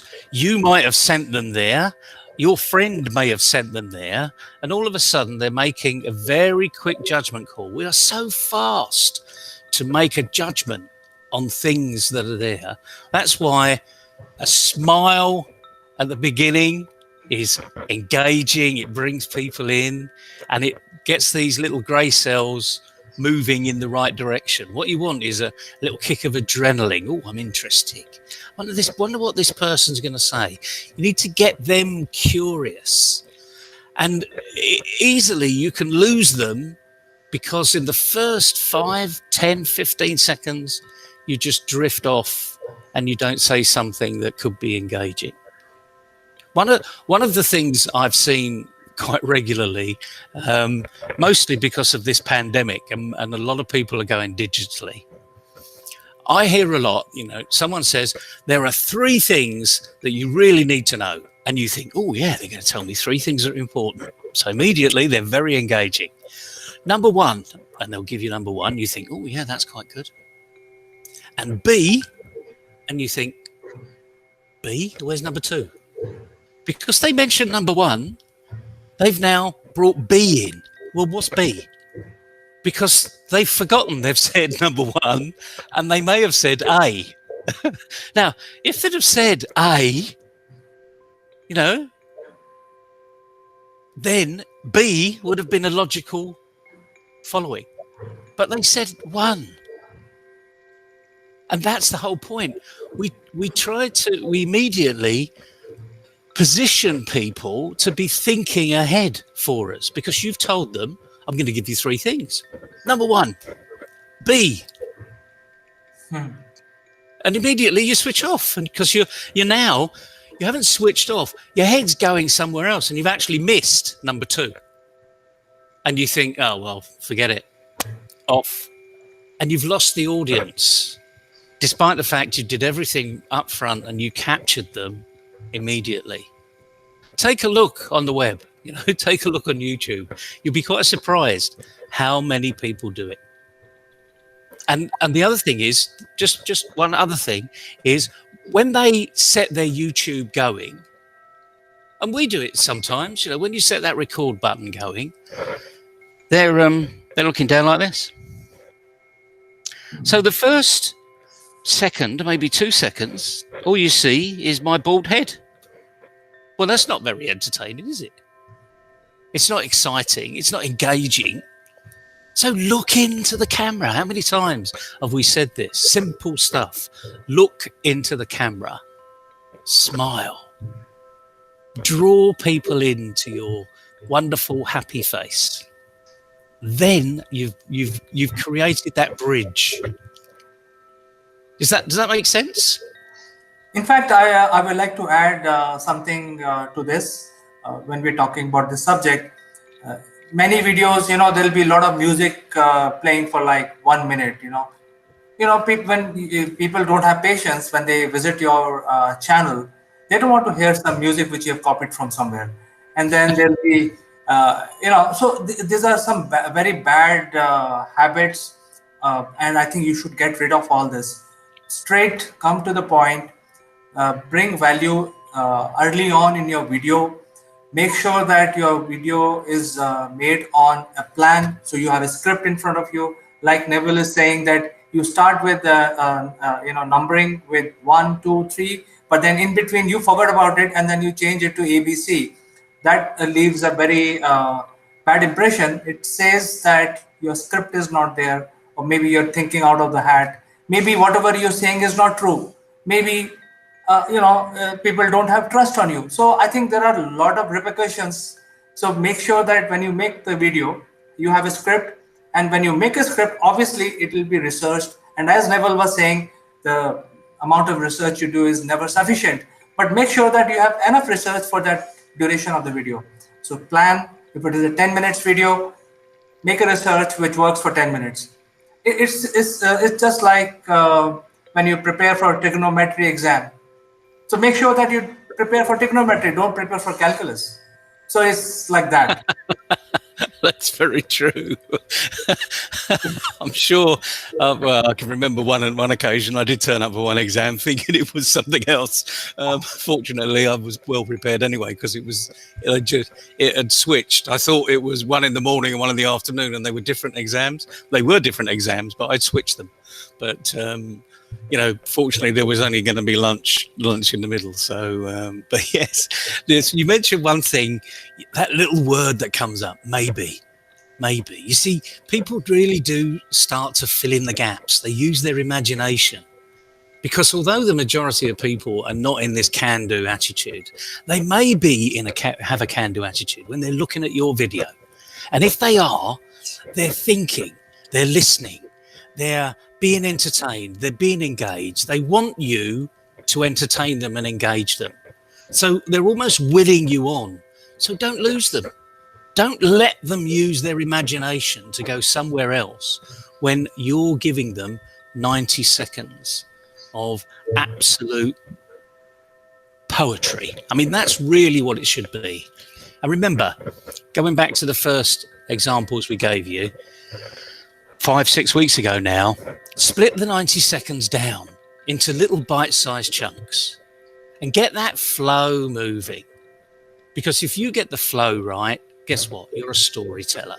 And that's what this is all about. It's about telling a short story, little engagement, bit of entertainment, maybe a little bit of education if that person had never heard this before. What you want to do is leave them hanging, leave them unfulfilled, leave them wanting more. Every good actor on the stage leaves them wanting more, and they give their applause at the end of the performance because they say, yes, we want more. On the next, what do they say at the end of it? Encore. They want more. Okay, you've got 90 seconds. Get them into that encore mode.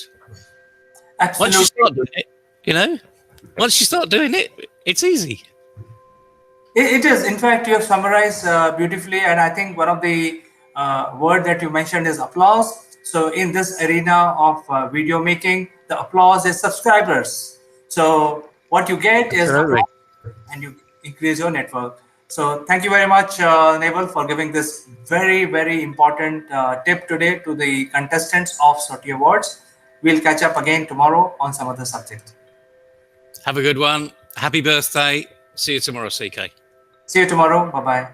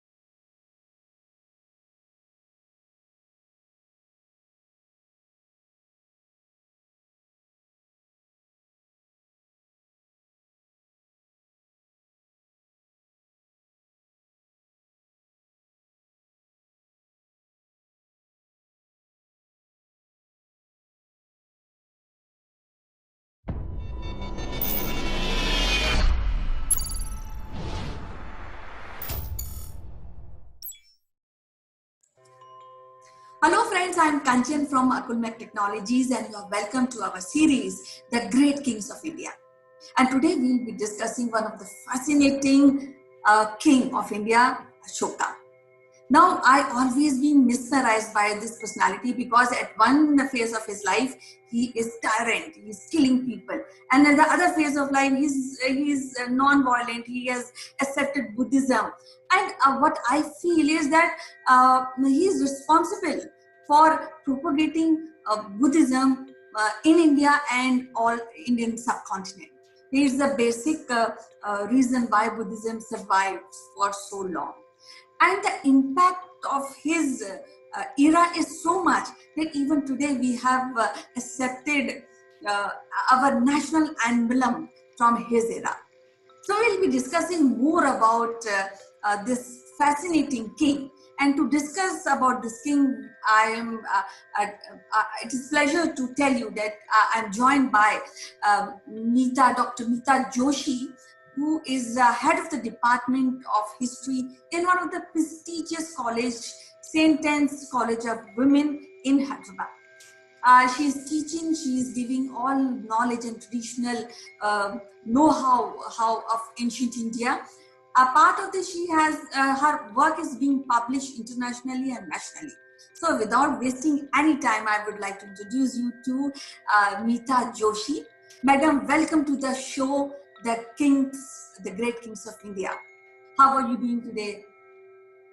Namaskar, Kanchan. I am fine. How are you? I'm fine. Things are moving great. We are still in COVID era, but then life goes on. So we are also coping up with the times. But today we are discussing. We have an opportunity to discuss one of the great king India ever had, the great Ashoka. So I would like our viewers will also like to listen from you about our king. Before I start talking about Ashoka, I should tell you that he was known as Ashoka the Great, okay? And he was one of the greatest emperors of Maurya dynasty, and he happened to be the grandson of Chandragupta Maurya. Chandragupta Maurya himself was a very great king, but why Ashoka became great was because of his deeds. Previously, a very, very, brutal and tyrant emperor, Ashoka got transformed by one incident which changed his life altogether. And that incident was the War of Kalinga, which he fought and won. But after this war, the very next day, when he went into the battlefield, when he saw the battlefield, he was too disappointed that what he has done. And that moment, he saw all the houses burnt. He saw many dead corpses lying here and there. And it was a very, very depressing and disturbing sight. After going to the war field, Ashoka was in total, depression sort of state. And see, destiny is such that in his time period only Lord Buddha was there. And when he came to know about Lord Buddha, he went and met Lord Buddha. After his meeting, when he spoke to Buddha, his mind, heart, and soul totally changed. And he promised Buddha that he won't wage any war from now on. And he accepted Buddhism as his religion. Now here a twist comes, because an emperor who he was a very good administrator. Now with his religion, changed, the perspective changed altogether. After accepting Buddhism, he was, first of all, what he did, he appointed some officers only to propagate Buddhism in his empire and outside the empire, and they were known as Dharma Mahamatras. Okay, they used to travel from place to place to make people aware of Buddhism. Now, the beauty of Buddhism is such a religion which teaches you only love, which teaches you compassion, which teaches you non-violence, and which even teaches you to analyze yourself. So, Buddha wanted that anyone who is in his empire should know about this great, philosophy of Gautam Buddha and get benefited by it. After a point of time, he even, his son and daughter, they also became the Dharma Mahamatras and they propagate Buddhism. After adopting Buddhism, Ashoka was a changed man because he adopted the theory of non-violence. Now, with such a huge empire, the extent of empire was so huge because Mauryan empire at the time of Ashoka was the largest empire probably in if you see the Deccan, Satvahana empire was the second largest, Mauryan empire was the largest. So managing such a vast empire, but now he had a vision after adopting Buddhism. He developed that vision. All the principles of administrative policies which he had, he changed them. And what he told people that everybody should live in harmony. If anyone in his empire had any problem, they were allowed to meet the emperor, directly. And Ashoka would listen to them and solve their queries. So he came to such a level. He came to the ground level after, adopting Buddhism.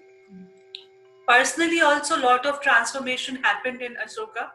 He spent a lot of money in building stupas, viharas, chaityas for the Buddhist monks. He even financed their councils.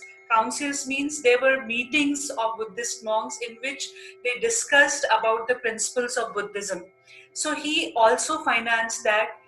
And the major development of stupas, chaityas and viharas happened in the time of Ashoka because he wanted that people should adopt it in their lives and take the goodness of the religion. That was his main aim. He wanted to spread peace, he wanted to spread compassion, he wanted to spread love through this act of spreading Buddhism. So this is one thing. Another thing, the rock edicts which we get from the time of Ashoka, they also mention this, that he did a commendable work in spreading Buddhism, not only in India, but to the foreign countries also. As I told you, his daughter Sanghamitra, she traveled to Sri Lanka on the orders of his father because they all adopted Buddhism. And she also traveled to Sri Lanka to propagate Buddhism, which was a good thing because they were spreading the good things about Buddhism, and people were adopting it, and somehow people's lives got transformed after it.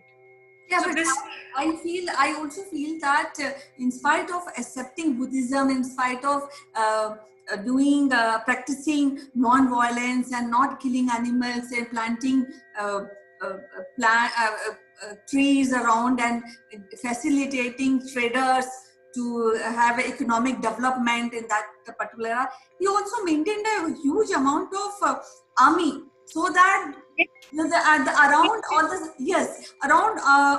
around his boundary, nobody should think that he is a weak king since he has accepted Buddhism and since he has said that he will not fight anymore.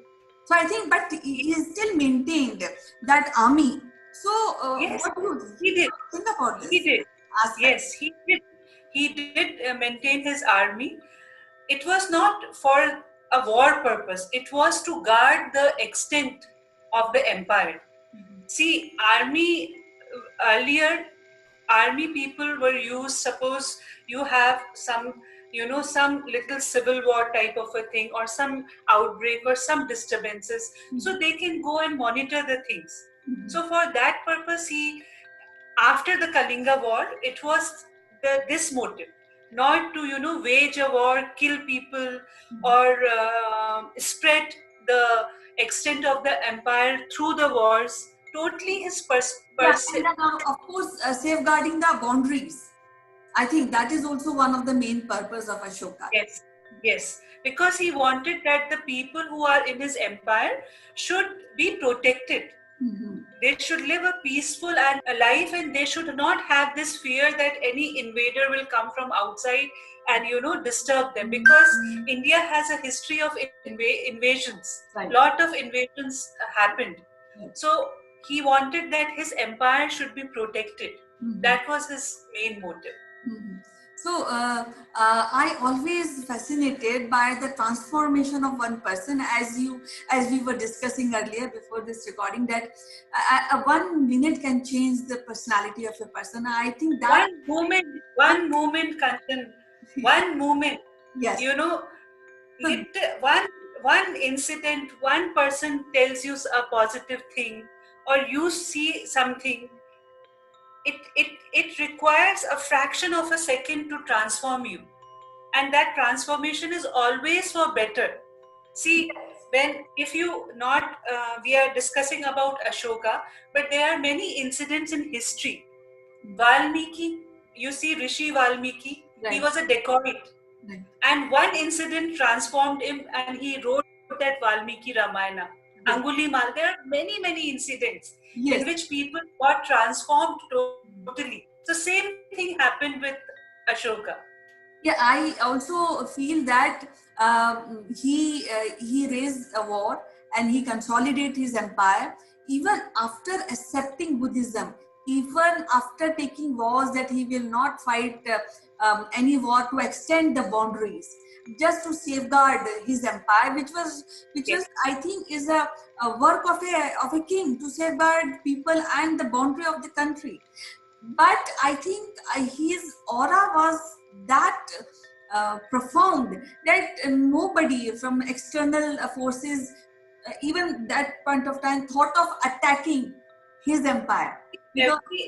First of all, everybody was, they were in a state of confusion. That to a king who was so, after conquests, after killing people, after waging wars, that what happened to this man? So people were in a state of confusion. The neighboring countries, they were like, because see, Ashoka's empire was till Afghanistan. His boundaries, apart from India, they went up to Afghanistan. So people were wondering that what happened to this man, how he got transformed. And after he came to, after this transformation, some people visited also to know about his, know-how, that his state of mind, that what happened to him. But when he met, then they could make out that he's a totally different person now. And it was and see, this happened only because of his own personal anguish. Please try to understand this. It was, when we do something wrong, then it is that guilty feeling which kills you. So to overcome that, maybe he went to Buddha. He went to Buddha to seek some peace, because he was having a struggle in his, mind, that whatever he did was wrong. He understood that. See, he cannot undo. He was not able to undo what he did, because whatever is done cannot be undone at any point of time. But what he thought was, from now onwards, if I change my perception, then so many people who have lost their husbands, they lost their families, at least this thing will not continue further. So that was a good thought. Yes, yes. That was a good thought, and for that only, like, he worked and worked. Yes. So I think the Kalinga was a turning point in the life of Ashoka. Definitely, War of Kalinga was the turning point. Yes, and then It was.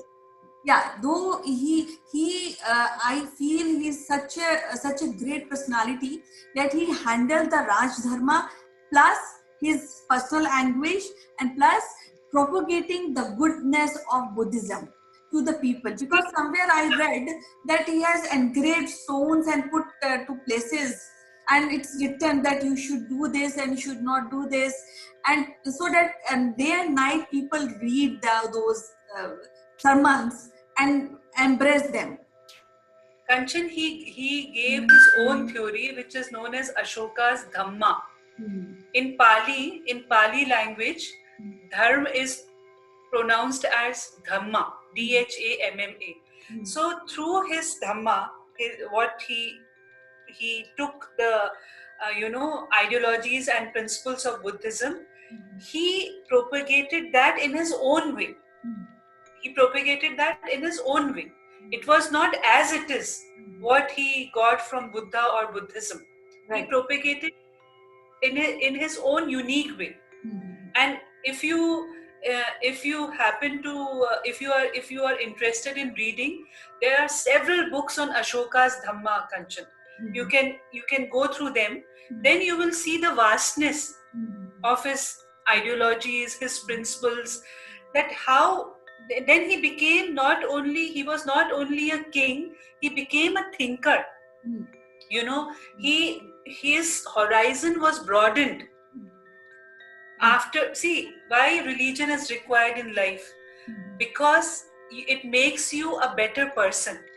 It makes you wiser a person. Any religion for that matter, not only Buddhism, any religion, why we follow a religion? Because we get a certain set of principles from them, which are beneficial for our own life, for the people who are around us, and for the society.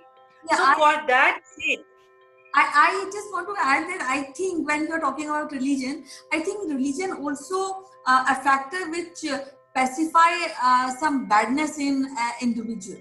So it subsides something bad which you really think. What do you think about this? So this exactly happens. See, religion will not pacify, Kanchan.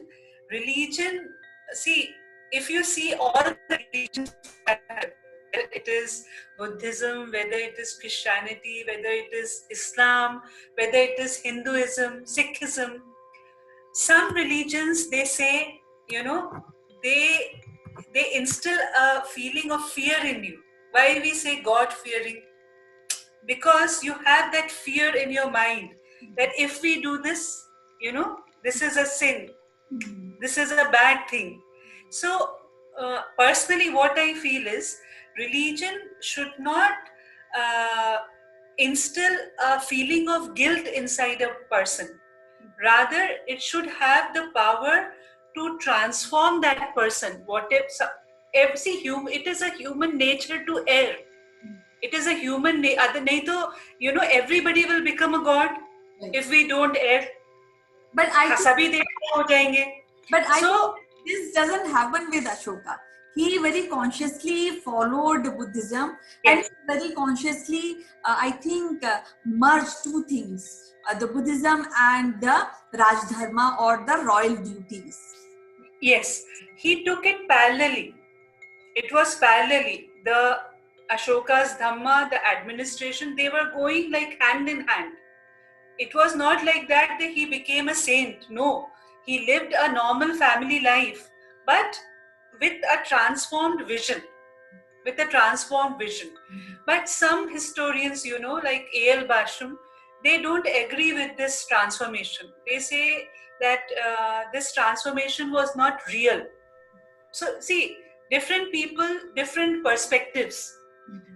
We should always see the goodness, that what is the positivity we can take from it. So from Ashoka's character, you can take the number one trait is adaptability, because he adapted to a positive side of his character.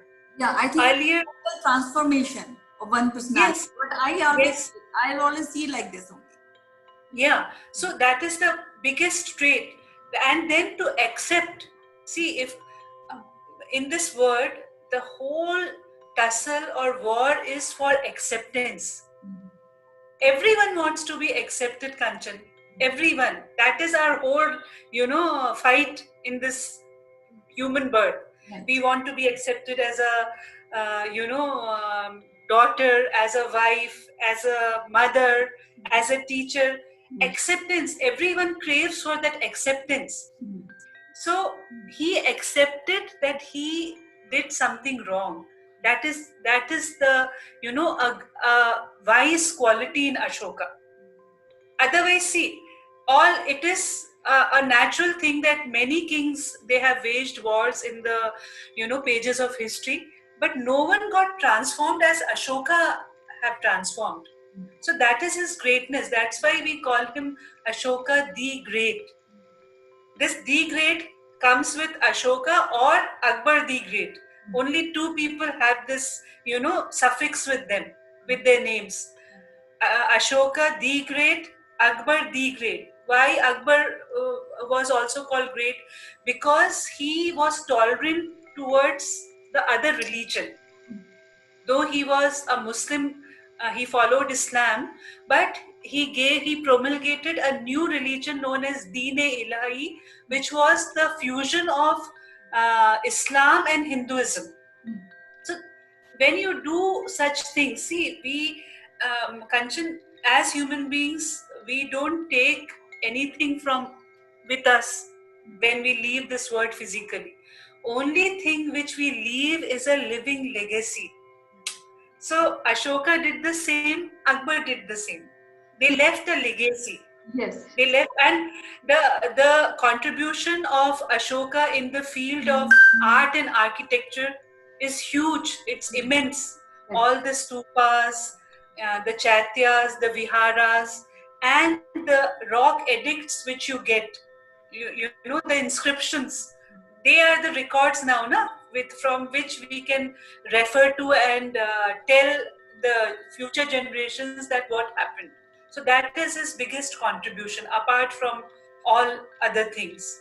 Yes, I always appreciate Ashoka because the impact, I always see impact, his era's impact even today. Because we have a few systems which he has created, the economic aspect which he has created at that point of time, which we are still following in few patterns. So we will be because see, Mauryan administration was very, very good. Mauryan administration, for that matter, was very, very good. And it was adopted by the later dynasties. After the Mauryans also, the dynasties which they came, they also took that model. They carried forward that model. So it is not only the philosophical aspect, but in all aspects, economic, administrative, in every field, you can see Ashoka as a role model. Yes. Not only in one aspect, yes, in many aspects. And the emblem, the national emblem which we have, is from one of his rock edicts. Right, right. So that is again, that means you are giving acceptance, you are giving recognition to that king by making it a national emblem. So it's a big thing. It's a very, very big thing. Yes, it's a big thing. I think Ashoka has given us, our civilization, a kind of remembrance. We are known as people from the Ashoka's land. So I think that's a great thing. Today we have discussed about an overview about Ashoka and how he has transformed and how Buddhism he has adopted, and he is responsible for propagating Buddhism in Indian subcontinent. So in our next episode, we'll be discussing about administration, the good points of administration, which somehow in little format we are still following those traits. Definitely. So it was so nice to talk to you about Ashoka and discuss about our great king, the great Ashoka. We will be discussing this topic further. So till then, bye bye, take care, and all the best. Thank you, Kanchan.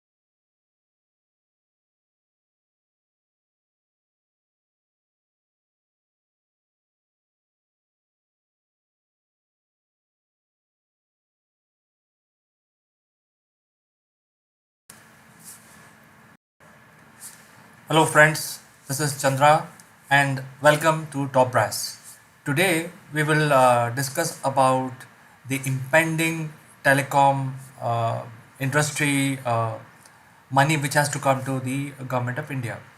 So, before we get into that, let's understand a little bit around the background.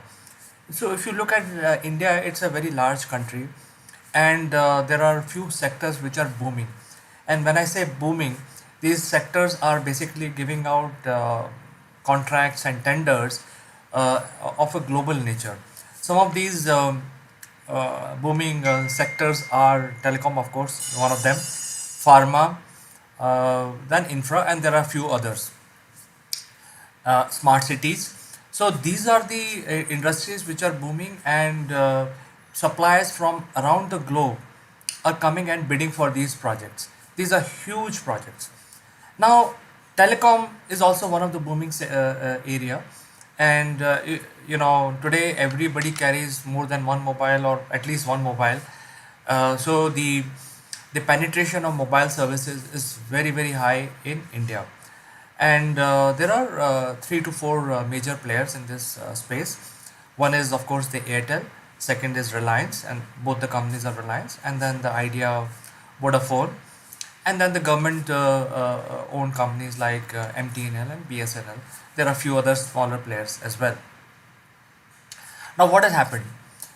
Uh, Last week we all heard that Supreme Court giving directions to all the telecom industry players that why don't you pay up what you owe to the government?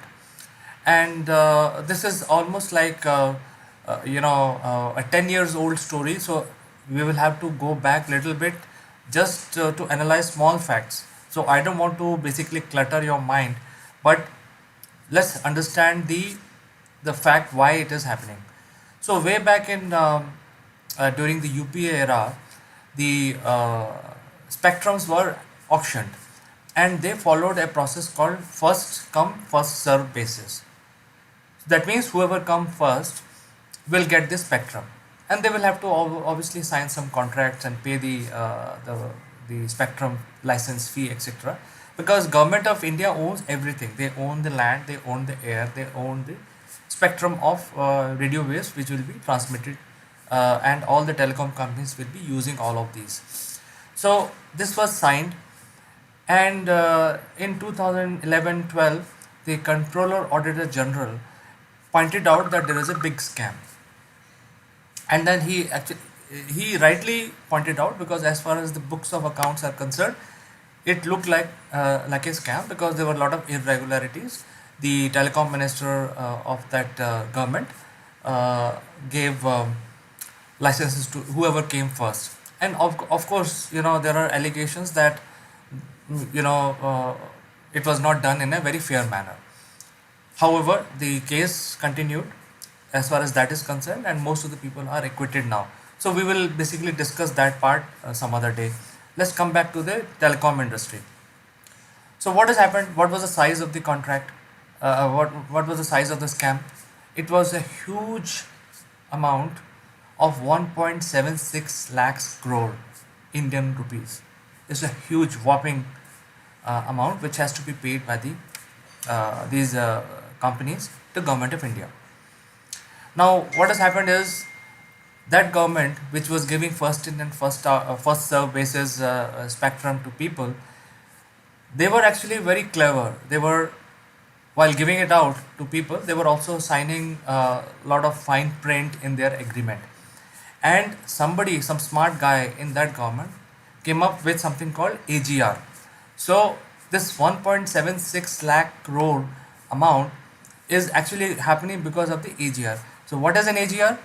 Is the gross revenue of the entire company.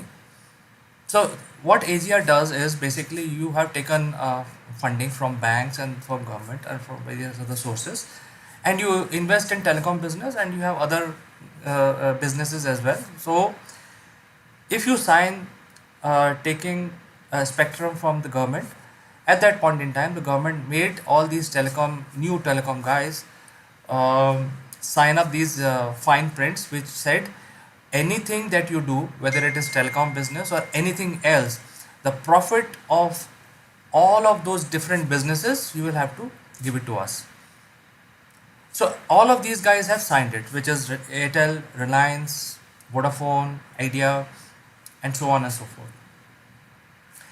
And this 1.76 lakh crore is coming from the fact that there is a AGR which is signed in the contract. So if you look at the business of the telecom companies, you can see them straight away that they are not a pure telecom company like BSNL or MTNL. They are 50% telecom companies and 50% are brand managers or sort of event managers or content distributor. So 50% is telecom, 50% is other businesses. So what is happening is government made them sign these documents, and whatever money these companies are making by selling telecom services as well as any other services which is associated with them, the profit on that needs to be shared with the government. So this is I don't blame the government, I blame the companies, because these companies are huge and they are companies of the global nature, and they have all the lawyers, a team of lawyers with them, and if they missed out these things and they still signed on this, that is why the Comptroller Auditor General came after auditing the accounts that these companies owe 1.76 lakhs crore of money to the government of India. Now that was in 2012. A lot of things happened. It became a political issue. After the election of 2014, the Congress party, the UPA government shrunk to 44 seats. The government was toppled. The new government came, and now when the new government came, they actually fought on these scams, because the first scam was 2G, and then there are plethora of scams in fact the scams were so many that every day there were new scammers coming out, and it was used on this on their political rallies to drive their points. The UPA government suffered major loss, and the new government came. Now after the new government has taken over the power, ideally they should have recovered this money, and this new government came in 2014. They got re-elected in 2019, and yet there is no sign of this money which has to be paid. Now what these telecom companies are paying, basically saying, they are saying that they cannot pay this money because this is huge, and government has given them spectrum, but government is asking for the share from all other different businesses that these companies indulge in, which is unfair. So they are trying their level best to get out of this situation, and somewhere the current government empathize with their point, but nobody can take any action. Why? Because it's a very tough decision. Number one, that 1.76 lakhs crore rupees which has to be collected by the Indian government, if they say, okay, this was not a right contract that UPA made you sign, and hence we can overlook all of this and make you free and all that, then the current government will suffer a major setback, because they came to power by highlighting these issues on the street in their political rallies. So they didn't do it, they didn't want to touch it, Second issue is that if they enforce this collection, then millions of people will lose their jobs. So they can't have that. I mean, telecom is a booming sector. A lot of millions of people are employed in this space, and if some companies fold, like Vodafone and Idea, they are saying already that if we are willing to pay, but we will need to declare bankruptcy. By doing so, they can clear all that and they can fold their business. So it is not so simple, because a lot of people will lose their job, and they are not like airlines where few thousands. This will be million people losing their job. It's going to be a big problem. Third thing is the face saving. The current government said the previous government came out with so many scams, and a lot of things happened, and now they are in power. So the point is that how they will say that those Okay, 1. I found this on the web. The current government said the previous government came out.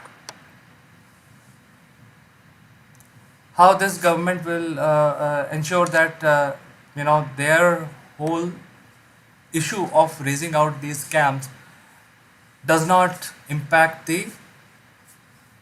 their own vote share, or their own image. So I'm just bringing this out to you, to my viewers, but I have.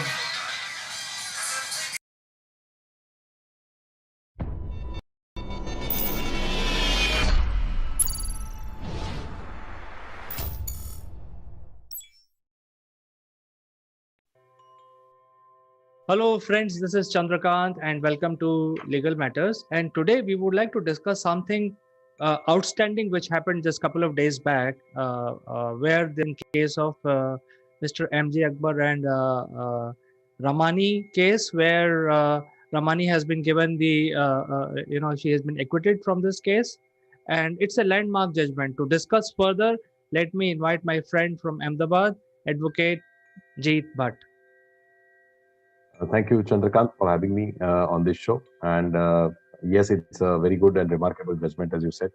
And I'm looking forward to discuss and speak about this judgment.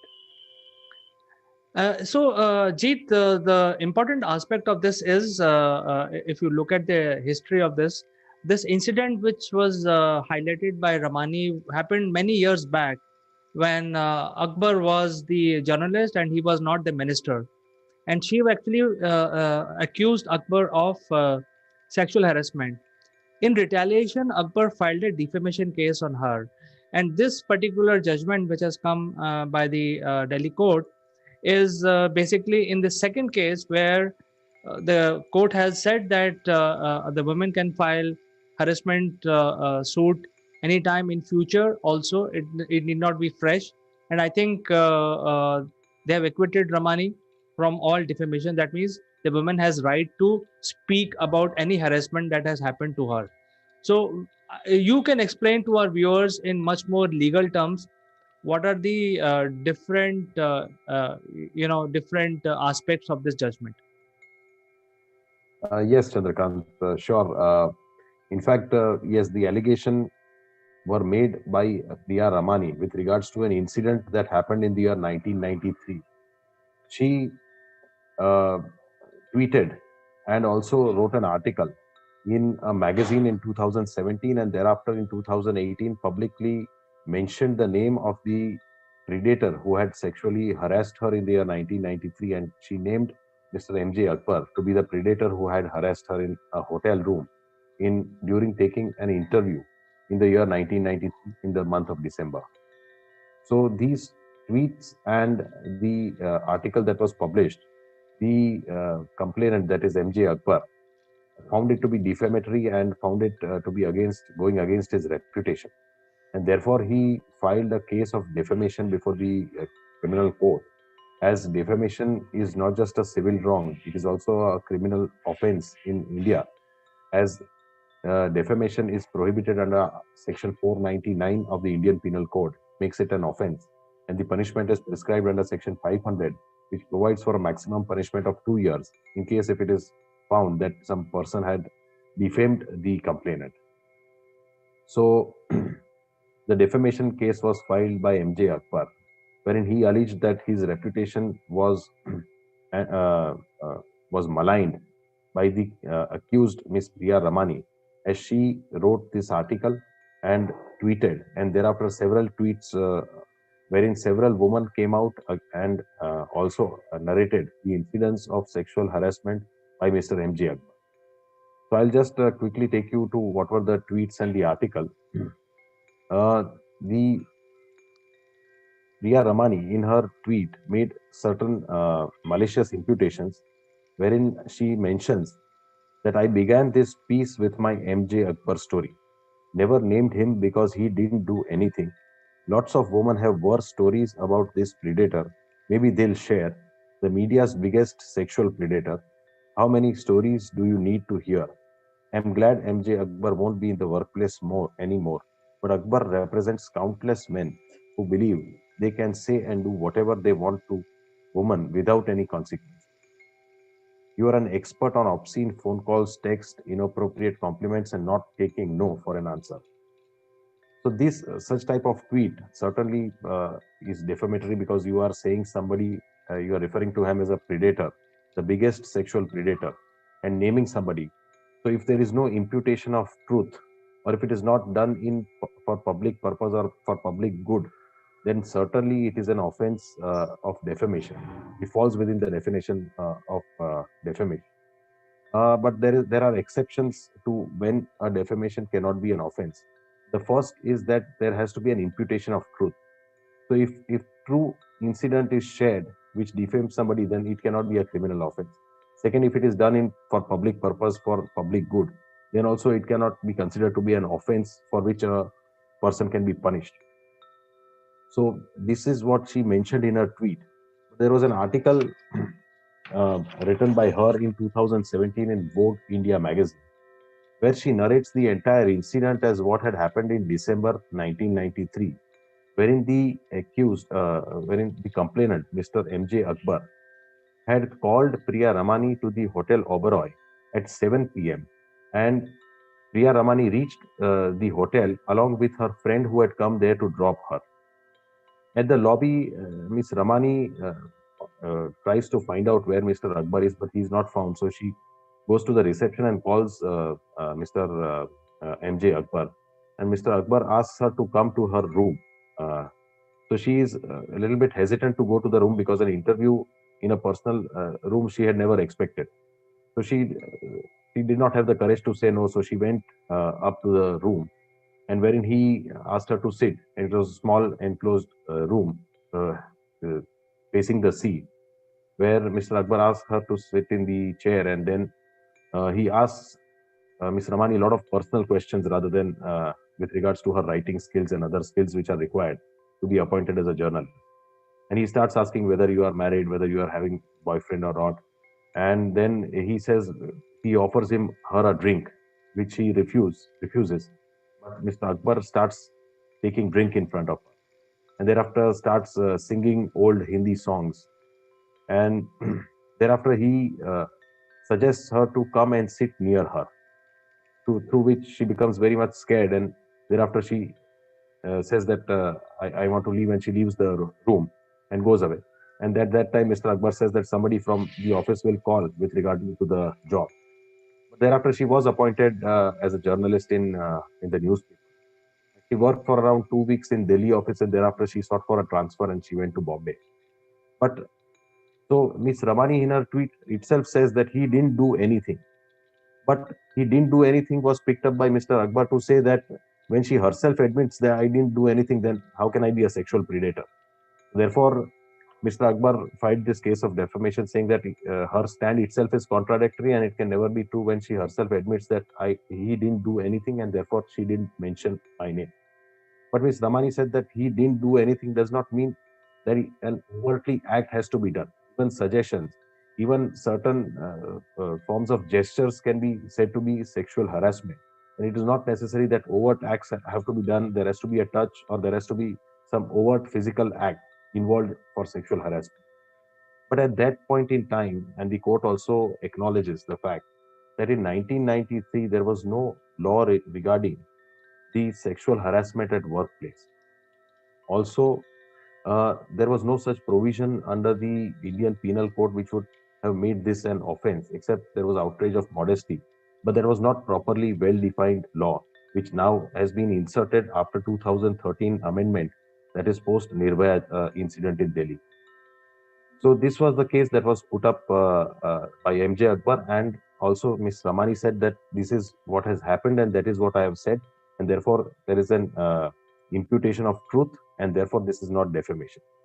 In order to further the case of the complainant calls for certain witnesses who depose that he has sterling character. He has a great reputation because he's a very big name in the in the journalism industry. He has authored many books, several articles. So he has a stellar reputation. And he says that by way of such tweets and articles, his reputation has been damaged and maligned. Ms. Ramani, with in furtherance of her defense, produces two very important and crucial witnesses. One is her friend who had come to drop her at the hotel in 1993 December, and she deposes that she had dropped. And thereafter, when the interview got over in the night, Ms. Ramani had called her friend and in detail had discussed what had happened. So therefore, she deposes in court that this is what had happened and she had told me, and that is what she deposed in court. Another witness, which is a very important witness, is was defense witness 3, Ghazala Wahab, who also deposed that she was a victim of sexual harassment by the complainant, Mr. MJ Akbar himself. And she also disclosed that how she was sexually harassed in the chamber of Mr. Akbar by calling her and by continuously messaging her in private emails, and also keeping the door open and keeping at her continuous, and doing some overt acts through which she was completely petrified. And she also complains at that time to another senior lady officer. So that senior lady officer also says that what can be done? This man is like this. So this was also a very important witness in the entire trial. Herself deposed what had happened to her by the accused. So considering the entire evidence and everything that had come on record, deposition, cross-examination, the court accepted the contention of Miss Ramani, and the possibility of her defense that she had disclosed was true regarding the incident of sexual harassment, and that happened in 1993 December in Bombay. And this was proved by the corroboration of both the witnesses, defense witness, that is her friend who was Nilofar Venkatraman, and the defense witness 3 was Ghazala Wahab, herself a victim of sexual harassment. This is a very important finding after conducting the entire trial. The court finds in the in the allegation made by Miss Ramani, and therefore holds that since there is an imputation of truth and there is a possibility that what Ramani is saying is true, the incident could have happened. The incident which is narrated in tweets and her article would not become defamatory, and therefore she was acquitted.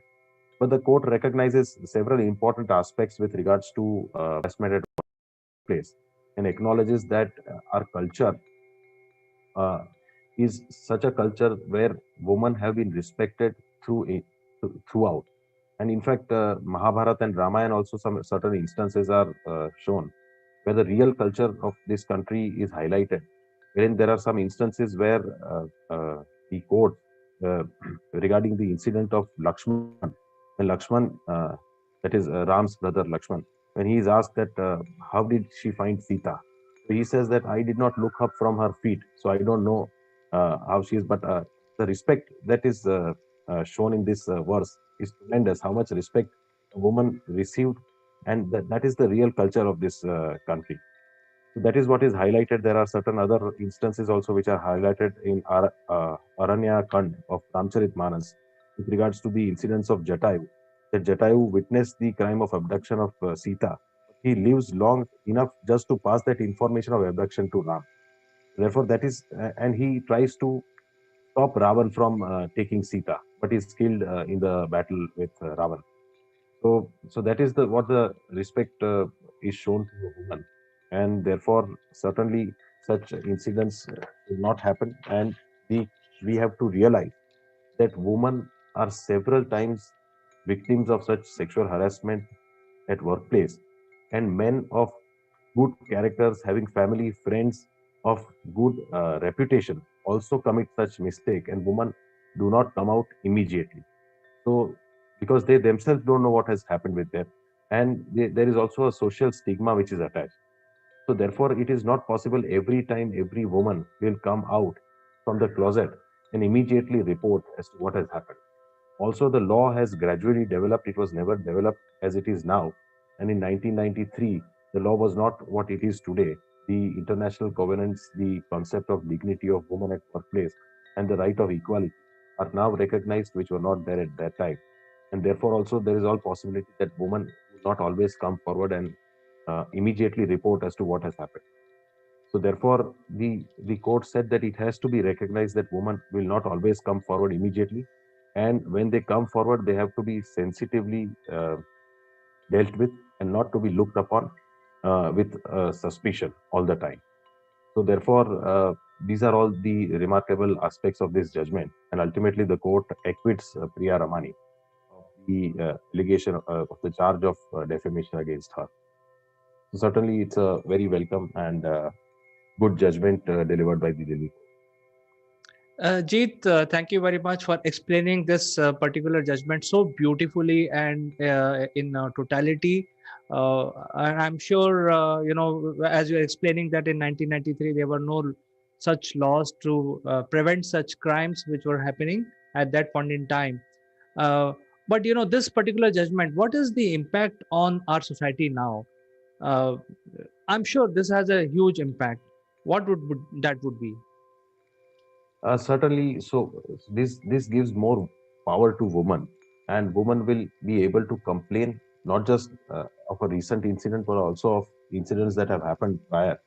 Because this gives tremendous power to women, and it recognizes that this country looks forward for their active participation in the development of this country.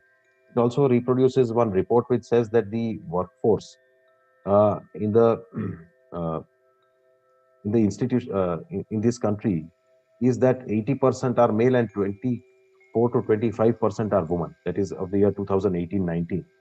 So that means that a lot of women have to come out and participate in the development of this country, and this is possible only if there are proper mechanism, proper safety, and proper work culture and ethic, which would require them to come out from their domain and actively participate in the development of this, because there is tremendous potential that can be achieved if they get their due and they get their safety and work environment which they can be comfortable with.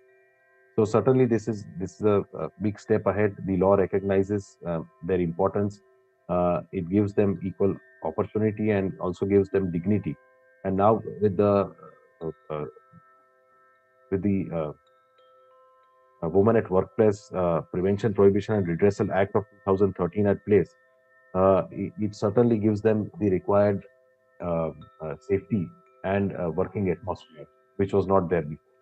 So certainly, it's a welcome step, and it's a good judgment for the future. I think you made a point during your narration that in India there was a culture of giving a lot of respect to the women. Women was treated as a very highly placed position in the society, and somehow over the years we have lost it. But even during the modern times, the leaders of our country have tried. Even Subhash Chandra Bose and many others who have tried to elevate the status of the women to the equal level. In fact, India allowed voting rights among the first few countries for women even before the United States. I mean, they started giving those rights. So things like that. So I think with this judgment, I personally feel that there has to be a orientation program, probably at the school level or at the college level, where all these things must be given to the citizens of India, because I think many times such mistakes happen because of ignorance also. What do you feel about this? Yes, absolutely. In fact, yes, at school level, it should be inculcated. Also, what should be inculcated are the fundamental duties of every citizen under the Constitution.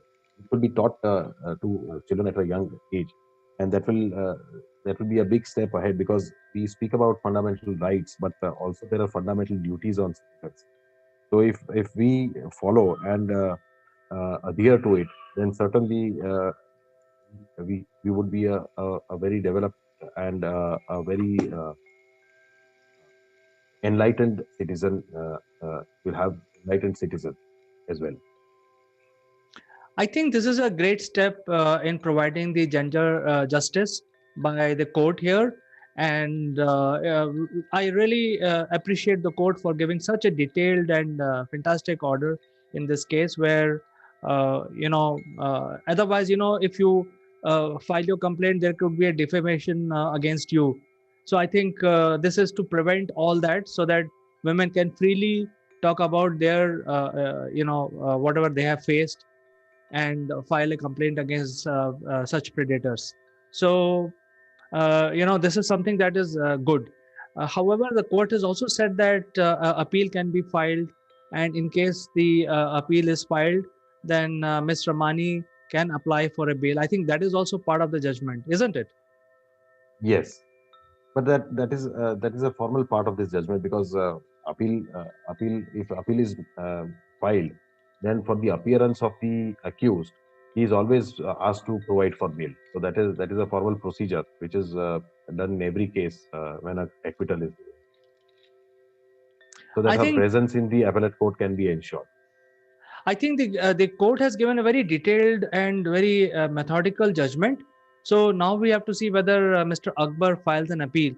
But that is something that the future will only tell us. But I think we are all very happy with this judgment.